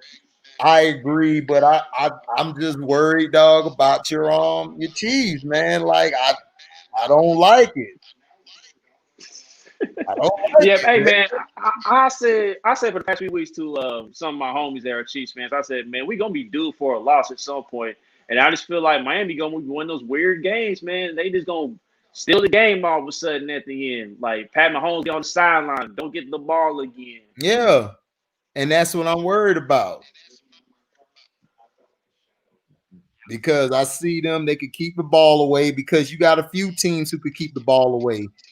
But I mean, you guys can win it again. I don't see y'all not being able to. Like I said, the Bills, they could do something, and then you got the that's about it. The Titans, their defense has been trashed all year, and I don't trust. I still think the Colts gonna come back and beat them. I just do. I don't know why I feel that way. I just have a feeling the Colts are gonna come back and win that division. I'm just not sold on the Titans. Tannehill, he's not clutch at the end to me. To me, he falls when it's crunch time and they need him to be tough in them pressurized situations. He's just not showing it to me. So I don't know what that is. They're bottling up Henry now. Now you're putting one more guy in the box now, and you're forcing Tannehill to get it to those beats, Davis and Brown. So you got to pick your poison. Yeah, man, I feel like, man, I mean, Phil Rivers, he kind of the same way as far as like clutches, man. Because Phil, we Yeah, see him employed at the end of the games many times too. But the difference is the Colts have the defense. Their defense be a yeah. little more consistent this year. So I think that'll be enough to get them over the hump in the AFC South. But I'm interested to see how Cleveland handles their first playoff experience for the first time in a long time. Because like if they running game gets shut down, is Baker gonna be able to make them throws? And that's been the deal with Baker Mayfield. Can he be Mhm. consistent after having those type of performances? Not against the defense. I don't think he could. I think what Baker is, if he plays against, like, let's say you guys, or he plays against the Bills, or the Colts front four. I don't know. I don't think he'll make it. I just don't see Baker. Baker to me remind me of Jeff George, dog. I just don't. He got a strong arm, but I just don't see him controlling the game. I see the talent around him control the game, but I don't see him control the game. So I don't know if Chubb and Kareem get shut down. I might go with you on that. I think they might lose, but I still wouldn't even count the Ravens out yet.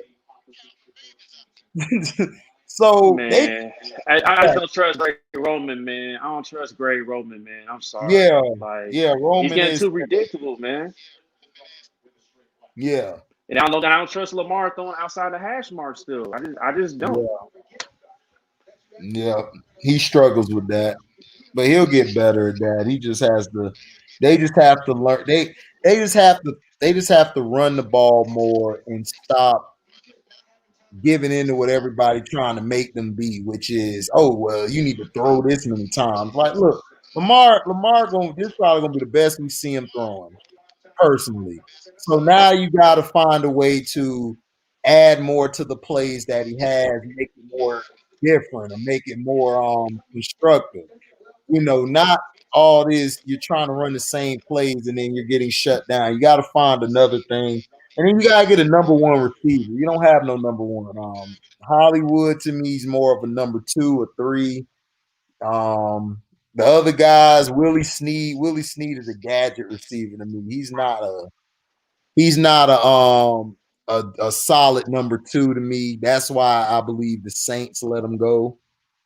The Saints got him out of there because he wasn't doing nothing really. So I just think the Ravens, I think they took a step back. I was wrong about my pick. I still think they could come back though. I still think they can pull some bull crap out their butt. Depends. They'll be Cleveland on Monday night. That's a big game for them. Yeah, but I have a feeling, man. I just think they could beat them. I just think their problem is they can't beat y'all. That's it.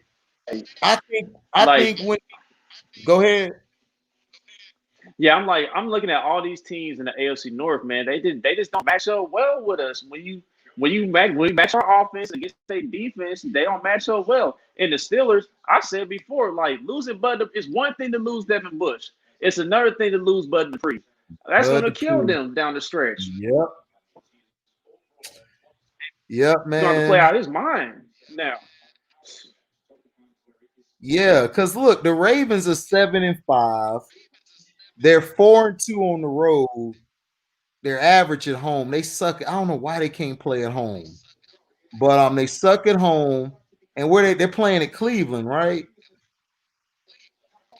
Yeah, I think the game is in Cleveland on Monday night. Yeah. So Cleveland Game is against Dallas. yeah. Cleveland is awesome at home. So that's gonna be to me that's gonna be a pick'em game. So, but I don't know. Like I said, the Ravens are 7-5. The Raiders they're 7-5. Dolphins are 8-4. The Bills are 9-3. I just have a feeling the Dolphins gonna pull some crap.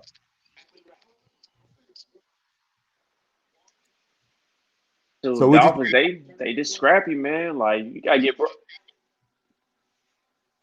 You said they scrappy?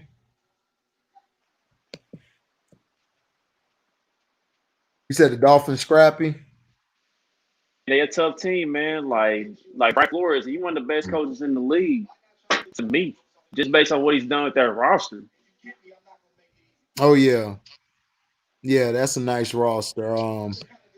I just think I don't like Tua. I didn't like Tua in college, so I'm not a part. I've never been a fan of Tua. I just think he's too brittle. I think his arm is okay. He just reminds me of a poor man Chad Pennington. That's just me. And with Chad Pennington with his noodle arm, I mean, he was pretty efficient, but it's just No, that what Chad Pennington was good at, he knew his limitations and he knew how to take advantage of them the best he could, until right, his arm finally fell off due to injuries. So right. Yeah, I don't know. But that NFC, man, I'm struggling to figure out who's gonna come out the NFC, man. Like it's so wide open. I really not set on the team that could come out the NFC right now. Like it's like 4 different teams to me that can come out the NFC and yeah. represent the Super Bowl. I'm telling you, it's gonna be a team that we don't expect to do nothing. I'm telling you. Because they're gonna try to put the Rams in there. Because the Rams are LA. I just think they're gonna try to put them in because the Rams aren't good to me, man. They just not that good. They haven't impressed me. And they just look very beatable. They look very like I believe the Giants could beat them or the Skins. I really think they could beat them right now. Like, and their record is bad because they just have the talented team and they just lucked up because Kyler got his shoulder hurt. And then you had who was you had a and then they had some easy like little wins, but I mean, to me, when they beat the Bucks, that was more about they had more experience playing together than the Bucks did. That they didn't impress me by how they beat the Bucks. So I don't like them. I never liked them the whole year. Aaron Donald, I mean, I've never been a huge fan of Aaron Donald. I don't think Whoa.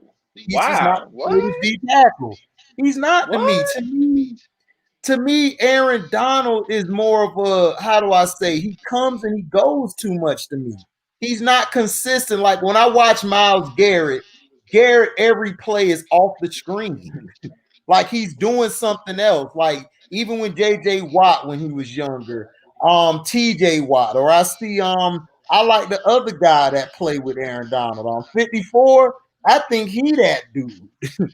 I just think he Yeah, I know what you're is. talking about. He a beast. I know what He you're talking about. flashes off my screen every time I watch it. I just never been a fan of Aaron Donald. I just haven't. To me he's good, but at times you can get him if you put the perfect game plan. You make the perfect game plan against them. You could get them on some traps. All you gotta do is run a lot of traps and counters on them. You got him because he love to run upfield. And then he had that 3 technique. Oh, I could trap him easy. I just let him go upfield. So I don't know. I'm not sold on him like that. I'm not, and I don't like Ramsey because of his attitude. He's had it since Florida State. He's great talent wise. Florida He's just State dude. man, I don't like that dude, man. It's just something about him. He got some big ass tendencies to me. He just do. I mean, he do, dog. Look at him. He getting cooked this year. He ain't really shut nobody down. Whoa, you think so? You think he been cooked like that this year? Yeah. I think he had a decent year this year. I think he's been playing pretty well this year. I think he been okay.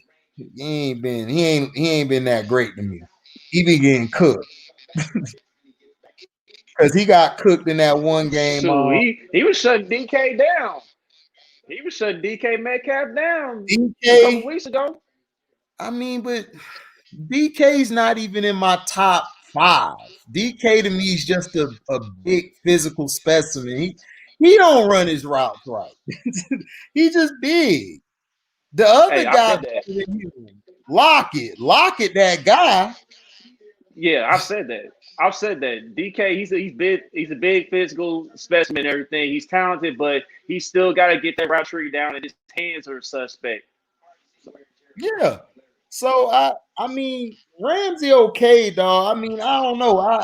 I still think the kid from the Steelers has more impact than him. Minkai Fitzpatrick, I like him. I Well, like the other yeah, I'm with kid. you on that. I like Tyron. I think Tyron is more of a force out there than he is.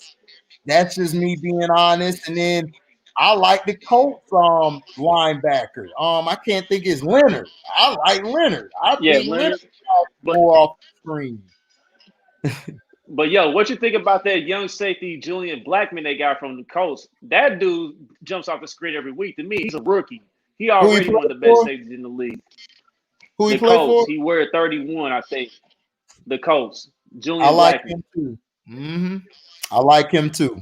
He He's physical. He comes downhill. His angles are good. I like his angles. To be that young, and that's the one thing I liked about the kid Jeff Heath from Dallas. He had great angles. He always took great angles.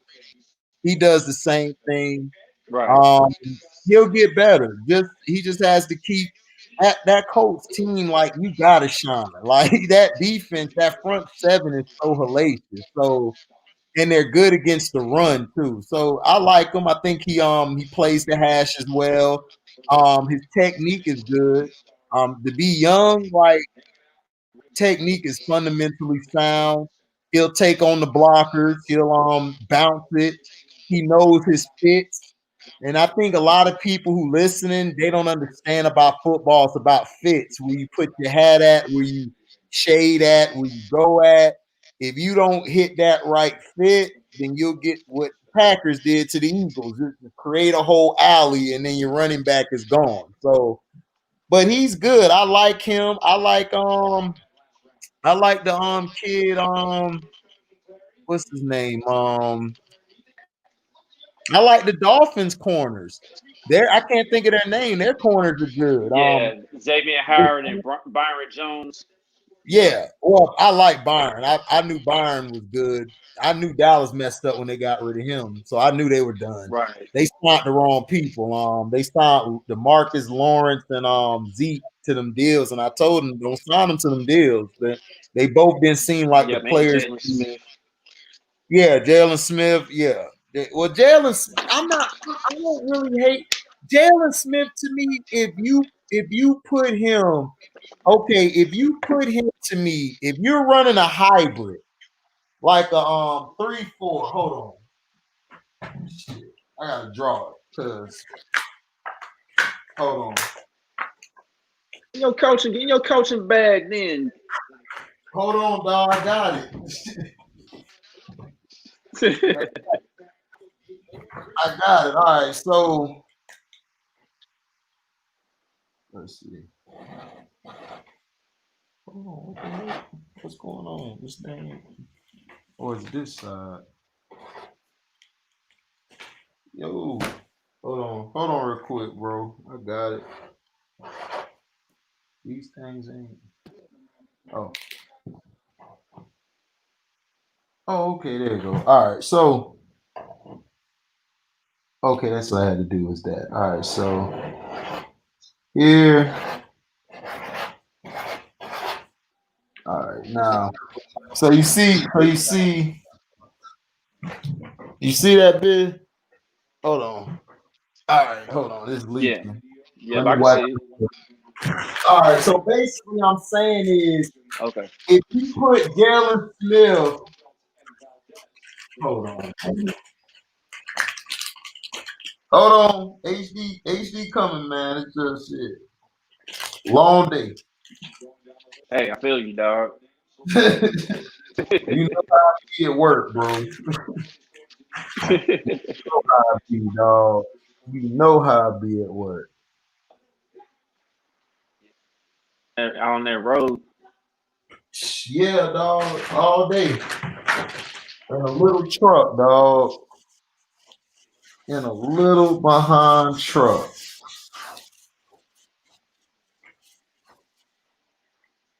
Okay. All right. Hold on. I got you. Jeez.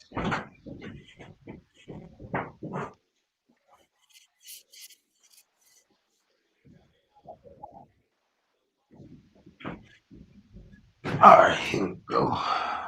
All right, so if you running like a hybrid or something like, all right, let's see.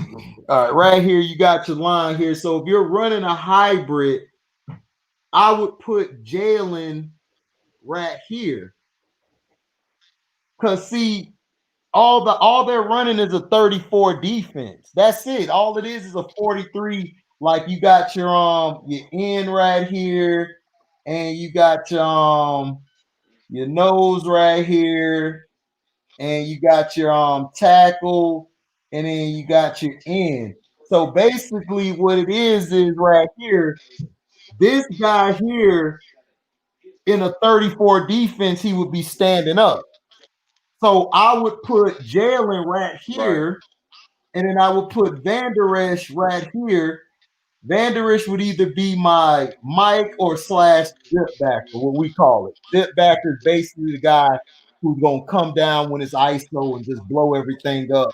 And then your other backer slide over. So this nose here, he would shift right here, you know what I'm saying, and then be right here because he would be in a 34.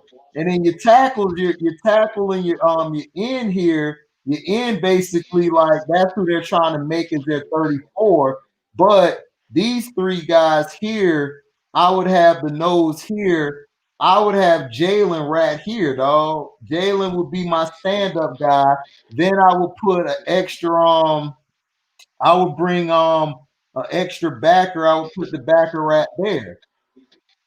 So then your nose basically what their problem is, they don't have a strong nose because your nose will be pushing the center. Like if the running back was coming this way up this gap, he would compress this right here.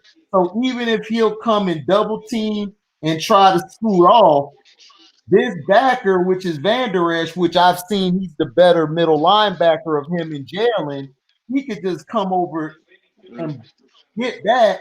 But see, what's killing them, this backer or this safety, for some reason, they get caught up looking in the backfield. And they keep getting killed. And it's the same thing every week. Yeah. So what? So I Go don't know ahead. if you watched the Baltimore Dallas game yet, but do you remember the run that Dobbins had for that touchdown? I mean, do you know what Van Der Esch was thinking on that? Because he went the No, other way. Like, did he I just gotta read the see play that. wrong, or? No, Oh, okay. let me look at it and I'll get back to you and let you know. But what I really think probably happened, what the problem is in a 34 defense is basically like a spread. It's like a spread formation on offense, like the Patriots run. You have to know your keys. You have to know your reads. See, the thing with a 34 defense is it switches up like you could run a 43-34, which is basically your 34 disguised as your 4-3. Basically, your sandbacker would turn into your strong DN, basically in an over. And then your wheel backer would move up and be that same wheel. Your zip backer would become the Mike, and the Mike would become the Sam. You understand what I'm saying? So you go from 34 to a 43. Now, the problem with them is they're running a hybrid, and I hate the hybrid because you don't have the right personnel. You're trying to disguise.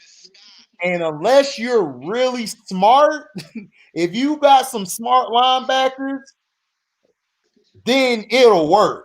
Because your inside guys, they have got to be a dog. Your Mike and your Will backer have got to be a dog inside. Because your ends, they're stand-up linebackers in a 34. And then your two tackles, your nose is basically your regular nose, and then your eagle tackle is basically playing like the end in the 34 defense. So they got to cover two gaps. It's basically gap control. So if Dobbins was running up the hole, Van Der Esch or Jalen, one of them has to be the zip or the inside backer and crash that and either bounce it to their help, or if the play is designed where your defense now forces it inside and Van Der Esch was there and he went the wrong way and made the wrong play, then that means Van Der Esch doesn't know how to process information like that on the go.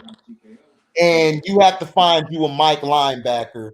Because if your Mike linebacker is not that good, you're going to end up losing.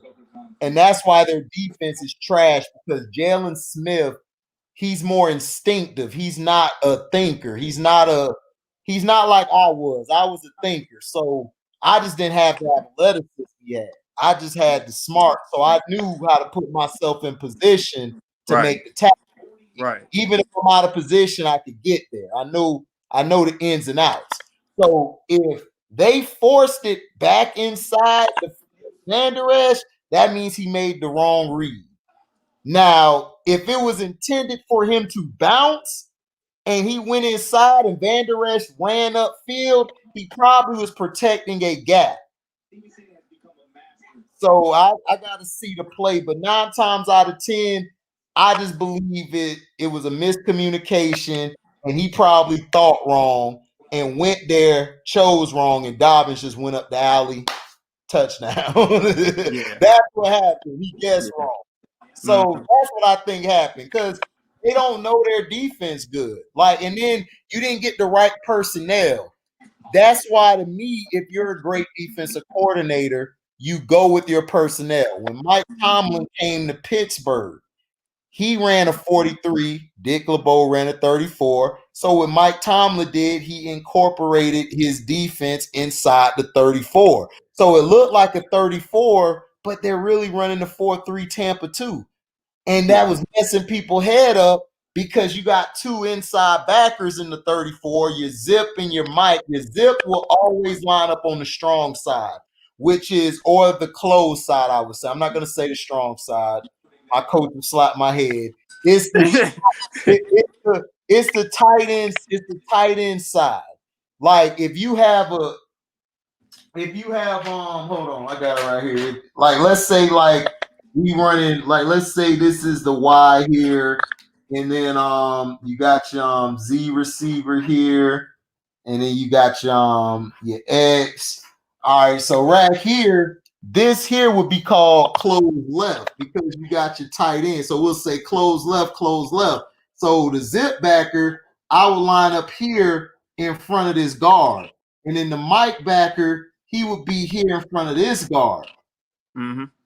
So that means if the tight end here, boom, now you can mess around. Even if you have, this is the Y now, which could turn into your inside slot receiver. That's the Y. You can mess around and have this guy, this will be your U, which is the tight end. It's still closed left. Why? Because you're tight end here. So I would line up here.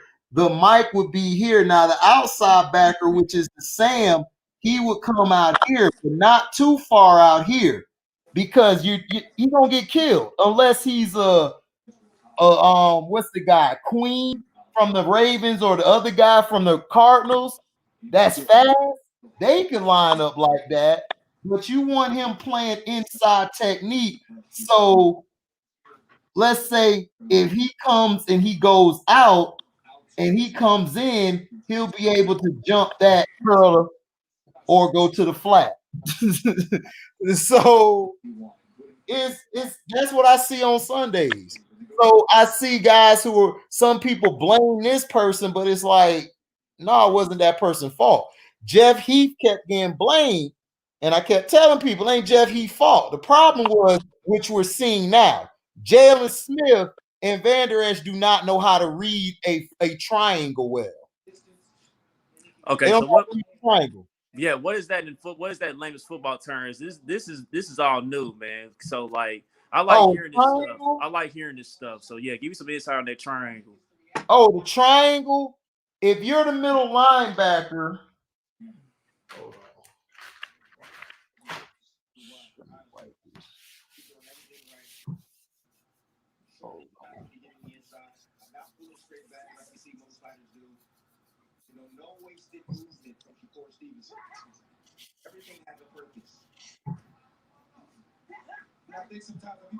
all right, the triangle and everything, that's basically okay, I got my let's see, I got here.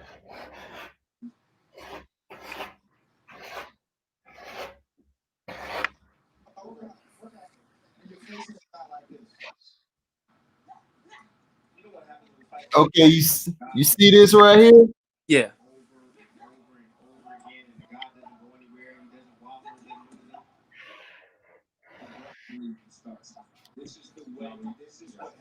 Oh, okay.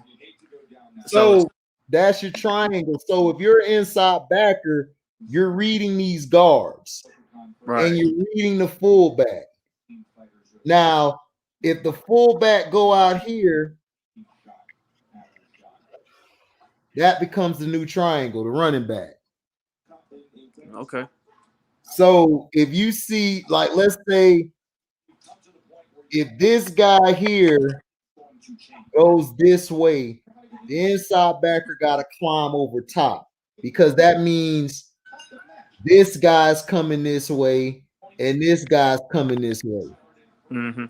So you got to fight outside, because this is going to be a trap. They're going to trap this eagle tackle, which Warren Sapp used to. This is why Warren Sapp was great. When they would run this trap, Warren Sapp would feel this. He would cut down on this guy, push him down some to give his backers time to get over top, and then boom, he blow all that up. That's why he was the best inside. That's what I don't see a lot from Donald. Donald goes upfield a lot. Yeah, I seen Charles James and Jeff Allen have that debate yesterday. Jeff Allen was like, I think Charles James said, if y'all think Aaron Donald is better than Warren Sapp, man, y'all need to give me some of that crack y'all smoking or something like that. Then Jeff Allen was like, man, I don't know, man. I think Donald's already passed him. And Charles was like, Jeff, stop it, man. So, I wouldn't go that far, man. I think Warren Sapp is still above Aaron Donald for now, all time. Me. Donald is a great talent, dog, but I don't like his technique at times. I guess because I played D tackle before and I've studied it. Donald likes to go. Donald basically does this a lot, and this is what kills me about him. He's too great. He's too great to do that. So let's say I think they run a 4-3. Donald is the 3. You got your nose. You got your let's say yeah, you got your end here, and then you got your end here. All right, let's say we'll put the Y right here. So that end is playing basically a 6 side. So now right here, this is where Aaron Donald is at.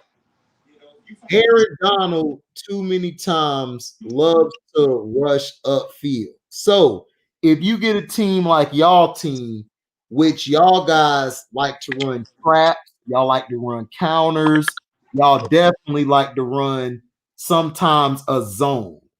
Right. So what the zone is, a lot of times what he'll do is he'll come upfield a lot. Now, if it's a zone, he'll push this guy back. But your running back, Hilaire, he's great at doing this. He'll come here, he'll see it, boom, he'll cut. Yeah. He does one cut. Now, depending on this end here, if this end is getting, this will probably be a double team, and then the tight come up top and look for who's next. Yeah. Take the tackle, reach around, and then Hilaire. And if your receivers do their job out here, that alley. Yep. And that's why Sammy Watkins is so vital to our team as well, because he's right in the run game too. Right. It's not about just catching. It's about blocking. I factor in everything when I make my 5 receivers. Adam Thielen, Brown, Michael Thomas, Mike Evans, and DeAndre Hopkins. The thing those 5 do the best, they block. Brown blocks. I seen Brown block a corner all the way to the damn end. DK Metcalf, for his size, he's kind of porous to me blocking. He's not a real great blocker. And then his routes, he's running a circle.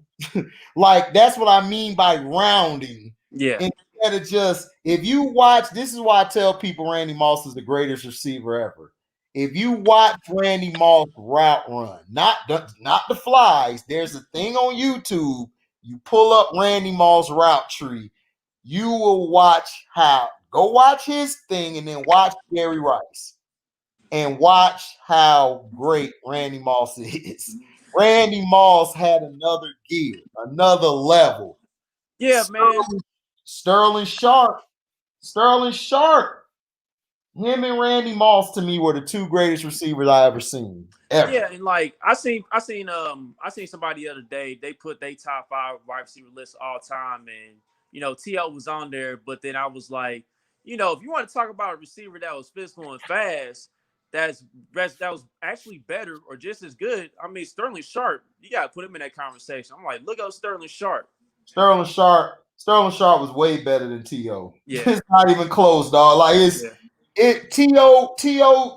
not even better than Harrison, or he wasn't. Harrison, the thing, people forget Marvin could block for his size and he could run those routes. Easily. And he was fast.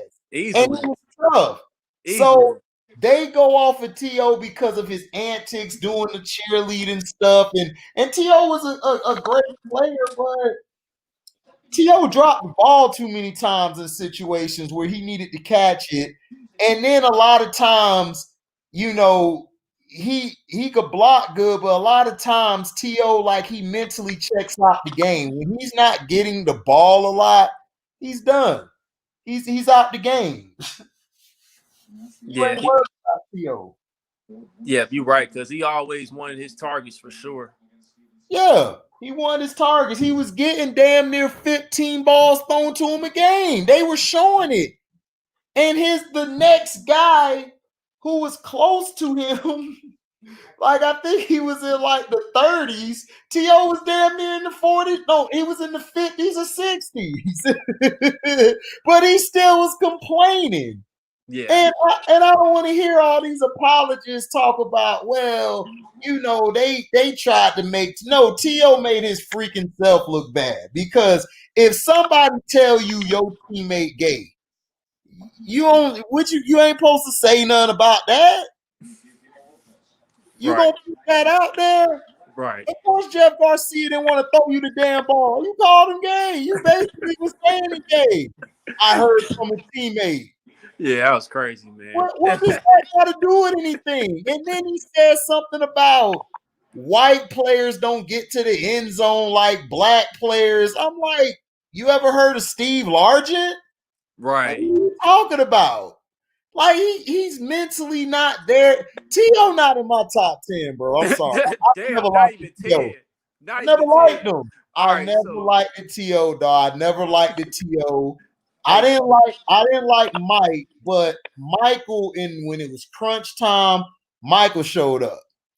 T.O. didn't show up to me. He didn't. So who's your next 5 over T.O.? Because you already did your top 5 receivers. Who your next 5 you put over T.O. then? Oh God. Chris Carter. Okay. Tim Brown. Mm-hmm. People gonna get mad at this pick, probably because I'm a homer. I got You gonna say Michael Irvin? No, F Michael Irvin. I got Art Monk. No, my bad. This ain't a homer pick. Art Monk. I got Tim Brown. No, Chris Carter, Tim Brown, Art Monk. Mm-hmm. My 4th receiver, Torrey Holt. Ooh, big game. All right. Yeah, Torrey Holt was a monster. I'm sorry. He was a monster. Even at NC State, he used to kill my Seminoles. That's why I was saying it's a homer pick, because Holt used to kill my Seminoles every goddamn game. I hated him. Him and Phillip Rivers used to kill my damn Seminoles. So I said Chris Carter, Tim Brown, Torrey Holt, Art Monk, excuse me, Torrey Holt. And then 10. Let me see. 10, I have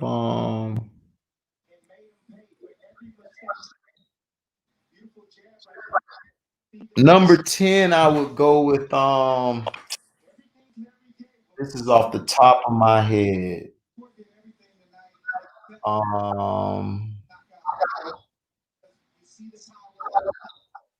on, I know who it is. I'm just trying to Go on, say Megatron. No, I was gonna say Megatron, but Megatron he left the game too soon. Megatron is right there, but it's somebody else I always had because I love this guy. This guy was raw. Okay. Um, Isaac Bruce? No, but that's close though. Isaac is close. Freak. I know who it is, dog. I don't need no help. I know who it is.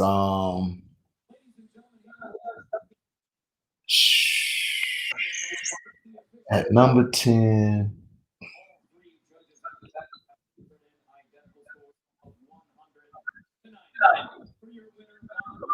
What was the nigga name? Oh, Andre Reed. That was my guy. Oh, that's a good one. That's a great one right there. Yeah, Andre Reed. I'm sorry. He was cold. Michael Irvin. Yeah, I love Dallas growing up, but Michael Irvin.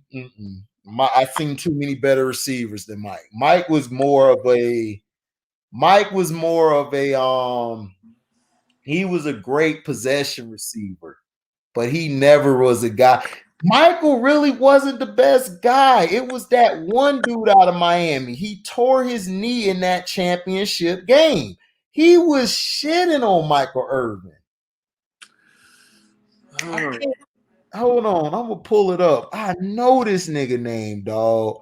Cause he was better than Michael Irvin. Nobody was talking about Michael Irvin then. You talking about back in college? Back in college. He played for Is it a Lamar Thomas or something like that? I think that's him, dog. What year was that? That was what was that? That was 19, was it 88? When did Irvin come out? 87? Yeah, I think it came out 87, I want to say. Okay, so I think that was 90. I think that was 85. Yeah, because Jimmy Johnson was the yeah, he was the coach.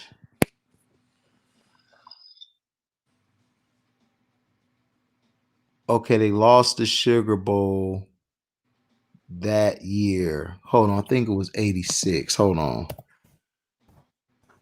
I'm gonna remember, dog. That dude was a monster. He used to kill us all the time.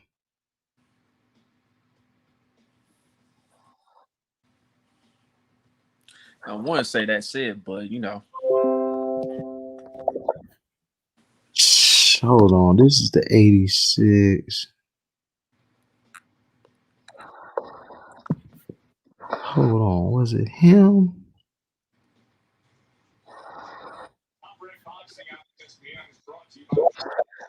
Hold on, I think 80. Hold on, let me see.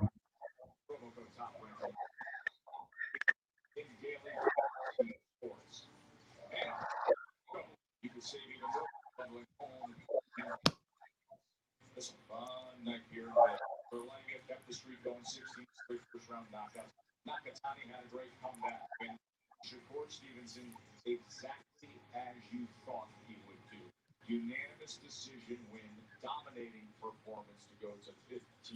Bernardo. Shakur, you put in some work tonight. You showed the I think it was Perryman. Oh yeah, I forgot about him. He played for the Lions. Yeah, I think it was Perryman. But he got hurt. He got hurt in a game. I think it was the championship game. He got hurt. But he was ranked higher than Michael Irvin. Irvin won the best receiver at the U. It was I think it was either Blades or Perryman. It was one of them. It wasn't Blades. I remember Blades. I think it was Perryman. That's what I'm trying to see if it was him, because I really think it was Perryman, because he was a beast, dog. He wore, I think, number 7 or something. Yeah, I remember him and Herman Moore in Detroit. That was a nice little tandem.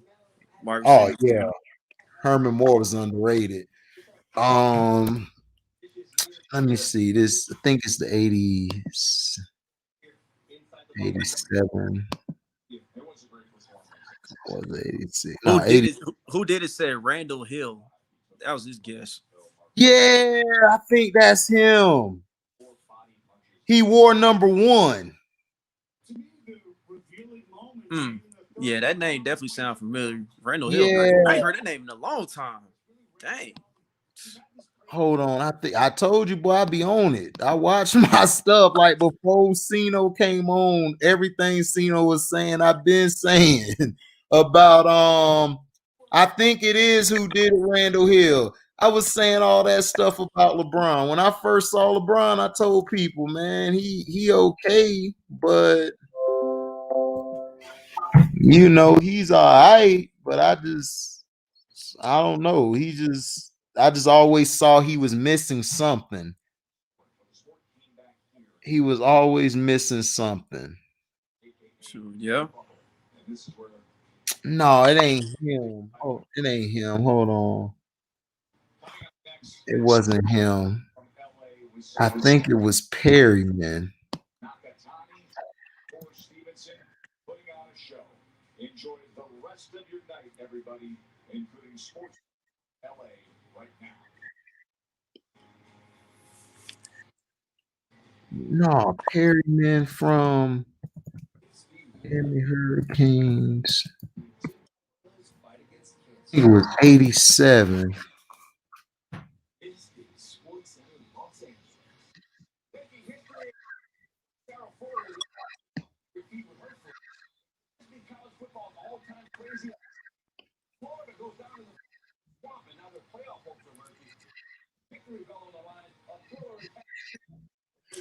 Oh man, I know this dude name, man.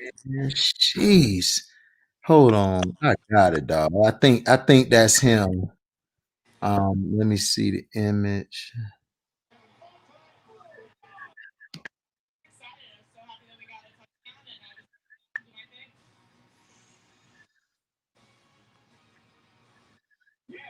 Yeah, he did play for the Lions, C-Pen.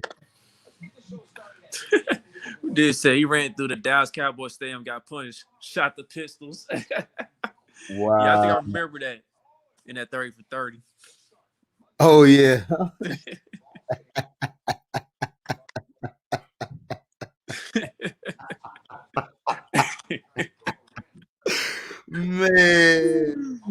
Man, them were Miami boys, man. They was Them Miami having boys, a ball, man. They were crazy, boy. I kept telling people that's when they were the U. Illegally getting all these damn players. They used to do that all the time. They ran it though. I ain't gonna lie about that. They used to run it. Yeah. I'm not gonna lie about that. I just could not stand them though. But I ain't gonna lie, Edgerrin James is my guy though. I like the Edge. Oh yeah, Edge, man. Like, I still don't think he get enough flowers to this day. No, he don't, man, because of that punk Peyton Manning. Because Peyton ain't give him the ball enough. Yep. Peyton kept wanting to throw all the damn time. It's like, dog, Peyton, dog. Come on, stop it. Yeah, Peyton was trying to get the credit for the dubs in the playoffs, you know, so he went away from the game plan that was actually working, and it ended up costing the Colts. Luckily for them, they had a defense that one year when Peyton was trash, because Peyton was trash during that postseason when they won the Super Bowl. I remember we played them in the first round. He threw 3 interceptions. It's just that our offense was crap. Like, they had shut down Larry Johnson because Bob Sanders came back in time. And then we brought back Trent Green when Trent Green wasn't ready to come back. Like, we was rolling with Damian Heward for a little bit. Yeah. That's what messed us up. I remember that, man. The Chiefs, y'all had Herm Edwards as coach. Yep. Yep. Y'all Everybody, should, all y'all, week the media was talking about, well, the Colts got the worst run defense in the league. Larry Johnson should have his way, and they wasn't talking about Bob Sanders coming back. Now, one single media member was talking about Bob Sanders' impact when he came back. oh, They I shut all knew. that down. I said that when the playoffs started. I said if Bob Sanders come back, the Colts was gonna go on a run, and everybody laughed at me. Because their defense was so terrible. If everybody remember it, their defense was so garbage. And when Bob Sanders, I saw when Bob Sanders played in the games when he wasn't hurt, they play like what Tyrann Mathieu does with the Chiefs right now. They just go to another level. I just don't know. I mean, I just like Tyrann Mathieu, man, and he just remind me of that impact how Bob Sanders had when he came in. Bob Sanders' problem was he played reckless and he was so small. Right. But he was a beast though, because I remember him at Iowa. He Yep. was balling at Iowa. He was nice. So Yep. I know all about Bob Sanders.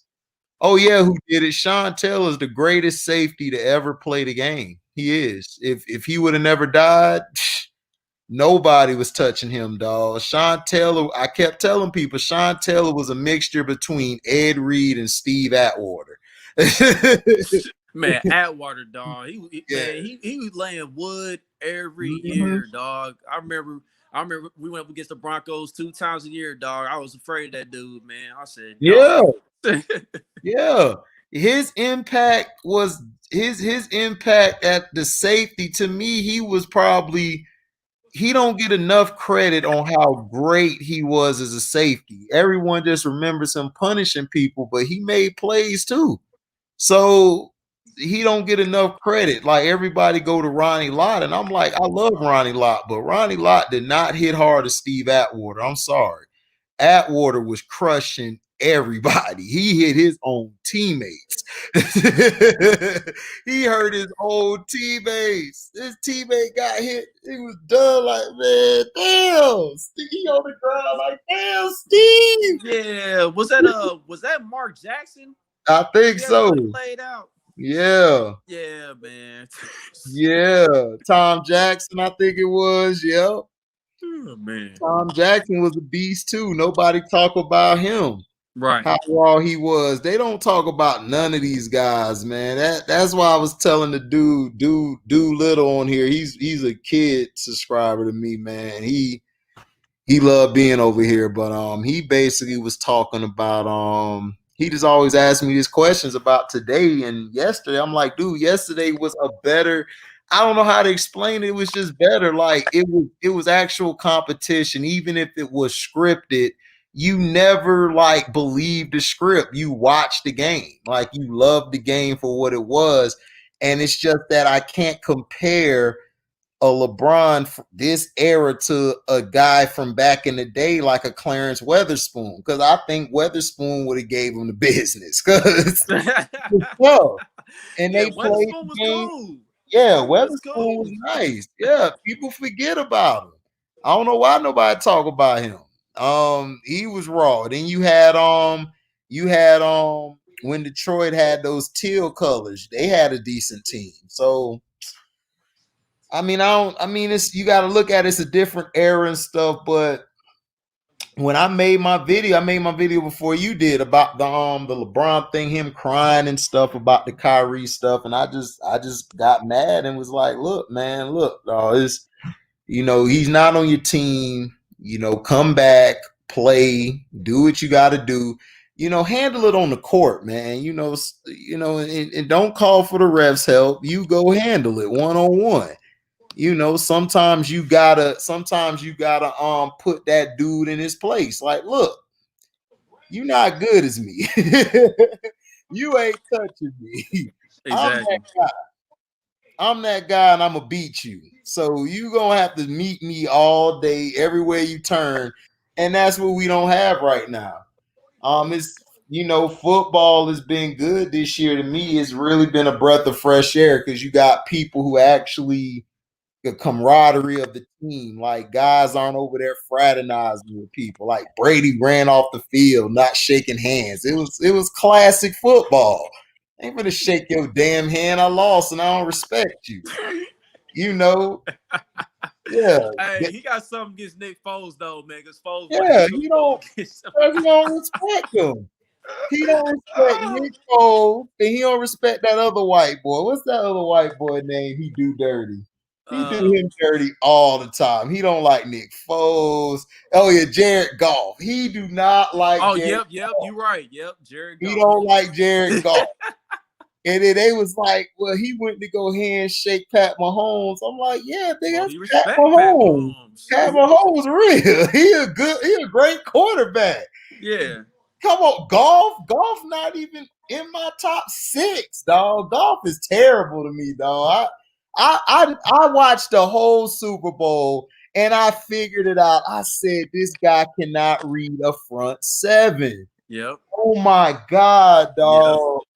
That's exactly what it was, man. Yeah, they kept saying blitzes and blitzes, and I was just getting pissed off all day and everything. And then my dad asked me, my brother-in-law, he was asking me, well, why you getting mad? I'm like, they not beating him with a damn blitz. A blitz is 6 or more people. They beating him with a goddamn pressure. That's all they're running is the pressure. He's like, what you mean? I'm like, dog, all they're doing is switching the linebackers on the inside to either blitz the A gap, the B, or the C. Or what they'll do is they'll blitz both of them and then they'll drop either end or they'll drop this linebacker or they'll drop the safety. It's so simple. It's like, dog, you supposed to see that. You know, and he just kept getting killed. And I was like, damn. Yep. And that's how you know they weren't ready, man. And you know, and that's also how you know like the Saints really won that game technically. Like they had an overtime to redeem themselves after that horrible call. Yeah. You knew that was some bull. They got robbed. We know why they got robbed because the Rams are the bigger. The Rams got more money. That's just all it is. They got more money. They're gonna bring more fans. You know, and that's what they wanted to do. Yeah, Drew Brees and Brady, but to me, I would have made more money. But you gotta look at it. They just opened LA up, so they had to put them in there. Any other year, I believe Brees would have been there to play, but Sean Payton always do this. He always do that. He shoot himself in the foot. He overthinks himself. He overthinks what to do and what not to do. Him and Bill Belichick have this flaw. Great coaches, but they have a flaw of they always got to prove to somebody they're a genius. You ain't got to prove that. You a genius. Yeah. Just do it. Yep, and that's with the Taysom Hill stuff, man. I'm like, dog, this Taysom Hill stuff gonna cost him again in the playoffs, man. Yeah. All you got to do is stuff the line. All you got to do is stop Kamara, run a bracket coverage on Thomas because Thomas has been okay, but you could tell that ankle's still kind of bothering him. So you could take him away by being physical. Like this, all you got to do with a team like the Saints. Jam their receivers every time at 5 yards. You got them. They're done. Knock them off of their route. That's the problem I have when teams that's the problem I have when teams go against the Kansas City Chiefs. All you have to do is put your big strong corner or what I would have did as a defender or a defensive guy. I would put a safety on Tyreek at the front. And what I would do is, as soon as he gets up, I would jam it down hard and then let him go. Once I jam him good enough, then I would have that safety there, or that corner come down, boom, right there. You could be able to hold Tyreek. Not gonna shut down the whole game. He's gonna get open one time. That's all you need to do is to get open one time, but not at the time when you're gonna win the game. and that's how you'll do it. But what makes him dangerous is Kelsey. Kelsey is a beast. People don't understand how great Kelsey is. Kelsey runs up that seam and he kills every time. They cannot stop him up that seam. They can't stop him from going in or going up the field or doing a comeback. They can't stop it. The guy is probably the greatest tight end we've seen in a long time since Gronk. Yep. Exactly. And again, it goes back to Sammy Watkins' presence on the field.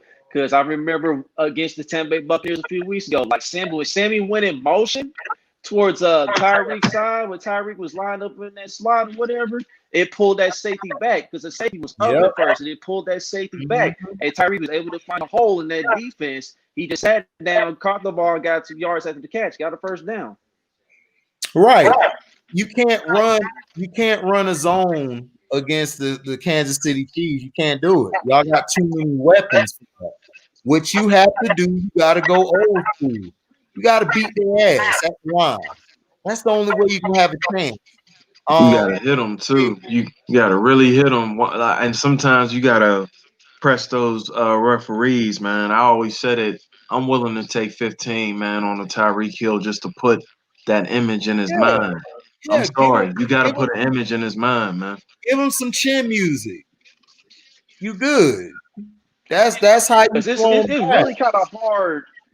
It's really kind of hard to jam Tyreek consistently like that because he's strong himself. But you know, if you do it enough times, you might have a chance to throw him off the That's what square I'm saying. You might have a chance. Keep doing it. You gotta keep doing it. Yeah, he's gonna break sometimes. That's Tyreek Hill. At the end of the day, that's 4.19 speed. Probably 4 flat speed or 3.9 because he looked like he running 3.9. So you have to keep jamming them. That's what I'm saying. These coaches today, they're afraid to try outside the box things. I'm telling you, if you put a big type corner or safety to jam Tyreek, not cover him because he's gonna get burnt. Because you can't a safety or a big corner ain't gonna be able to keep up with Tyreek. We saw that with Richard Sherman.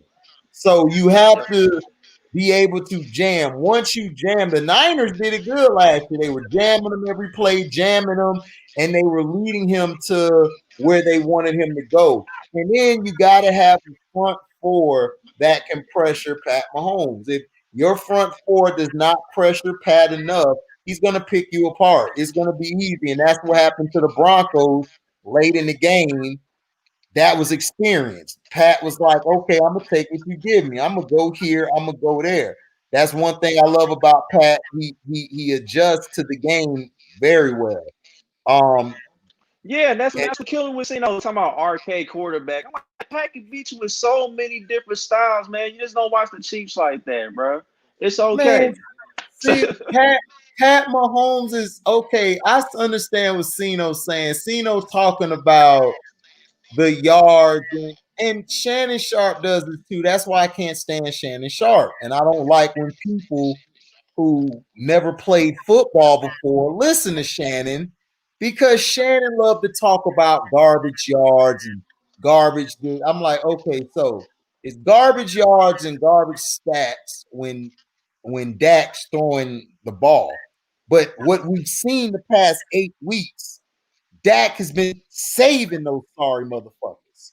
Now, yes. Pat Mahomes, arcade quarterback, Pat's not an arcade quarterback. Like he's saying, love to throw that ball deep and do all this. Yeah, that's his skill set. Pat Mahomes' skill set is to throw it deep. Does he struggle throwing in the flat sometimes? Yeah, but every strong quarterback had that problem. Favre had that problem. Jim Kelly had that problem at times. They just have a that's what killed me. That's what killed me because he said he respects Favre because he's like, man, Brett Favre. Now that was that guy because he was talking about Aaron Rodgers. Like, man, Aaron Rodgers ain't like that, but he said he respects Brett Favre. But your vibe is different with Patrick Mahomes though, and I don't get it. And Pat's kind of like Brett Favre. You see him in the commercial, and they want to make it Pat Mahomes versus Aaron Rodgers. To me, I can see that make it. I don't trust Aaron Rodgers. Aaron Rodgers to me is a pussy. He just is. Yes, he is. He soft. He Yeah. just is. Let's call it what it is. We've been on here a long time, so now they ain't gonna block that because we too far in. So he a pussy. He is. Yeah, man. He definitely is, man. He thinks he's the smartest man in the room, but sometimes I need you to be the brave. I need you to be the bravest man in the room, and that he is not. I need him to be. Aaron Rodgers' problem is that he doesn't allow himself to be coached. He feels like you Sound said, familiar? I'm the smartest in the It room. sounds very familiar. Yep. Right. So he feels like I want to do what I want to do. The coach, Matt LaFleur don't like his ass. If LaFleur could bench him right now, he would, but they're winning. So he got to keep him. His guy is the guy waiting. Love, now he going to be nice. He waiting to put him in. He just want Aaron Rodgers to F up one time so he can say yes. But the coach, because the coach in Philly, he got his wish. He like, yes, he sucks. We can get rid of. He don't like Carson Wentz. And I kept telling, I did a video on this. I said, bruh, the problem is not Wentz. The problem is Wentz is you guys have overhyped him and glorified him to be this Peyton Manning type quarterback. That's not what wins Super Bowls. Carson Wentz had a great year. Why? They had 3 running backs, just like Eli had in the backfield. You had Jordan Matthews, you had LeGarrette Blount, and you had somebody, I don't think it was Jordan Matthews. They had LeGarrette Blount and somebody else. But they picked that Patriots team apart. That's all you got to do against the Patriots is run the damn ball. Peyton Manning could have beat the Patriots anytime he wanted. Just run the ball. Yep. And another thing, that's part of Frank Reich's doing because Frank Reich is currently in Indy. You see what he's doing. That's when Carson Wentz had his best year when Frank Reich was the offensive coordinator in Philly. And so what are Wentz they got doing hurt. in Philly? What they doing in Philly? Running the ball and then throwing. That's how you win championships. And that's what they should have. That's what Carson Wentz. That's what they need to do with Carson Wentz. They don't have a running game. Miles Sanders is in and out the lineup. Because to me, Miles Sanders is the best back in the East when he's healthy. Boston, Dallas, or whatever his name is, he's good, but he's a Darren Sproles. Those are not every down backs. You bring them in on a third down or a pass play, and they'll get you your yards, but they're not a every down back. They're just not built that way. They're too small. So, and then Fulgham is straight, but they done figured Fulgham out. So now you gotta adjust. A kid Rager, I like Rager. Rager's nice, but he has to work on his route tree as well. He has that problem. Then they lost on their boy Ertz, so that killed them. Ertz is gone. And It then come back to skill sets though, HD. I mean, I love how you keep saying skill sets. That comes back to scouting and coordinators, man. Dudes get paid hundreds of thousands of dollars to not know what the hell these people's skill sets is. If you all are looking for the next Patrick Mahomes, this is the message to all these NFL gurus. Then you shouldn't look for Mahomes. You're not going to be successful. That's like saying I'm looking for the next Steph Curry. Right. You're not going to find that, man. Steph is special in his system, and he's a special player. Don't try to duplicate that. Right. Don't try to duplicate They that. trying to compare Trey to Steph, and I'm like, dude, Trey play like Steve Nash. Go watch Steve Nash. He plays the same damn way. He don't play like Steph. But it's skill sets, man. I love how you keep saying that, bro. Trey don't move off the ball like Steph. No. Dude, Steph Curry is Reggie Miller with handles. That's all he is. Yeah, he is. He just like Reggie. He run through 500 screens and wet. And then when he needs to put it on the floor, Reggie will put it on the floor against you. Steph will put it on the floor against you. They the same player. Like even when Cino said Sean Kemp or LeBron, I'm like, nigga, hell no. LeBron is more like a Weatherspoon, a Clarence Weatherspoon, or guys like that. Like he was big and used his size, but he wasn't he's not no Sean Kemp. Their skill sets are different. And then Sean Kemp to me was way more athletic than LeBron. He Way more. was. This guy He was was. I believe that. Yeah. 16 jumping from free throw line, doing this in the air. Yeah, peak for peak. I don't even think it's. I don't even think it's close. Like I don't think it's close between LeBron and Grant Hill. I think maybe overall game. Actually, no. Overall game, Grant Hill can outshoot LeBron. Grant Hill didn't shoot threes. If he was playing Yeah, I today, got he Grant would be Hill. shooting threes. Yeah, Grant Yeah, I Hill got with Grant Hill all day. Who did it? LeBron couldn't mess. Like I said with my brother on the last video we did, I don't see what these people see. Me and my brother crack, and we do not understand what our other brother Bean see in this guy LeBron. We just don't. I don't see it. It's like even he see it because my brother crack, and he a huge Laker fan. That's because of Magic. That's his favorite player of all time. Is Magic Johnson. So and then he loved Kobe because he part of the Lakers. So he don't like LeBron. He like, dog, I ain't rooting for these mother effers. Hey, dog, I was a Lakers fan before LeBron got there, man. Me Like, I too, tried to give it man. a chance with LeBron. I was like, maybe he gonna change, but nope, the same guy, man. I was Bruh. like, I can't do it, bro. And your brother, HD, he might be a prisoner of the past. Like I know a lot of dudes who like LeBron for them first like 6 years, and they don't want to realize like he's not that same player because the league has cushioned this nigga.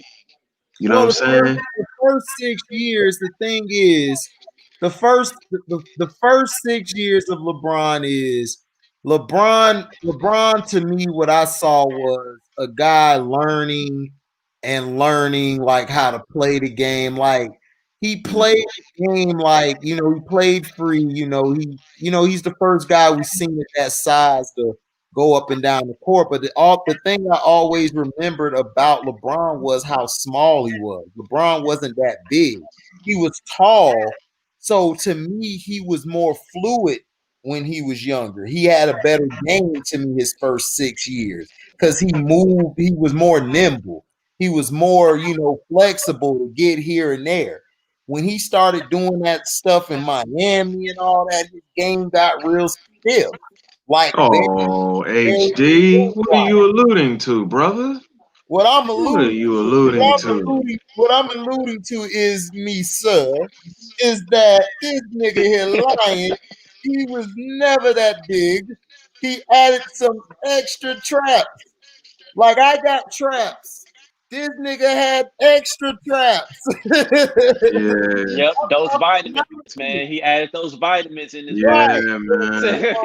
Flintstones. We gonna call it Flintstones. I mean, brother, you in Florida, HD, and I'm sure C Pen, you heard this too. And I'm sure you could Google it. The bio, his name is on the bio ledger. Him and Jameer Nelson both. Yeah, dude, they talked about it. I remember all in that. the whole news. We all saw this. Yes, sir. And then LeBron got real small. Sports Center.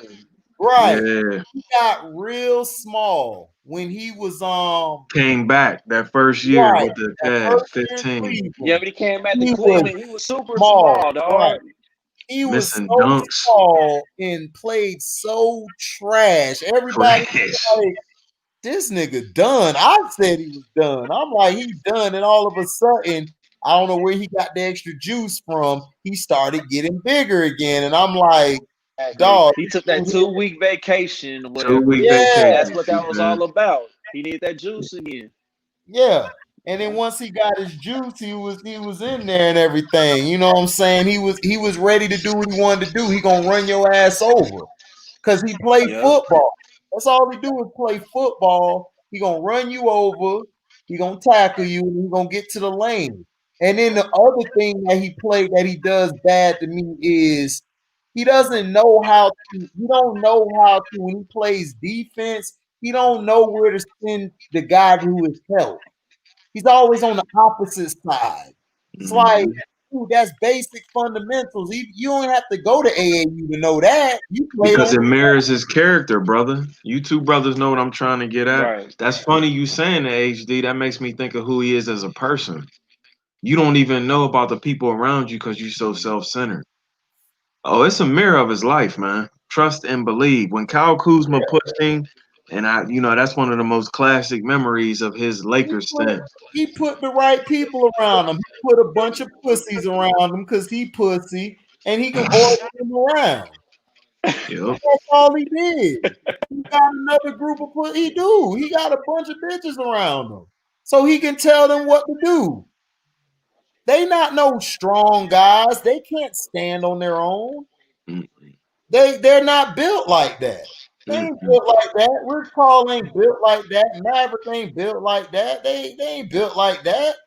And he knows that. That's why he puts them there, because he knows he can pull the strings. See, yeah, people gotta understand LeBron is a thinker. He's like I am. I'm a thinker. I love to think.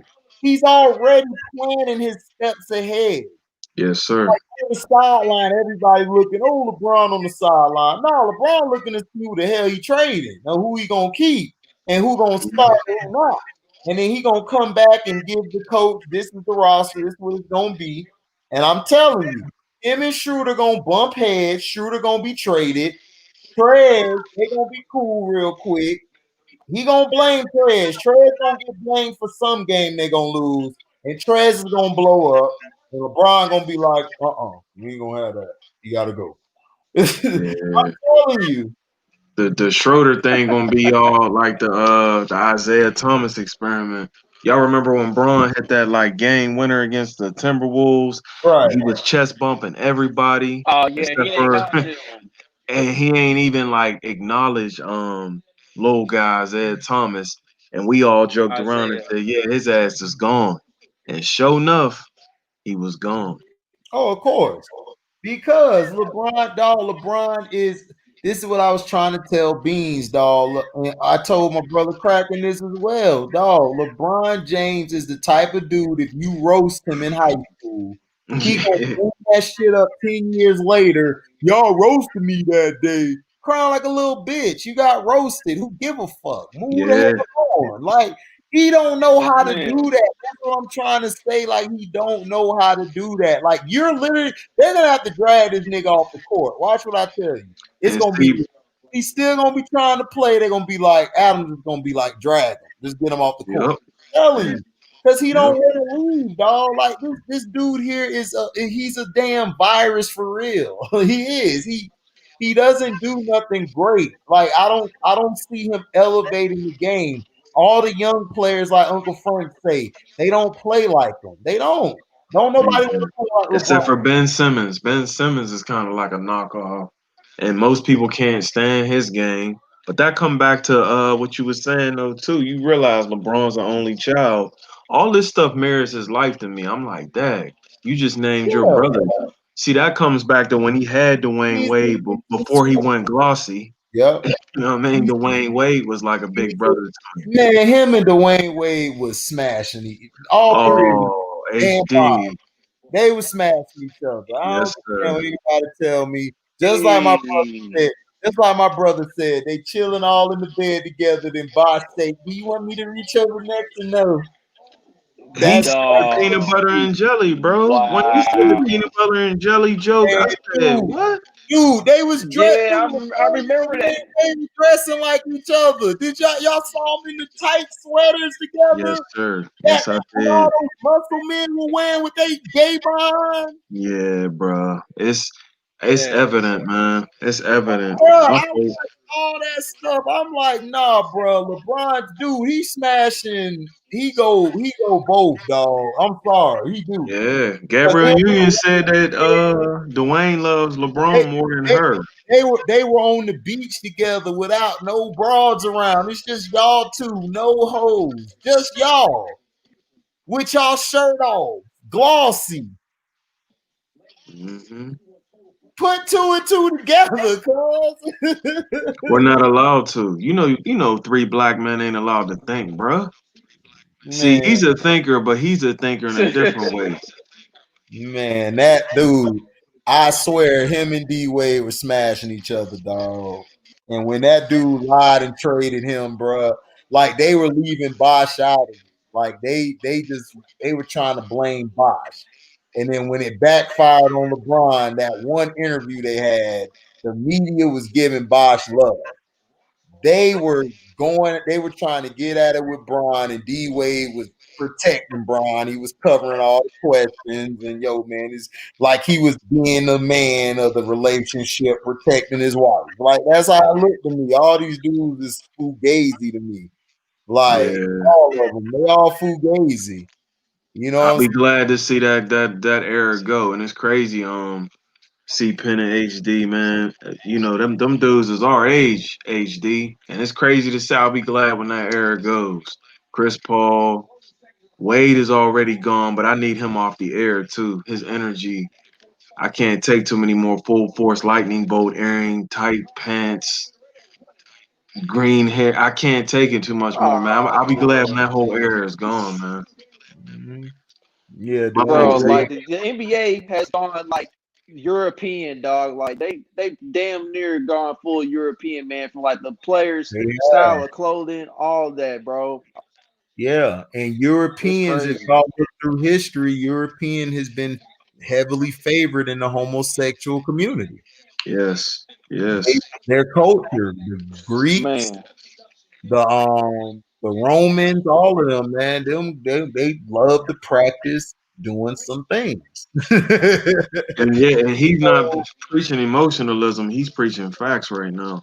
Right. So they always been doing that stuff, man. They was messing with each other and stuff. Like I read that. They Dwight Howard grabbing niggas nut sacks. I seen all them videos. Them Shit. ain't Photoshop, man. I try to Wow. tell somebody, I said, no, these are videos, my nigga. Like, he's grabbing people's sack. And, you know, I know he was raised in the church. I said, that don't got nothing to mean nothing. That don't mean nothing. These dudes is into some other type of ish.